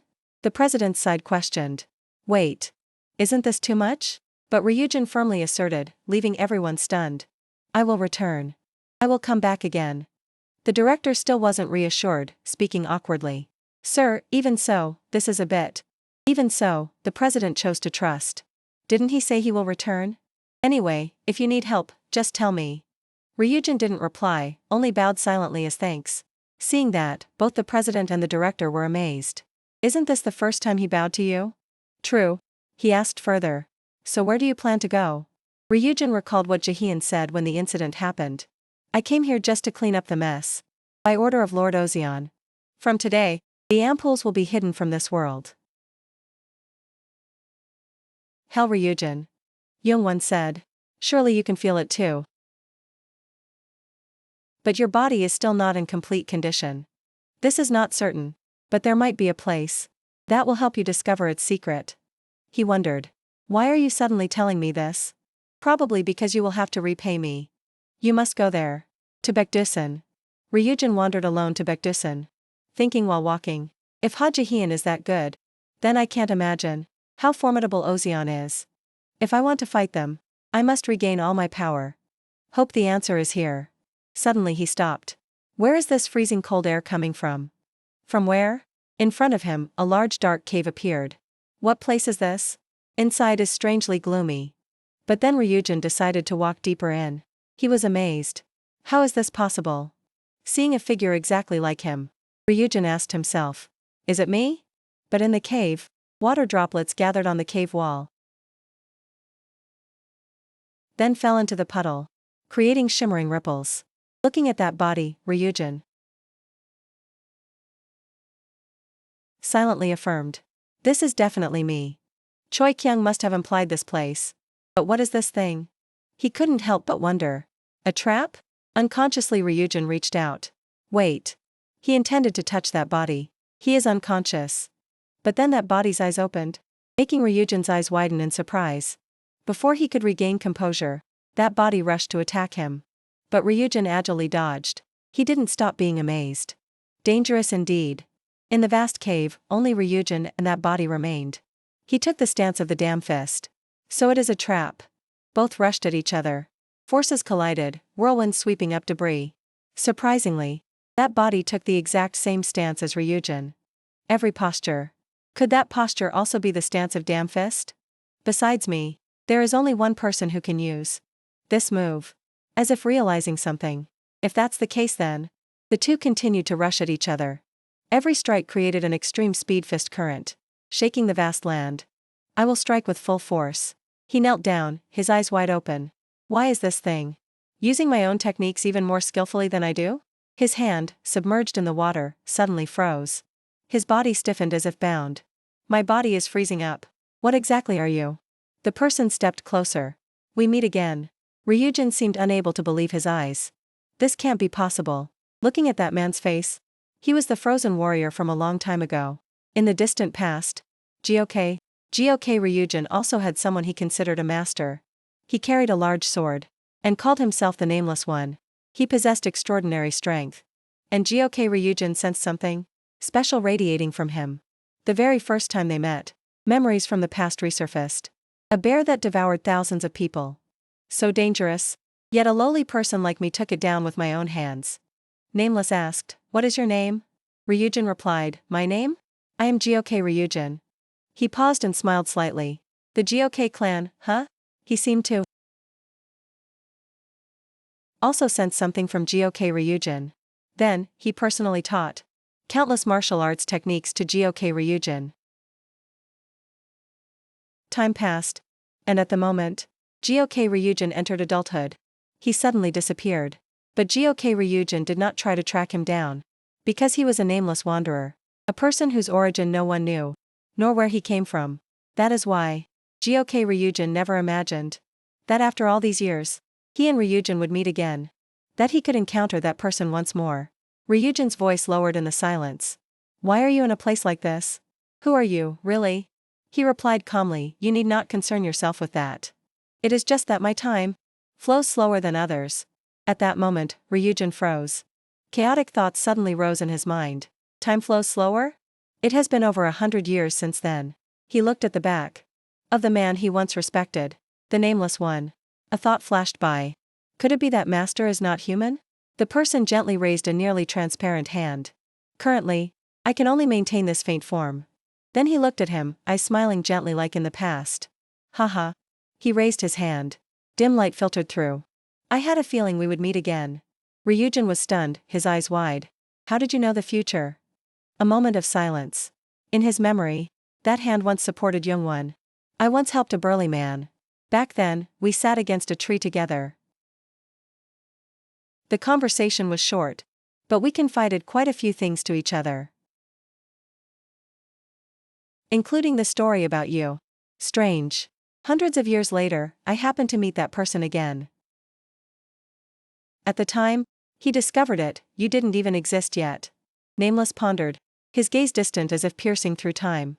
Thinking back, in that short period of time, a lot must have happened.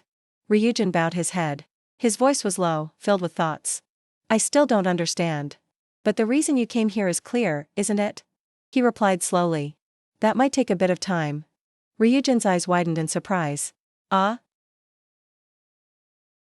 He crouched down, legs seeming tired, gaze softening. I observed your movements earlier. And assessed your condition. You aren't using your full strength, are you? But why try to regain that power? You should already have enough strength as it is. Ryujin knelt before him. His voice firm, almost pleading. I have no choice. He explained, there is an enemy I must fight. They awakened in this place earlier. And possess greater power. I have no time left. So please, help me one more time. Nameless tilted his head slightly. His eyes deep as an abyss. I never expected to meet an old friend hundreds of years later. So this isn't over yet. Hearing that, he wondered, huh? What do you mean? His eyes distant, recalling the past. Destiny is truly interesting. He began to recount everything. I once heard a prophecy. Those who bear the title of villain will prevent the bad guys from ruling the world. Perhaps that is the reason. The moment I heard your name, I had a firm expectation, Ryujin. Ryujin straightened up, an indescribable emotion rising within him. Stand up, kid. Nameless stood and turned away. I still want to place my faith in you. The scene shifts to a cold space. Eunhye gasped for air, her hands tied tightly to a chair. Light shone in from the door crack, illuminating her pale face. A voice rang out, deep and chillingly familiar. I'm back. The door swung open, and Ozeon walked in. He removed his coat as he walked. His voice tired with a hint of irritation. But I still couldn't find Gok Ryujin. It's hard to dig any deeper, since I have to be wary of the government. Ozeon hung his coat on the rack. There is something very strange. Eunhye asked with a trembling voice, what is it? You probably don't remember, do you? He glanced back, corners of his lips curling up. You know. Old memories flooded back as his voice echoed in her head. Since the airport, I already sensed it. I sensed traces of Gok Ryujin's power. On you. He remembered every detail. You know what? When you came to report to me. After cleaning up. Everything after meeting Choi Kyung. Your eyes were full of fear. Back in the present, that look remains intact. The fear never disappeared. You must have thought you'd end up like that too. Eunhye trembled. A terrifying memory flashed in her mind. I remember now. Being enveloped by that terrible energy. My mind went completely out of control. And that was the last thing I felt. His voice rang out, cold and deep, squeezing her heart. John Eunhye. She seemed to realize. Did he manipulate my mind to extract information? Ozeon leaned down close to her ear. His breath was cold as metal. Where did Gok Ryujin disappear to? Eunhye froze. What level has this guy actually reached? The door behind them burst open. Jihyun entered, carrying a naked body on his shoulder. Ozeon, the body is prepared. Where should I put it? He didn't look, simply replying softly, bring it in front of me. A dry thud echoed as the body hit the cold floor. The air was suffocatingly heavy. Ozeon sat down. By the way, that Choi Kyung guy you met is dead. He tortured it again, even though the thing before him had no life left. A dense black magic aura radiated from him. Eunhye could feel it. As if all light in the room was being swallowed. I tried to show him my care and consideration, so he wouldn't change his attitude. His voice was indifferent, but his hand crushed that black heart. This time, keep dreaming. Suddenly, the corpse's face twitched violently. Under the gray, cold skin, something was protruding. Screech. Eunhye screamed in terror, shaking the chair. Ah! Her eyes widened, voice choking. It can't be. Seeing that scene, a horrific idea flashed through her mind. It's a forbidden secret art, mentioned in mythological stories. Done with the task, Ozeon withdrew his hand. He simply wiped his hand with a cloth, as if he had just finished a mundane job. Phew, regeneration is tough to handle. Even though it's a bit risky. He stood up straight and walked over to Eunhye. He patted her head gently, as if soothing a child. Just give me a little time. But right after, he grabbed her hair and yanked her head back. I need to prepare a few things first. Light shone down on a cramped but clean rooftop. Inside the room, two people sat opposite each other, but neither had touched their chopsticks. What's wrong? Why don't you eat? I'm sorry. I was too selfish and thoughtless. But he didn't get angry. Instead, he replied calmly. Everyone makes mistakes once. Eat up, or the food will get cold. Looking at the table packed with food, different from usual, a voice spoke up again. By the way, why are there so many side dishes? The other person replied immediately. No way. You only know how to fry eggs. I didn't say I cooked it. At that moment, Junho walked over, carrying a large pot in both hands. That's right. I decided to help you two temporarily. Glancing at the sink piled with unwashed dishes, a slightly disgruntled voice spoke up. You said that Gok Ryujin helped us? He simply gave a short answer. Yeah. The teenager asked, even that glasses guy? Sensing killing intent from the other person, he quickly stopped. Wiping the table, scratched his head, and laughed awkwardly. They are people I owe a debt to. This made the other guy sigh. Again? What about Mr. John In? What happened with his job? Things like this happen. Is it okay for you to stay silent like that? What on earth is going on? Contrary to that attitude, he just calmly looked back. Hey kids, aren't you late for school? Don't get involved in this. Just go to school. Wringing out a rag, Junho whispered. You're not planning to do anything alone, are you? Then he secretly covered his mouth and said. Because Gok Ryujin? No, because Master is away for a while now. Wouldn't it be better if we wait until he fully recovers? Besides, there are some mysterious figures involved now too. Remembering the victims and the brazen expressions of those people, they thought they are extremely strong. Meanwhile, somewhere else, a famous male actor was with his girlfriend. Suddenly, Ozeon's lackeys burst in and subdued him, but in a few seconds, pain began to appear, causing him to tumble to the floor. The liquid gently swayed to the rhythm. Jihyun's face was full of arrogance as he spoke. I'll really kill you if you scream again. But this scared the wits out of Nam Sang. Covering his ears, he asked, Who are you? Hearing that, he replied, Me. A scream rang out from the other side, making him annoyed enough to curse. These bastards. Nearby, the idol girl was being held down on the bed. I told you to gag her first. That wouldn't be any fun. Big brother, you guys are crazy bastards. The men's voices continued arguing. Hey, Nam Sang. Dating and doing naughty stuff is fine, but doing this right here. What were you thinking? Hearing that, he asked, Me? I didn't do it. I didn't do things like that. Do you think I'm stupid enough to believe you? His voice couldn't come out fully, because a large hand blocked it. No. He laughed with amusement and said, "If I say you did it, then you did it." The hand pressed hard on both cheeks. Got it. Everything was recorded on the phone.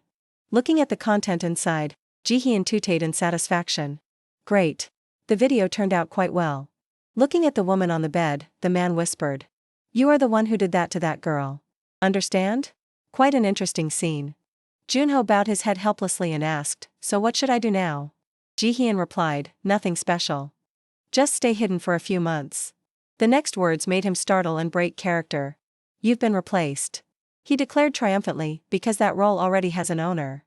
The elevator doors were closing. The group inside discussed incessantly. It's no exaggeration to say Big Brother is the one who raised the actor IU to the rank of a top star. To put it bluntly, he has no rivals left now. Because he eliminated them all. Jihyun scoffed mockingly, I just do what I find fun. I don't do boring stuff. The surrounding lackeys couldn't help but be curious. But isn't IU already famous? That's not it. He was already a global star, wasn't he? A voice responded, he said it still wasn't enough. This surprised the other guy. What? Jihyun lit a cigarette and said. He said the plan is just beginning. When he becomes the best or something. Thinking about that smug face, he continued. From what I understand, it's quite an interesting plan. But I'm also looking forward to it. Looking around, Jihyun asked softly, wait, where is the other one?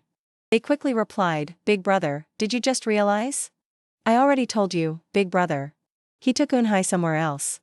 The blonde frowned and shouted, follow him, hurry. I'm hungry. Looking at the girl's indifferent expression, he said. Crazy bitch, have you lost your mind? However, at this moment, her mind was only filled with images of fighting. Impossible. If that kind of magic really exists, then that also means I'm just an empty shell? Why, as you can see, performing magic right after death will achieve the highest perfection. If that's true, she thought as she walked, then he plans to imprison me somewhere. And when the time comes, turn me into a soulless corpse like Choi Kyung? Her steps seemed to pause for a few paces. Will my life end meaninglessly like this? All this time I threw away my self-respect, living by others' gaze, until I was exhausted, struggling in despair just to live. Thinking of this, Eunhye's steps faltered slightly, making him angry. What are you doing? But the response was a fatal kick. I can't just accept this. Seeing the golden butterflies multiplying around her, the guy couldn't help but panic. What the hell is this? An illusion? But quickly he took another punch. A strange blue light immediately appeared from her hand.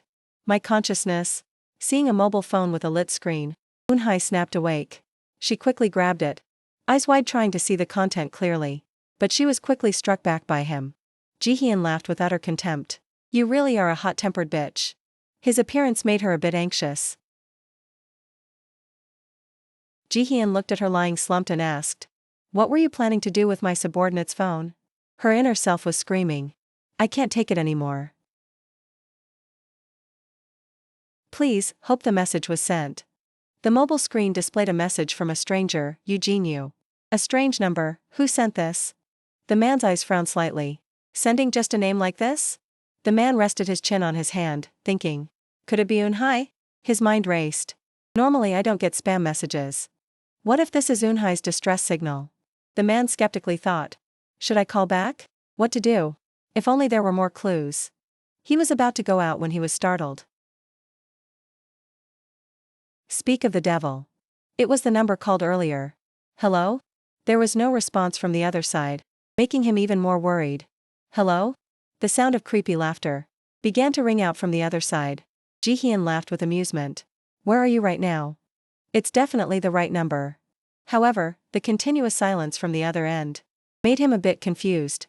But he couldn't stay silent either. Who are you? Jihyun replied triumphantly, who I am isn't important.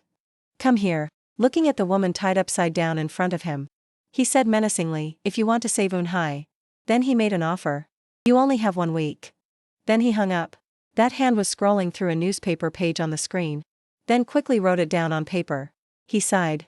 Why Eugene Yu? Was she kidnapped by Eugene Yu? He lay down on the floor, bored. But who was that guy who called me? That voice gave me goosebumps. He even knew Gok Ryujin's name. Is everything connected? thinking about the mysterious figures. Are they on the same side? Well, let's just approach Eugene first. But there are no important clues to dig deeper. A new photo appeared on the screen, making him startle and exclaim, "What is this?" Then, familiar articles, with sensational titles reeked of suspicion. The large building with lights on was the office of the Stock Shield Security Company. Steps carefully advanced inside. This place is unusually quiet now, unlike before. What will happen to this place? Eugene knew. He jumped in right after Nam Seong abruptly withdrew. Luckily I remember the name of the company that used to protect this guy. Searching the director's office first will probably be faster. All the books are probably in there. Looking around the corridor, he was a bit worried, then shown the controller in his hand. But when will I ever finish going through all this? Looking at the pile of documents stacked on the shelves, he didn't know how to handle it. Suddenly, someone else's loud scream rang out. Who is it? He covered his face from the light being shown on him. Damn it. Seeing a blurry figure in the distance, the man really thought he was done for. Who is that? But very quickly, the other guy spoke up. Captain? Why do you always pop up whenever I need you? The person next to him sat down too and said, maybe we were a married couple in a past life. This made him helplessly reply, shut your mouth. The person next to him reassured him. I just came to get some stuff, but meeting you here is convenient. The conversation continued. How is your younger brother? You already know? Otherwise, why would you go to such lengths? It's not here either. Both split up to search, but it all seemed to become meaningless. Backs silently turned towards the documents, searching carefully. Conversations kept ringing out. Found it. Nam Seong. It might be a stage name. Nam Young-song is his real name. Remembering that familiar goofy face. I want to meet a celebrity. Now I just need to meet this guy to extract a bunch of info. Interesting. The teenager back then crossed his arms and said seriously, I refuse. I can't say anything. Then he quickly held his head. They are very scary, I don't want to be involved anymore. It's also because of that I have to go to psychotherapy. Do you think we found you for no reason? If you have to do this because you were forced, we want to help you resolve this matter once and for all. Consider it gratitude to an old customer, Mr. Nam Seong. We have to lure them out. Looking at the other person, the man thought smugly, through this guy. However, the other person was full of fear, thinking about the people behind it. Please. He quickly held his head in panic. No, I can't. What reason do you have that you can't? They have dirt on me. He said fearfully. They set me up and recorded a video of me committing a crime. The moment that video is released, my career will be considered over. So that's it. Dahan touched his face lightly. Looks like it won't be easy to lure them out. Is there any way to provoke him? Suddenly he remembered that newspaper. It's the woman in the rumor. Then he quickly said, I read the news. Did something happen to Miss Shim? Sitting down next to him, he asked, will he react or not? Thinking of that person? Harry's lips quivered. He became agitated remembering what had happened. Looking at the watch on Jihyun's wrist, he felt a bit of anticipation. Tomorrow marks the 1-week deadline. Looking at the person in front of him, he said, Hey Eun-hee. Don't tell me you're actually hoping that guy will come here. But well, since you're about to die, I guess it makes sense to think that.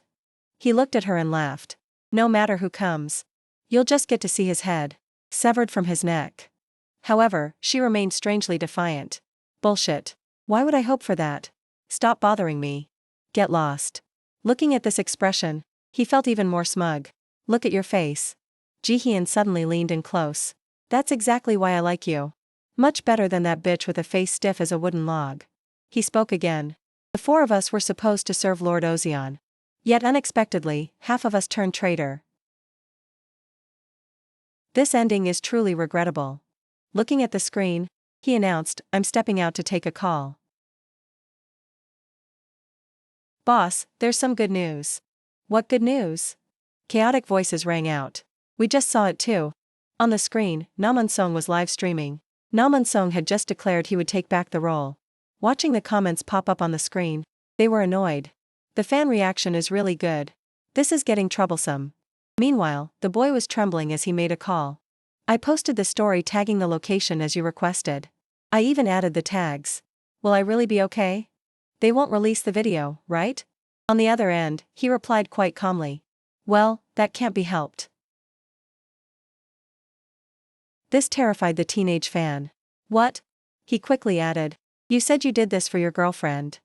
Since you've started this, you have to see it through. I guarantee you won't regret it. They probably won't release the video right away. Conversely, Jihyun seemed to become more bloodthirsty. Interesting. Let's go meet him. An ambush will confuse those guys. His subordinates replied leisurely. Of course. We've already pinpointed his location. Wait a moment. Seeing the boy helplessly holding his head, he silently assessed. Our fastest guy has already departed. At this moment, a voice suddenly sounded excited. Naman Song, what are you doing? Seeing the person in front of him take off his helmet, the other guy grew scared. Why are you so late? I waited so long I almost fell asleep. The two faced each other. The other guy wondered, who the hell are you to dare impersonate Naman Song? But he calmly retorted, so, you guys are the lackeys. Specializing in cleaning up trash for Yu Jiangu? He assessed his opponent. Who am I to you? Just a bodyguard. He thought to himself, Eunhee must have been caught by these guys. It's definitely Yu Jiangu's doing. Otherwise, why would she send a message like that? Remembering the phone screen when he received the message, he became even more certain. Matthew gently picked his ear. Bodyguard, huh? So where have you guys hidden Naman Song? Seeing his calmness, he couldn't help but worry. Strange. Why does he look so calm? I don't sense any aura from him. Looks like just a civilian. He laughed and said, why do I feel like he's watching from somewhere? At this moment, the boy whispered from afar, Brother Daehan. It's this guy. But the one holding the video. Must be someone with more clout. Where is your boss? I want to see him. However, Matthew only spoke disdainfully. Someone like you demands to see the boss? This annoyed him a bit. Humph. But he quickly beckoned with his hand. Follow me. The man's mouth corner lifted slightly.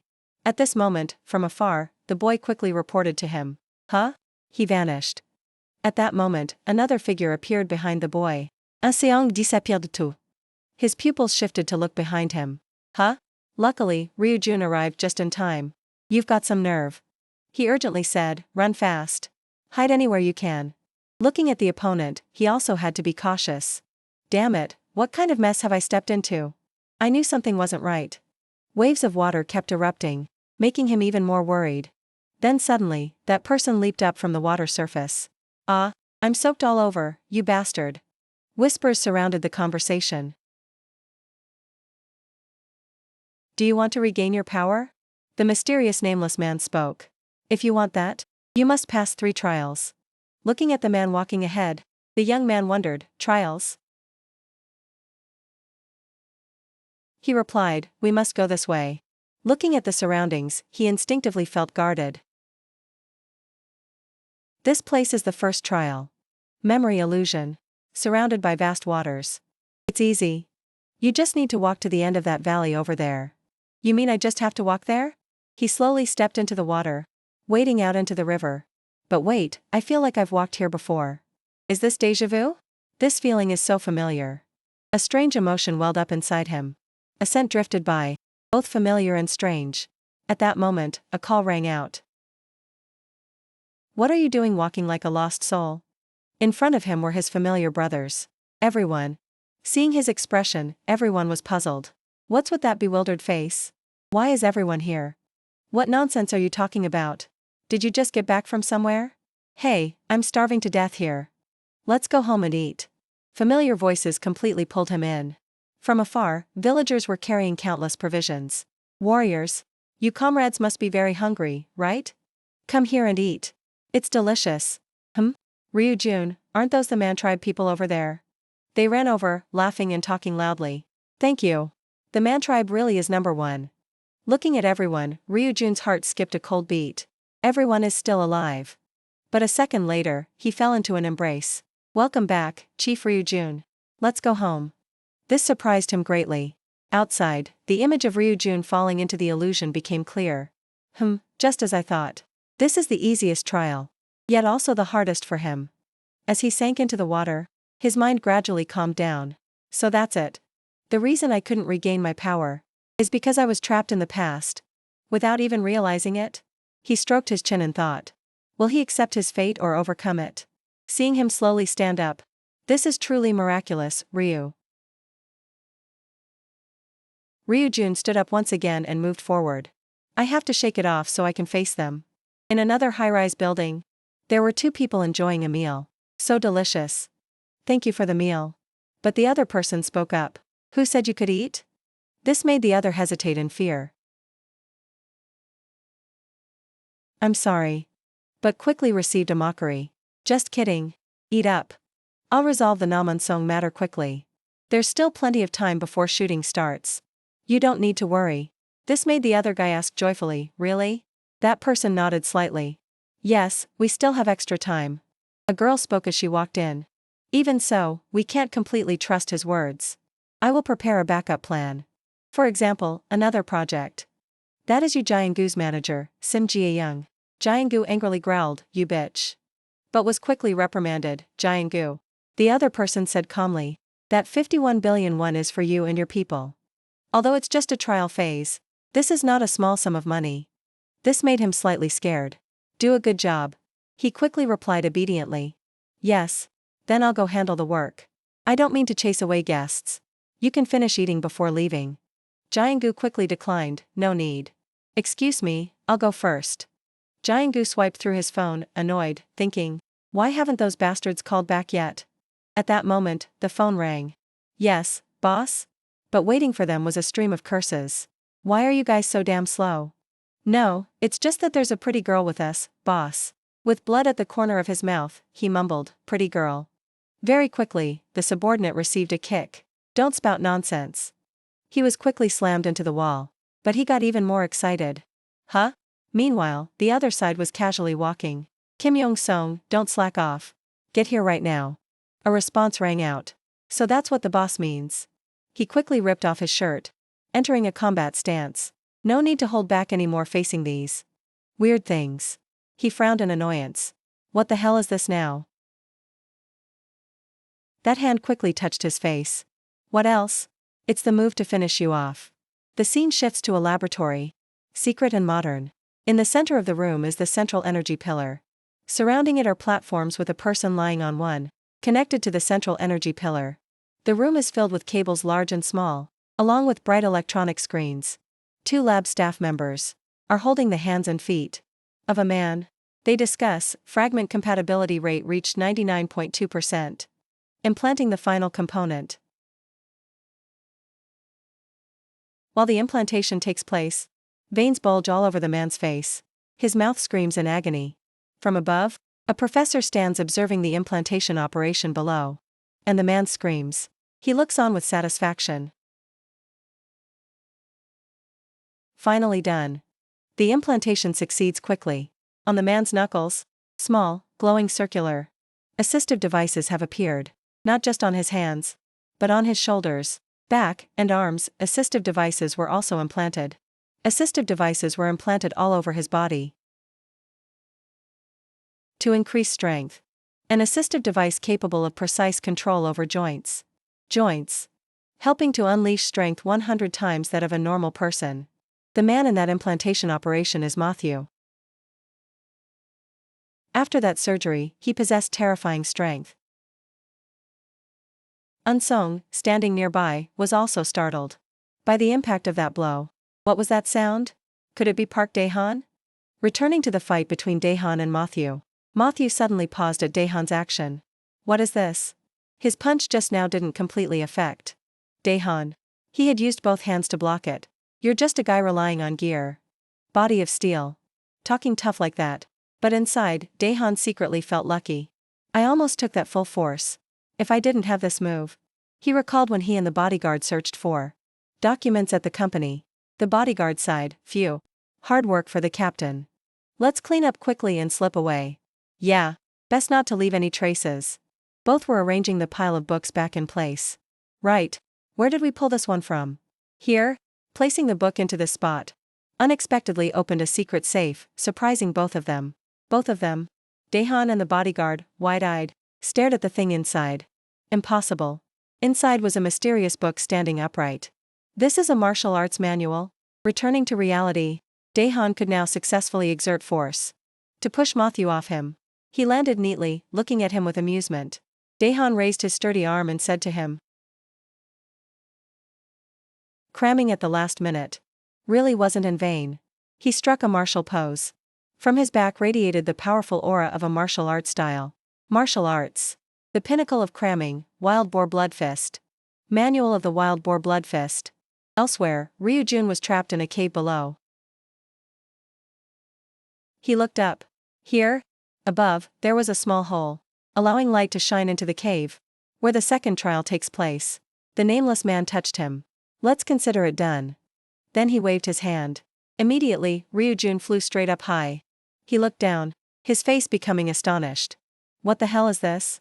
In front, a forest surrounded by 3 massive walls, solidly encircling it in a ring. They hovered in midair.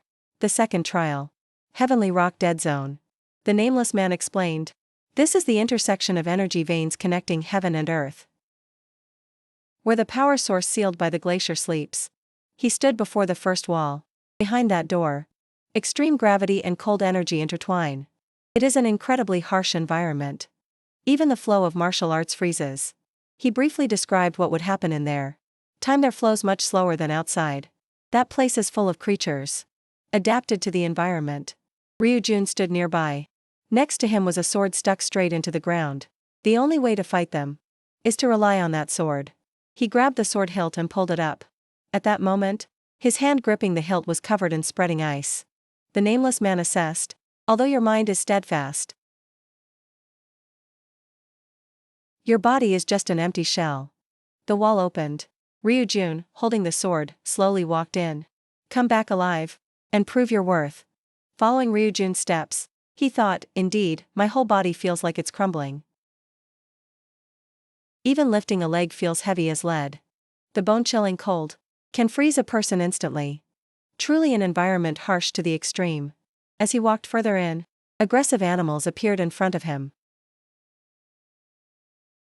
They followed in a pack, each one massive and extremely ferocious.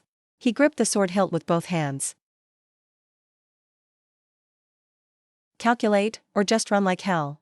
He swung the sword with force, slashing straight ahead. I don't have much time. On Daehan's side, his battle with Matthew had not ended yet. Both had taken hits from the opponent. Daehan refused to give up. He raised his fist, aiming straight. The punch aimed at Matthew's chin, knocking him backward. Wind-shattering strike. The assistive device on Matthew's abdomen lit up. Then his shoulder and neck. Thanks to it, he only bounced back violently. Instead of falling, both charged again. Both sides attacked head-on again. Once more, a combo clash. Matthew, assessed Daehan. Your destructive power is formidable. But the assistive device on his knee lit up, preparing to help him jump. He leaped up. His path was agile, confusing Daehan's vision. With just this speed, you can't beat me. At this moment, he kicked powerfully straight at Daehan. Body of steel. Luckily, he used his arms to block. So, let's finish this quickly. Matthew kept a cheerful face, calculating. How should I finish you off beautifully? The sound of something breaking rang out, making him sense it. He looked at his leg, realizing Daehan's plan. So all along, he's been secretly targeting my weak points. Since when did I take so much damage? He laughed with amusement. Every punch was calculated, huh? That guy must have realized it too. He'll surely focus attacks on the leg. What's he planning next? He confidently signaled Daehan with his hand. I'll give you a chance for one final strike. I know all your thoughts. Daehan rushed in. Fine then. However, inside he was suppressing the pain. I'm almost at my limit. This is the last blow. Must succeed at all costs. Matthew also readied a counterattack stance. He folded both arms. Checkmate. Then he aimed straight. But suddenly the ground shattered. The ground? He was surprised. Where did you disappear to? From behind, a hand touched his face. He's not aiming for my leg? Daehan spoke up from behind him. What was that move called again? His eyes looked seriously at the opponent. The red attack that can crush even mountains? Red Mountain Breaker. Matthew glanced back. Then he turned around, swinging his fist. You think that single blow can take me down? While he was confident, his body suddenly felt strange. Huh? His body froze. No matter how powerful your technique is, once you lose balance, it becomes useless, right? Daehan seized the opportunity to rush in, hugging his waist and aiming downward. This is what I was aiming for from the start. Both fell into the water, sinking down. Matthew's face now showed distress. Now let's see. As for Daehan, he smiled victoriously. Who will be the last one standing? At that time, in a luxurious villa. That bastard. Damn Young-sung, why hasn't he shown up yet? I have to take back the praise about him being the fastest. Told you, I'm the fastest. Hon asked, by the way, where is the boss? Jin-in replied indifferently, probably arriving soon. Looks like boss is annoyed. Watch out. The blonde guy sensed something outside the door. He turned around. Feels like something just flashed by. However, his accomplice dismissed it. Who could pass through here? This place is Yu Jiangu's private villa. He handed it over to us now. The scene moves to Eun-hee. Her body was tied up. She slumped down in exhaustion. A sound from outside the door made her look up. Hey, you haven't forgotten my voice, have you? Eun-hee looked towards the door in shock. Daehan leaned against the door, calling in. Get lost. I've got this covered. Elsewhere, Ryujun was tirelessly attacking huge and dangerous wild creatures. Equivalent to 1 year in this place. Using the sword to fight. Like a primal beast. Muscles torn and healed many times. Finally, the battle ended. He stabbed the sword into the ground, head bowed. The ground was littered with carcasses of wild beasts. They lay crowded, piled on top of each other, motionless. Ryujun stood up. They fell silent. Now, please judge my ability. He looked upward, awaiting judgment. He continued to plead, waiting for guidance. What should I do next? Suddenly the ground beneath his feet shook. His whole body lost balance. The entire ground beneath him disappeared. His body fell abruptly. In just a moment, he left the floating forest just now. He fell into a lake. While his body was sinking, he thought, what is this? Could this be the final trial? The sword did not sink into the water, but was floating. It just hovered right on the calm surface of the lake. Back to Daehan. He had successfully picked the lock of the room holding Eun-hee. He looked around warily, ensuring no one detected him. Once reassured, he stepped into the room.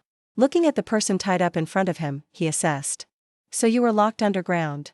Seems like you're not very important to them, huh? Eun-hee ignored those words. She urged, shut up and quickly take this off me.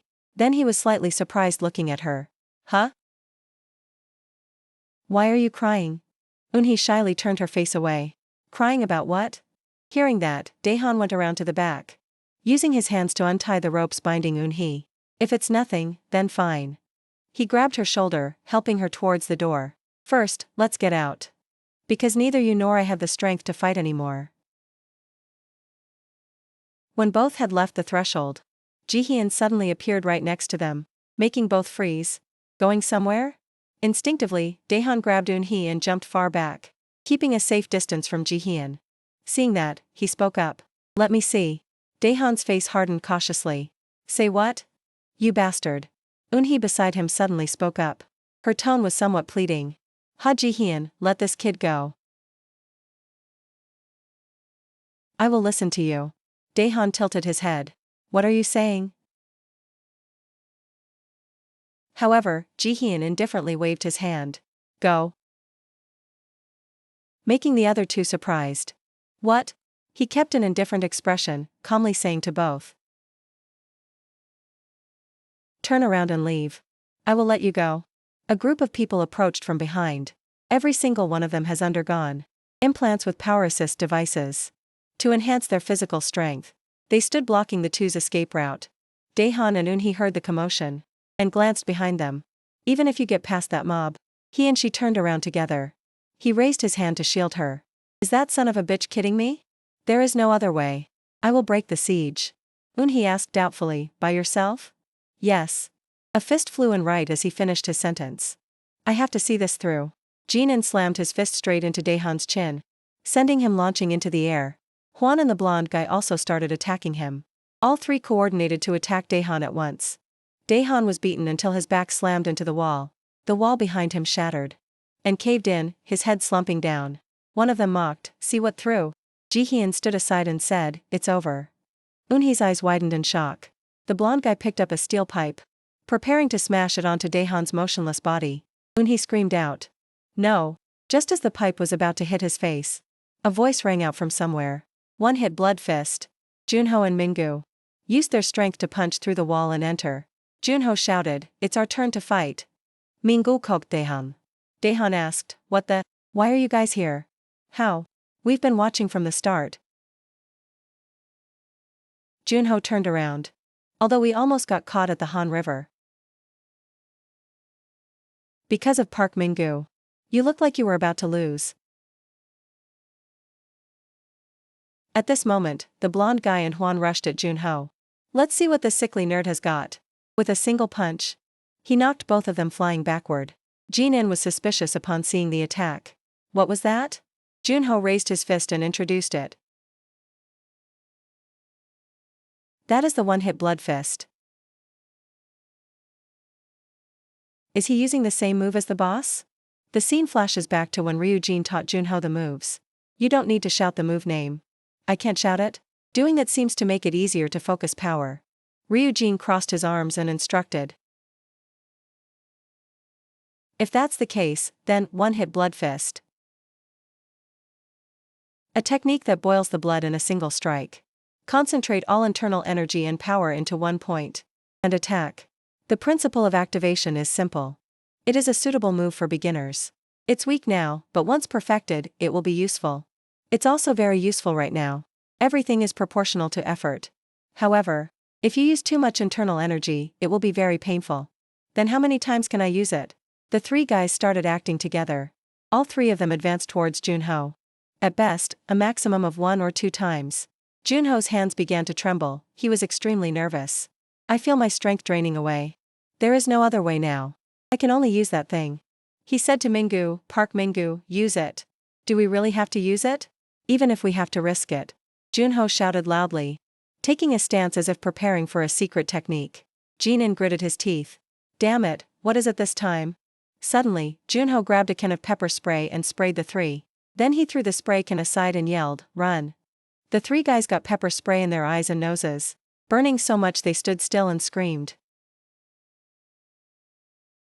Using that chance, Junho grabbed Eunhee's hand and pulled her. "Run everyone." Ji-hyun watched the scene indifferently. It's no use. The four of them had almost escaped the villa. Everyone looked straight ahead, trying to run as fast as possible. "Don't look back, just run." But from behind, the three guys subdued all four of them, forcing them to the ground. Jin-in shouted angrily, "You bastards dare to humiliate us?" The other two raised their fists, preparing to finish Daehan's group. "I'm going to crush your heads." Ji-hyun stepped forward. With just one kick, he sent all three of them flying. "Move aside." They were kicked into the wall, piling onto each other. Ji-hyun knelt down, preparing for his attack. He sprang up, heading towards the three guys. Jin-in was stunned. Boss Ji-hyun used one hand to attack all three of his subordinates. Daehan fell to his knees watching that scene, staring at him in shock. How pathetic. So what if I invested hundreds of millions of won? Anyway, the parts are recoverable. I just need to kill everyone. After dealing with his subordinates, Ji-hyun turned to look at the four with a terrifying face. "For the crime of daring to mess with me." Minggu was speechless. He couldn't say anything either. Ji-hyun flew high up into the air. He looked down and declared, "So this is the end?" He activated his power, preparing to land a blow on all four. "Die, all of you." As he was rushing down, he was suddenly blocked. A familiar voice rang out, making even Ji-hyun freeze. "Luckily I'm not too late.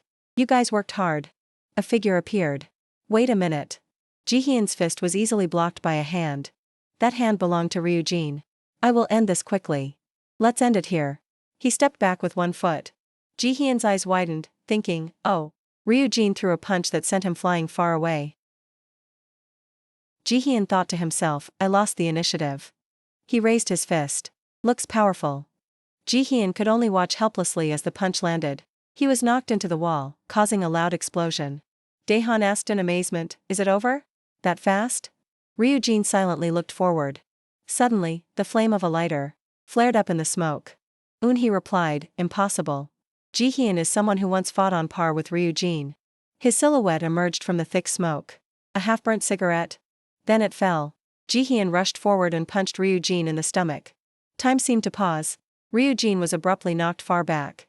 The ground cracked following Ji-hyun's punch. He smirked. Ji-hyun said mockingly, "This is exactly the feeling." Ji-hyun, he used to be the head of a family. Someone who didn't hesitate to shed blood for his own goals. And that goal was purely for his own amusement. Though young, he possessed extremely high martial arts skills. So no one could stop him. He was a tyrant. Then one day, he met a masked man. And Urian's offer was enough to stimulate Ji-hyun's interest. Even though he possessed no special martial arts, Urian valued that point highly. Knowing that it was his own unique weapon, Urian helped him surpass his limits using forbidden techniques. And Ji-hyun's martial arts skyrocketed. As a strong man acknowledged by Urian, equipped with modern technology, his current combat power has increased tenfold compared to before. Ryujin was blown away by the punch. Ji-hyun said, "I thought you were hiding somewhere to prepare something." He spoke while landing. "But if this is all, it is truly disappointing." He used both hands to block Ji-hyun's kick. The foot landed firmly on his arms. Ryujin grabbed one of Ji-hyun's legs. He exclaimed, "Strange." He threw Ji-hyun hard to the front.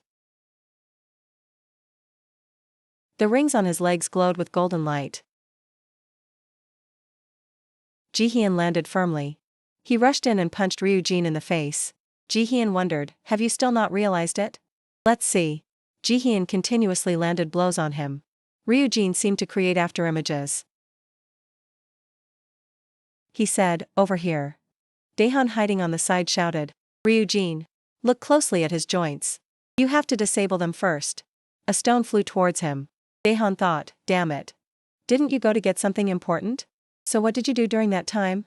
Or did you fail?" Ryujin collapsed. Daehan thought, "If that's not it." Ji-hyun placed his foot on the wall. He arrogantly asked, "What now?"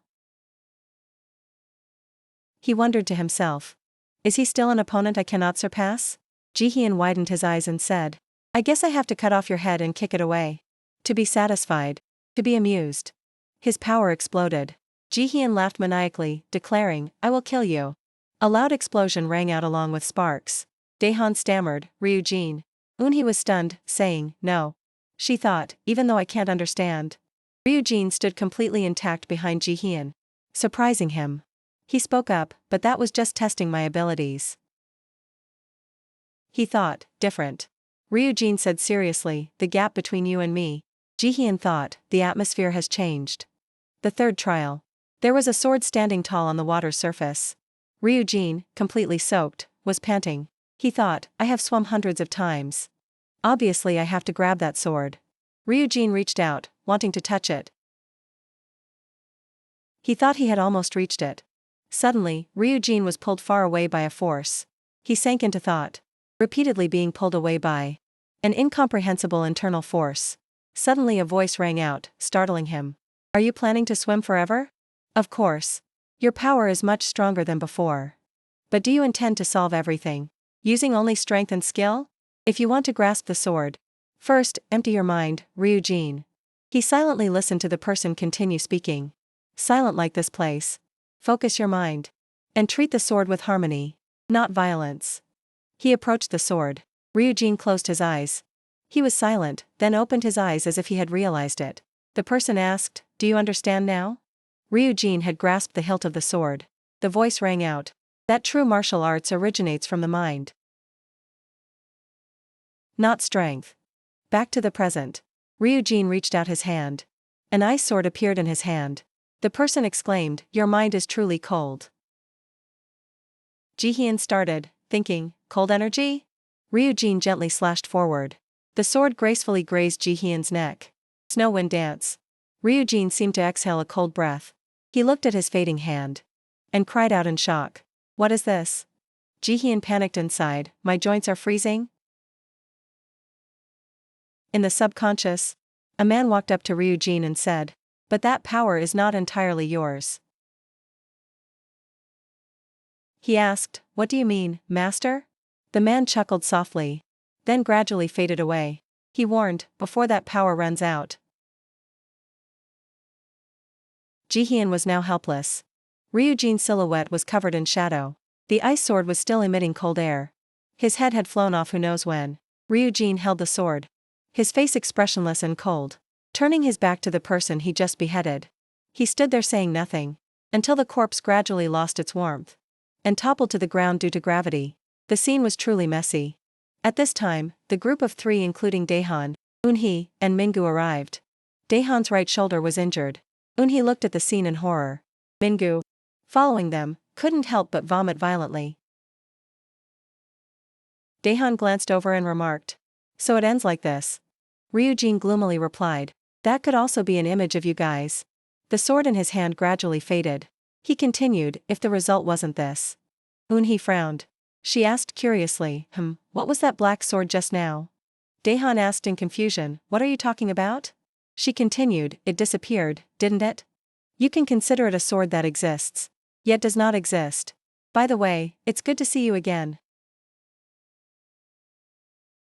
Yoon Wonhye, Eunhee, turned away to hide her composure.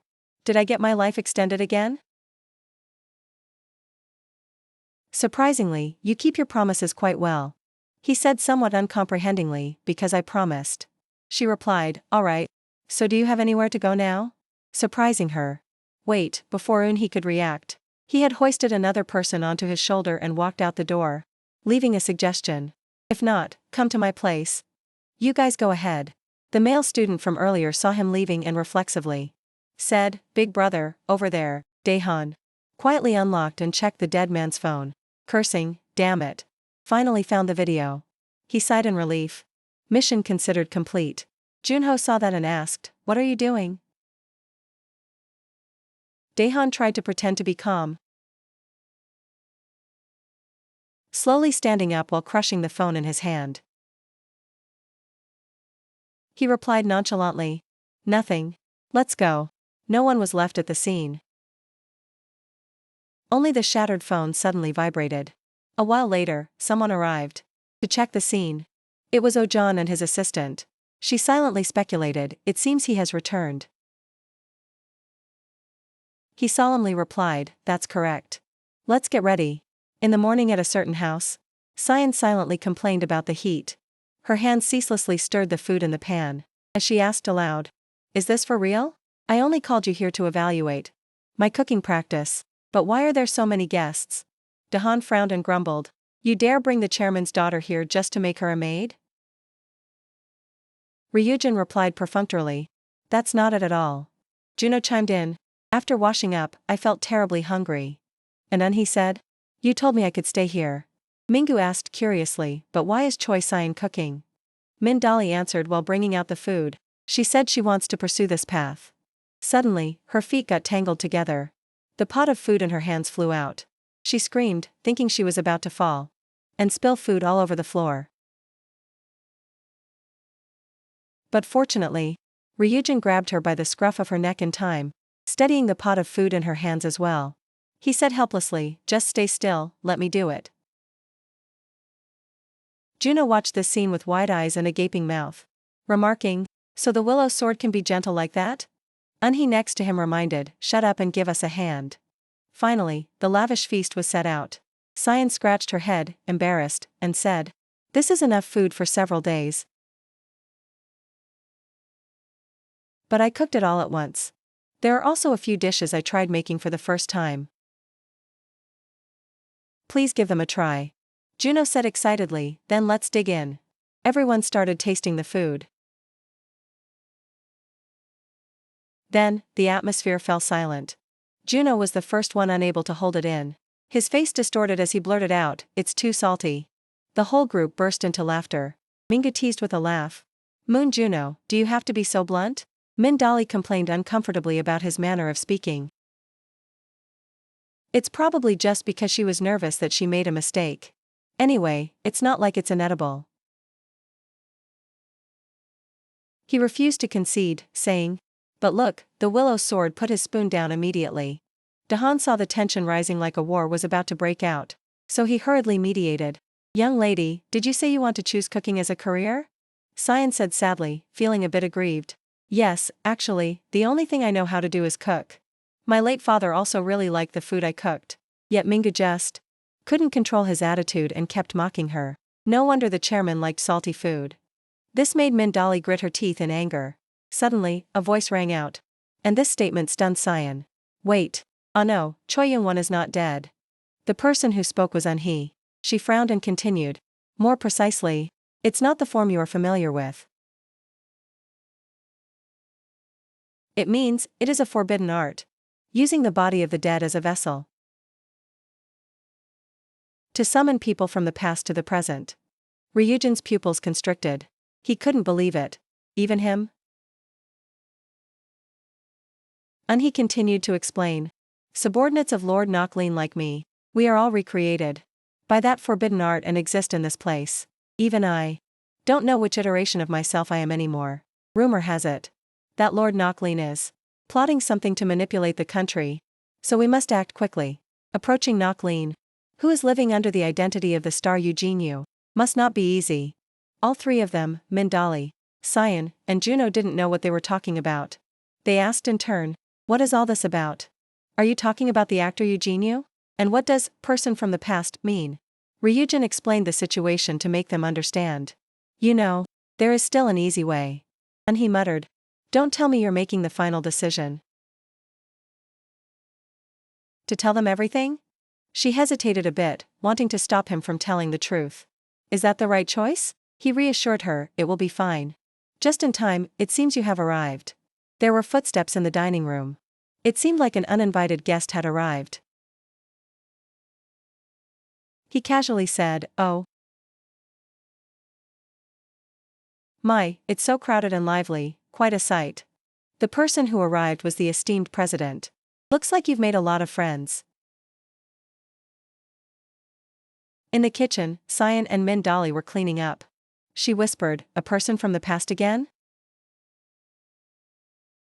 If what that girl said just now is true, then can I meet my dad again? Mindali advised her to be patient, just wait. There seems to be good news. Out in the garden, the president was chatting with Ryujin and Eun-hee. He was still quite incredulous. It truly is a series of stories. Like in a novel. Eun-hee also sympathized. It must be hard to understand all these things, all at once. But for someone who is president like you, having gone through so many upheavals, you could say you have experience with this kind of thing. He spoke excitedly. No, actually, I am quite a curious person. I gathered vague information and was in a state of confusion. Now it has been cleared up. He turned to Ryujin and spoke sincerely. And sir, do you still remember? If you need help, please let me know anytime. I have always been waiting for you. The president smiled kindly, offering his greatest sincerity. I will find a way. Suddenly, his assistant ran in frantically, shouting loudly. Mr. President. He was surprised. The Director of National Intelligence? The person who just arrived hurriedly reported, it's bad. Sir, please look at this. The president took the phone. The three of them gathered to look. He asked curiously, what is it? Meanwhile, on the other side, the communications room was in chaos.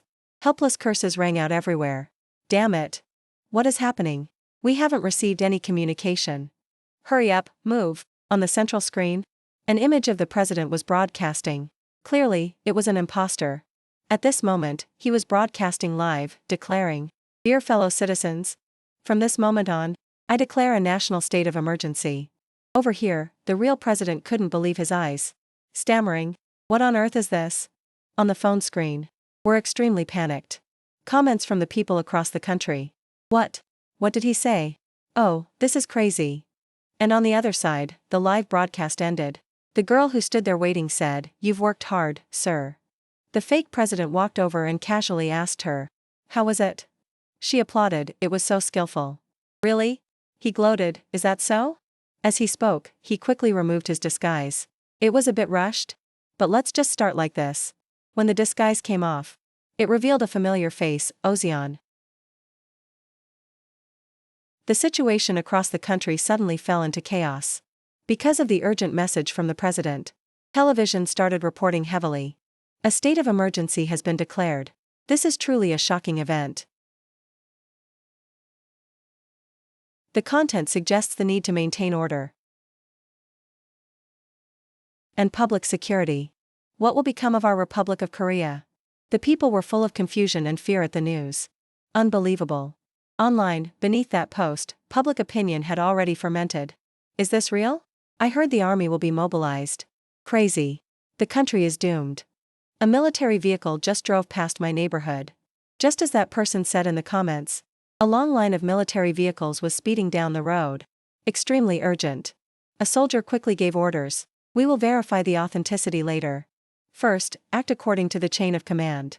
On the street, self-driving cars.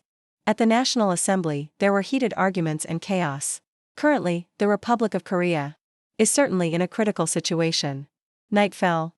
A black car was leisurely driving on the road. Inside the car, Ki-hyun pushed up his glasses frames, saying, "Unbelievable. To think the president would do something like this." Sitting opposite him was Ozeon, the one who impersonated the president and was causing trouble in the chaotic situation. He said, "The time has come." The man asked back, "The time? Is this an opportunity for you, representative, to take the president's position?" He explained solemnly, "Member of the National Assembly, Democratic Party Representative Kim Ki-hyun." The old fox smirked, probing, "Is that so? Eugene, you should not have been an entertainer, but a politician instead." Ozeon gave a social smile to brush it off, "You flatter me." He put on his hat and said, "I don't like politics much. Although there is power, it damages one's image too much, and overall, public favorability is low." The man replied agreeably, half listening, "That is true." He took a sip of wine and continued, "Entertainers have good symbolic value." Saying that, he handed the man a phone. "And there's this too." Ki-hyun frowned after looking at it. Unsure, he asked again, "Is this real?" He replied calmly, "Of course, the content isn't true." Ki-hyun looked out the car window and replied lazily, "But it's enough to incite people. Incitement will overthrow the president." On the phone screen that hadn't turned off, a special report cover appeared. It read, "President. Spy. Special report focused in 1 hour." He pulled his hat down low, intending to leave quickly, leaving a final word before saying goodbye. "I am currently supporting you greatly, sir. If I help you to this extent, I surely won't have to wait much longer, right?" The man spoke up. Before that, making him glance over, "Is that really the only condition you want?" "Of course. Then I wish you all the best, Mr. Representative." He watched the car drive away and disappear. The assistant who had arrived some time ago asked, "Did the conversation end well, sir?" He replied casually, "Passing a bill is not a difficult condition for them." She asked curiously, "Do you mean the mandatory vaccination law? They didn't say anything else?" He smiled smugly and said, "Because I have an organization. So naturally they only think it's for money." "That's right. Is it progressing well overseas?" She replied, "Yes. Proving everything was proceeding according to his arrangement. Just like what you saw in the report last time."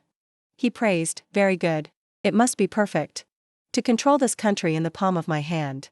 On Ryujin's side, they were breaking their heads, thinking of a way to solve the problem before them. Dahan held his forehead in pain and said angrily, "I thought he was just a famous entertainer.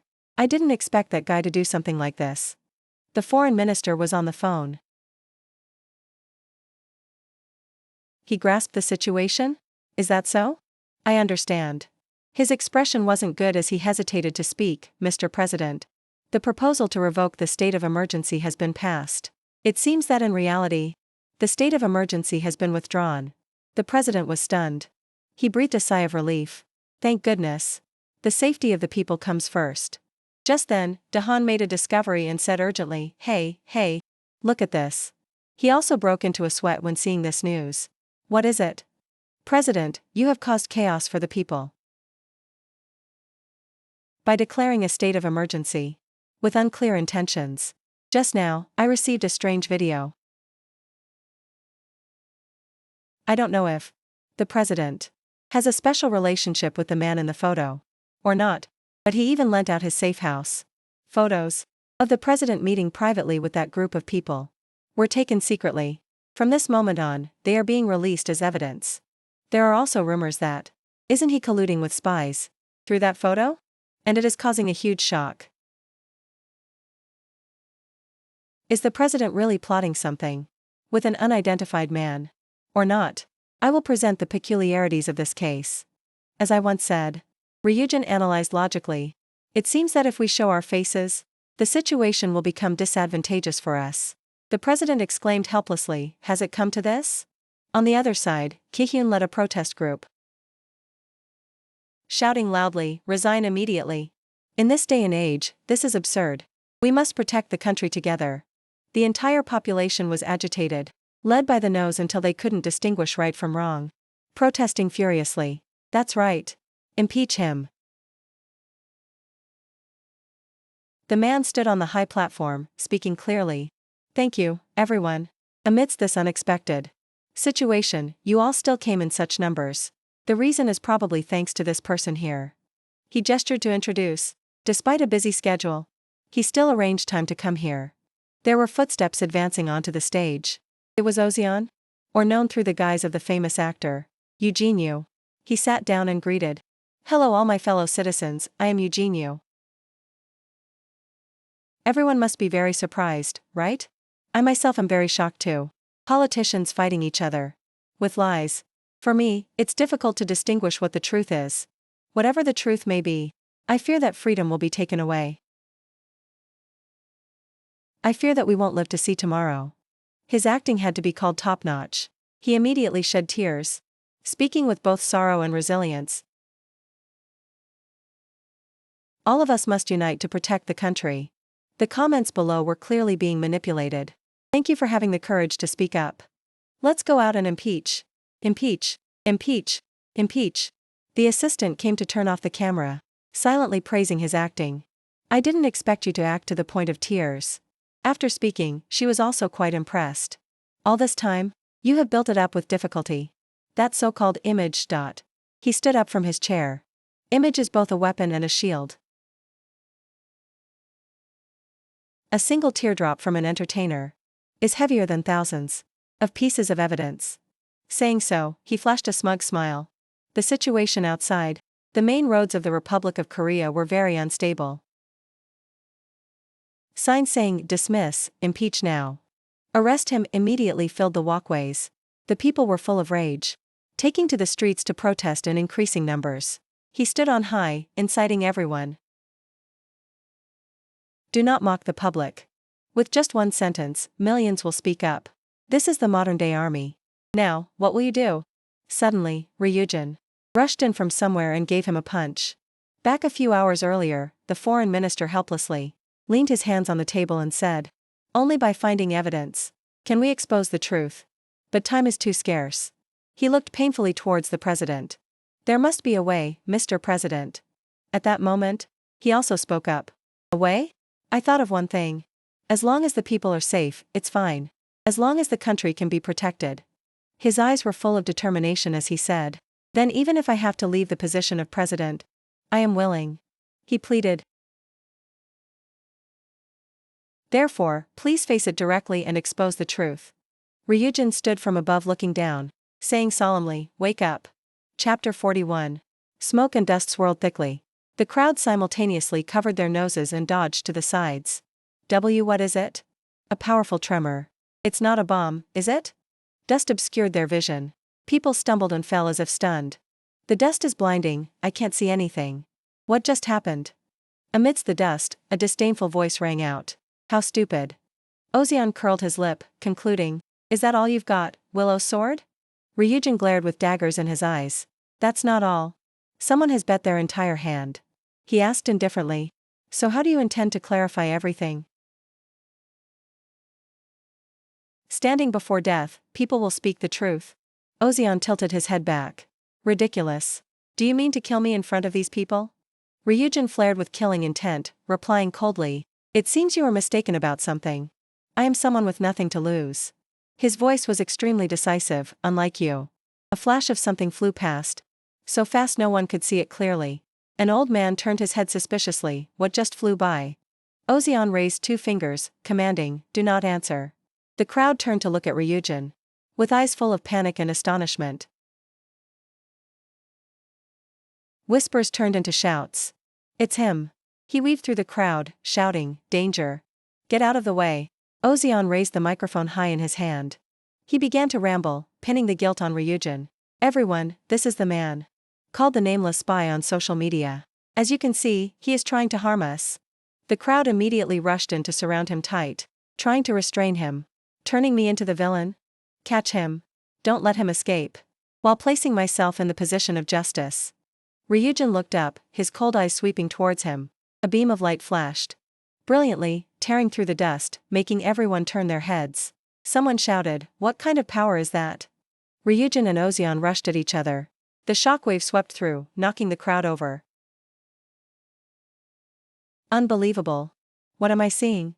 Ozeon's punch flew forward, but Ryujin dodged his punch and knocked the opponent away. Don't let innocent people get hurt.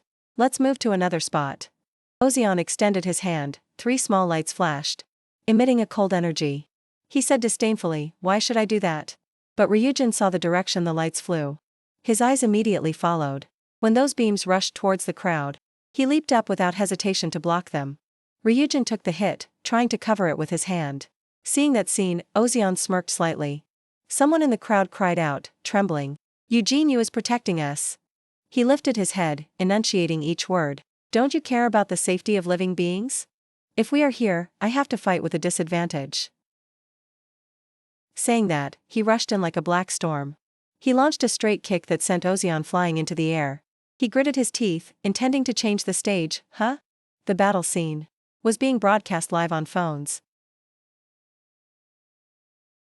Elsewhere, Eunhee and Dahan held their breath watching. It started. Then, the president spoke up. "Let's begin now." Back to the battlefield. Ozeon raised 2 fingers in a Taoist art, cracking the ground as Ryujin flew in. The force smashed the earth. Ozeon laughed maniacally, faster. The two tangled together amidst a ring of light. Ryujin drew his black sword. Steel flashed like night cutting through light. He slashed straight down. Ozeon spun to block, but the blade was so strong he was forced back. His body slammed straight into a building, shattering the glass. Ryujin didn't stop. He chased after him. Explosion. Another collision distorted the space. The dust settled. Ryujin grabbed Ozeon's collar, lifting him off the ground. He was still laughing hoarsely, asking, "What is that black sword? You hid something interesting, didn't you?" Ryujin's eyes were icy cold. "This is nothing yet. The truly interesting thing is elsewhere." On the LED screen, the president appeared and spoke to the whole city. "Hello, all fellow citizens. First, I would like to apologize for this incident. The reason I am appearing here is to reveal that the video declaring the state of emergency was a fake. We have obtained the original. I respectfully ask everyone to watch closely." The crowd buzzed. The original? So the video was fake? What kind of absurdity is this? Then the story returns to before the incident occurred. Wait. Ryujin turned to the president and suggested, "If we cannot find the evidence, then why not create it ourselves?" He was surprised but saw the merit. Create it ourselves? That is exactly what I said. We will do the same. And incidentally, we have someone capable of that right here. Ryuzum did not hesitate. Let me confront Knocklean and broadcast it. Via the LED screens. The truth shall be exposed. The truth about the declaration of the state of emergency. It is truly shocking. That was actor Eugene Yu disguising himself as me. Everyone was stunned. Eugene Yu? How is this possible? So this whole thing was staged by Eugene Yu? Ryuzum grabbed Ozeon tightly. He could hardly believe his ears. His eyes showed shock, then contempt. He shouted, "You bastard. Where did you get that filthy fake evidence?" Ryujin replied bluntly, "Do you know why?" Leaning close to Ozeon's face, he said, "Stories fabricated with lies will always collapse before another lie." The public grew increasingly confused. What is the truth? I don't know anymore. I just want to go home. Ozeon did not give up and continued casting his arts. Deciding to use drastic measures in this situation. "I have no choice but to use brute force," he commanded. "Look. The crowd is still my weapon." A magical vortex appeared in the sky. Ozeon slowly floated up and shouted, "I will absorb their vitality and destroy you." Tangled magical fibers revealed themselves on his body. Ozeon clenched his fists. His body transformed, his hair growing long and thick. Even so, Ryujin watched his transformation coldly, calmly witnessing Ozeon fully deformed. He smiled triumphantly. Face the power of heavenly principle. The video ends here. If you enjoyed it, please hit the like button to support me. Thank you and goodbye everyone.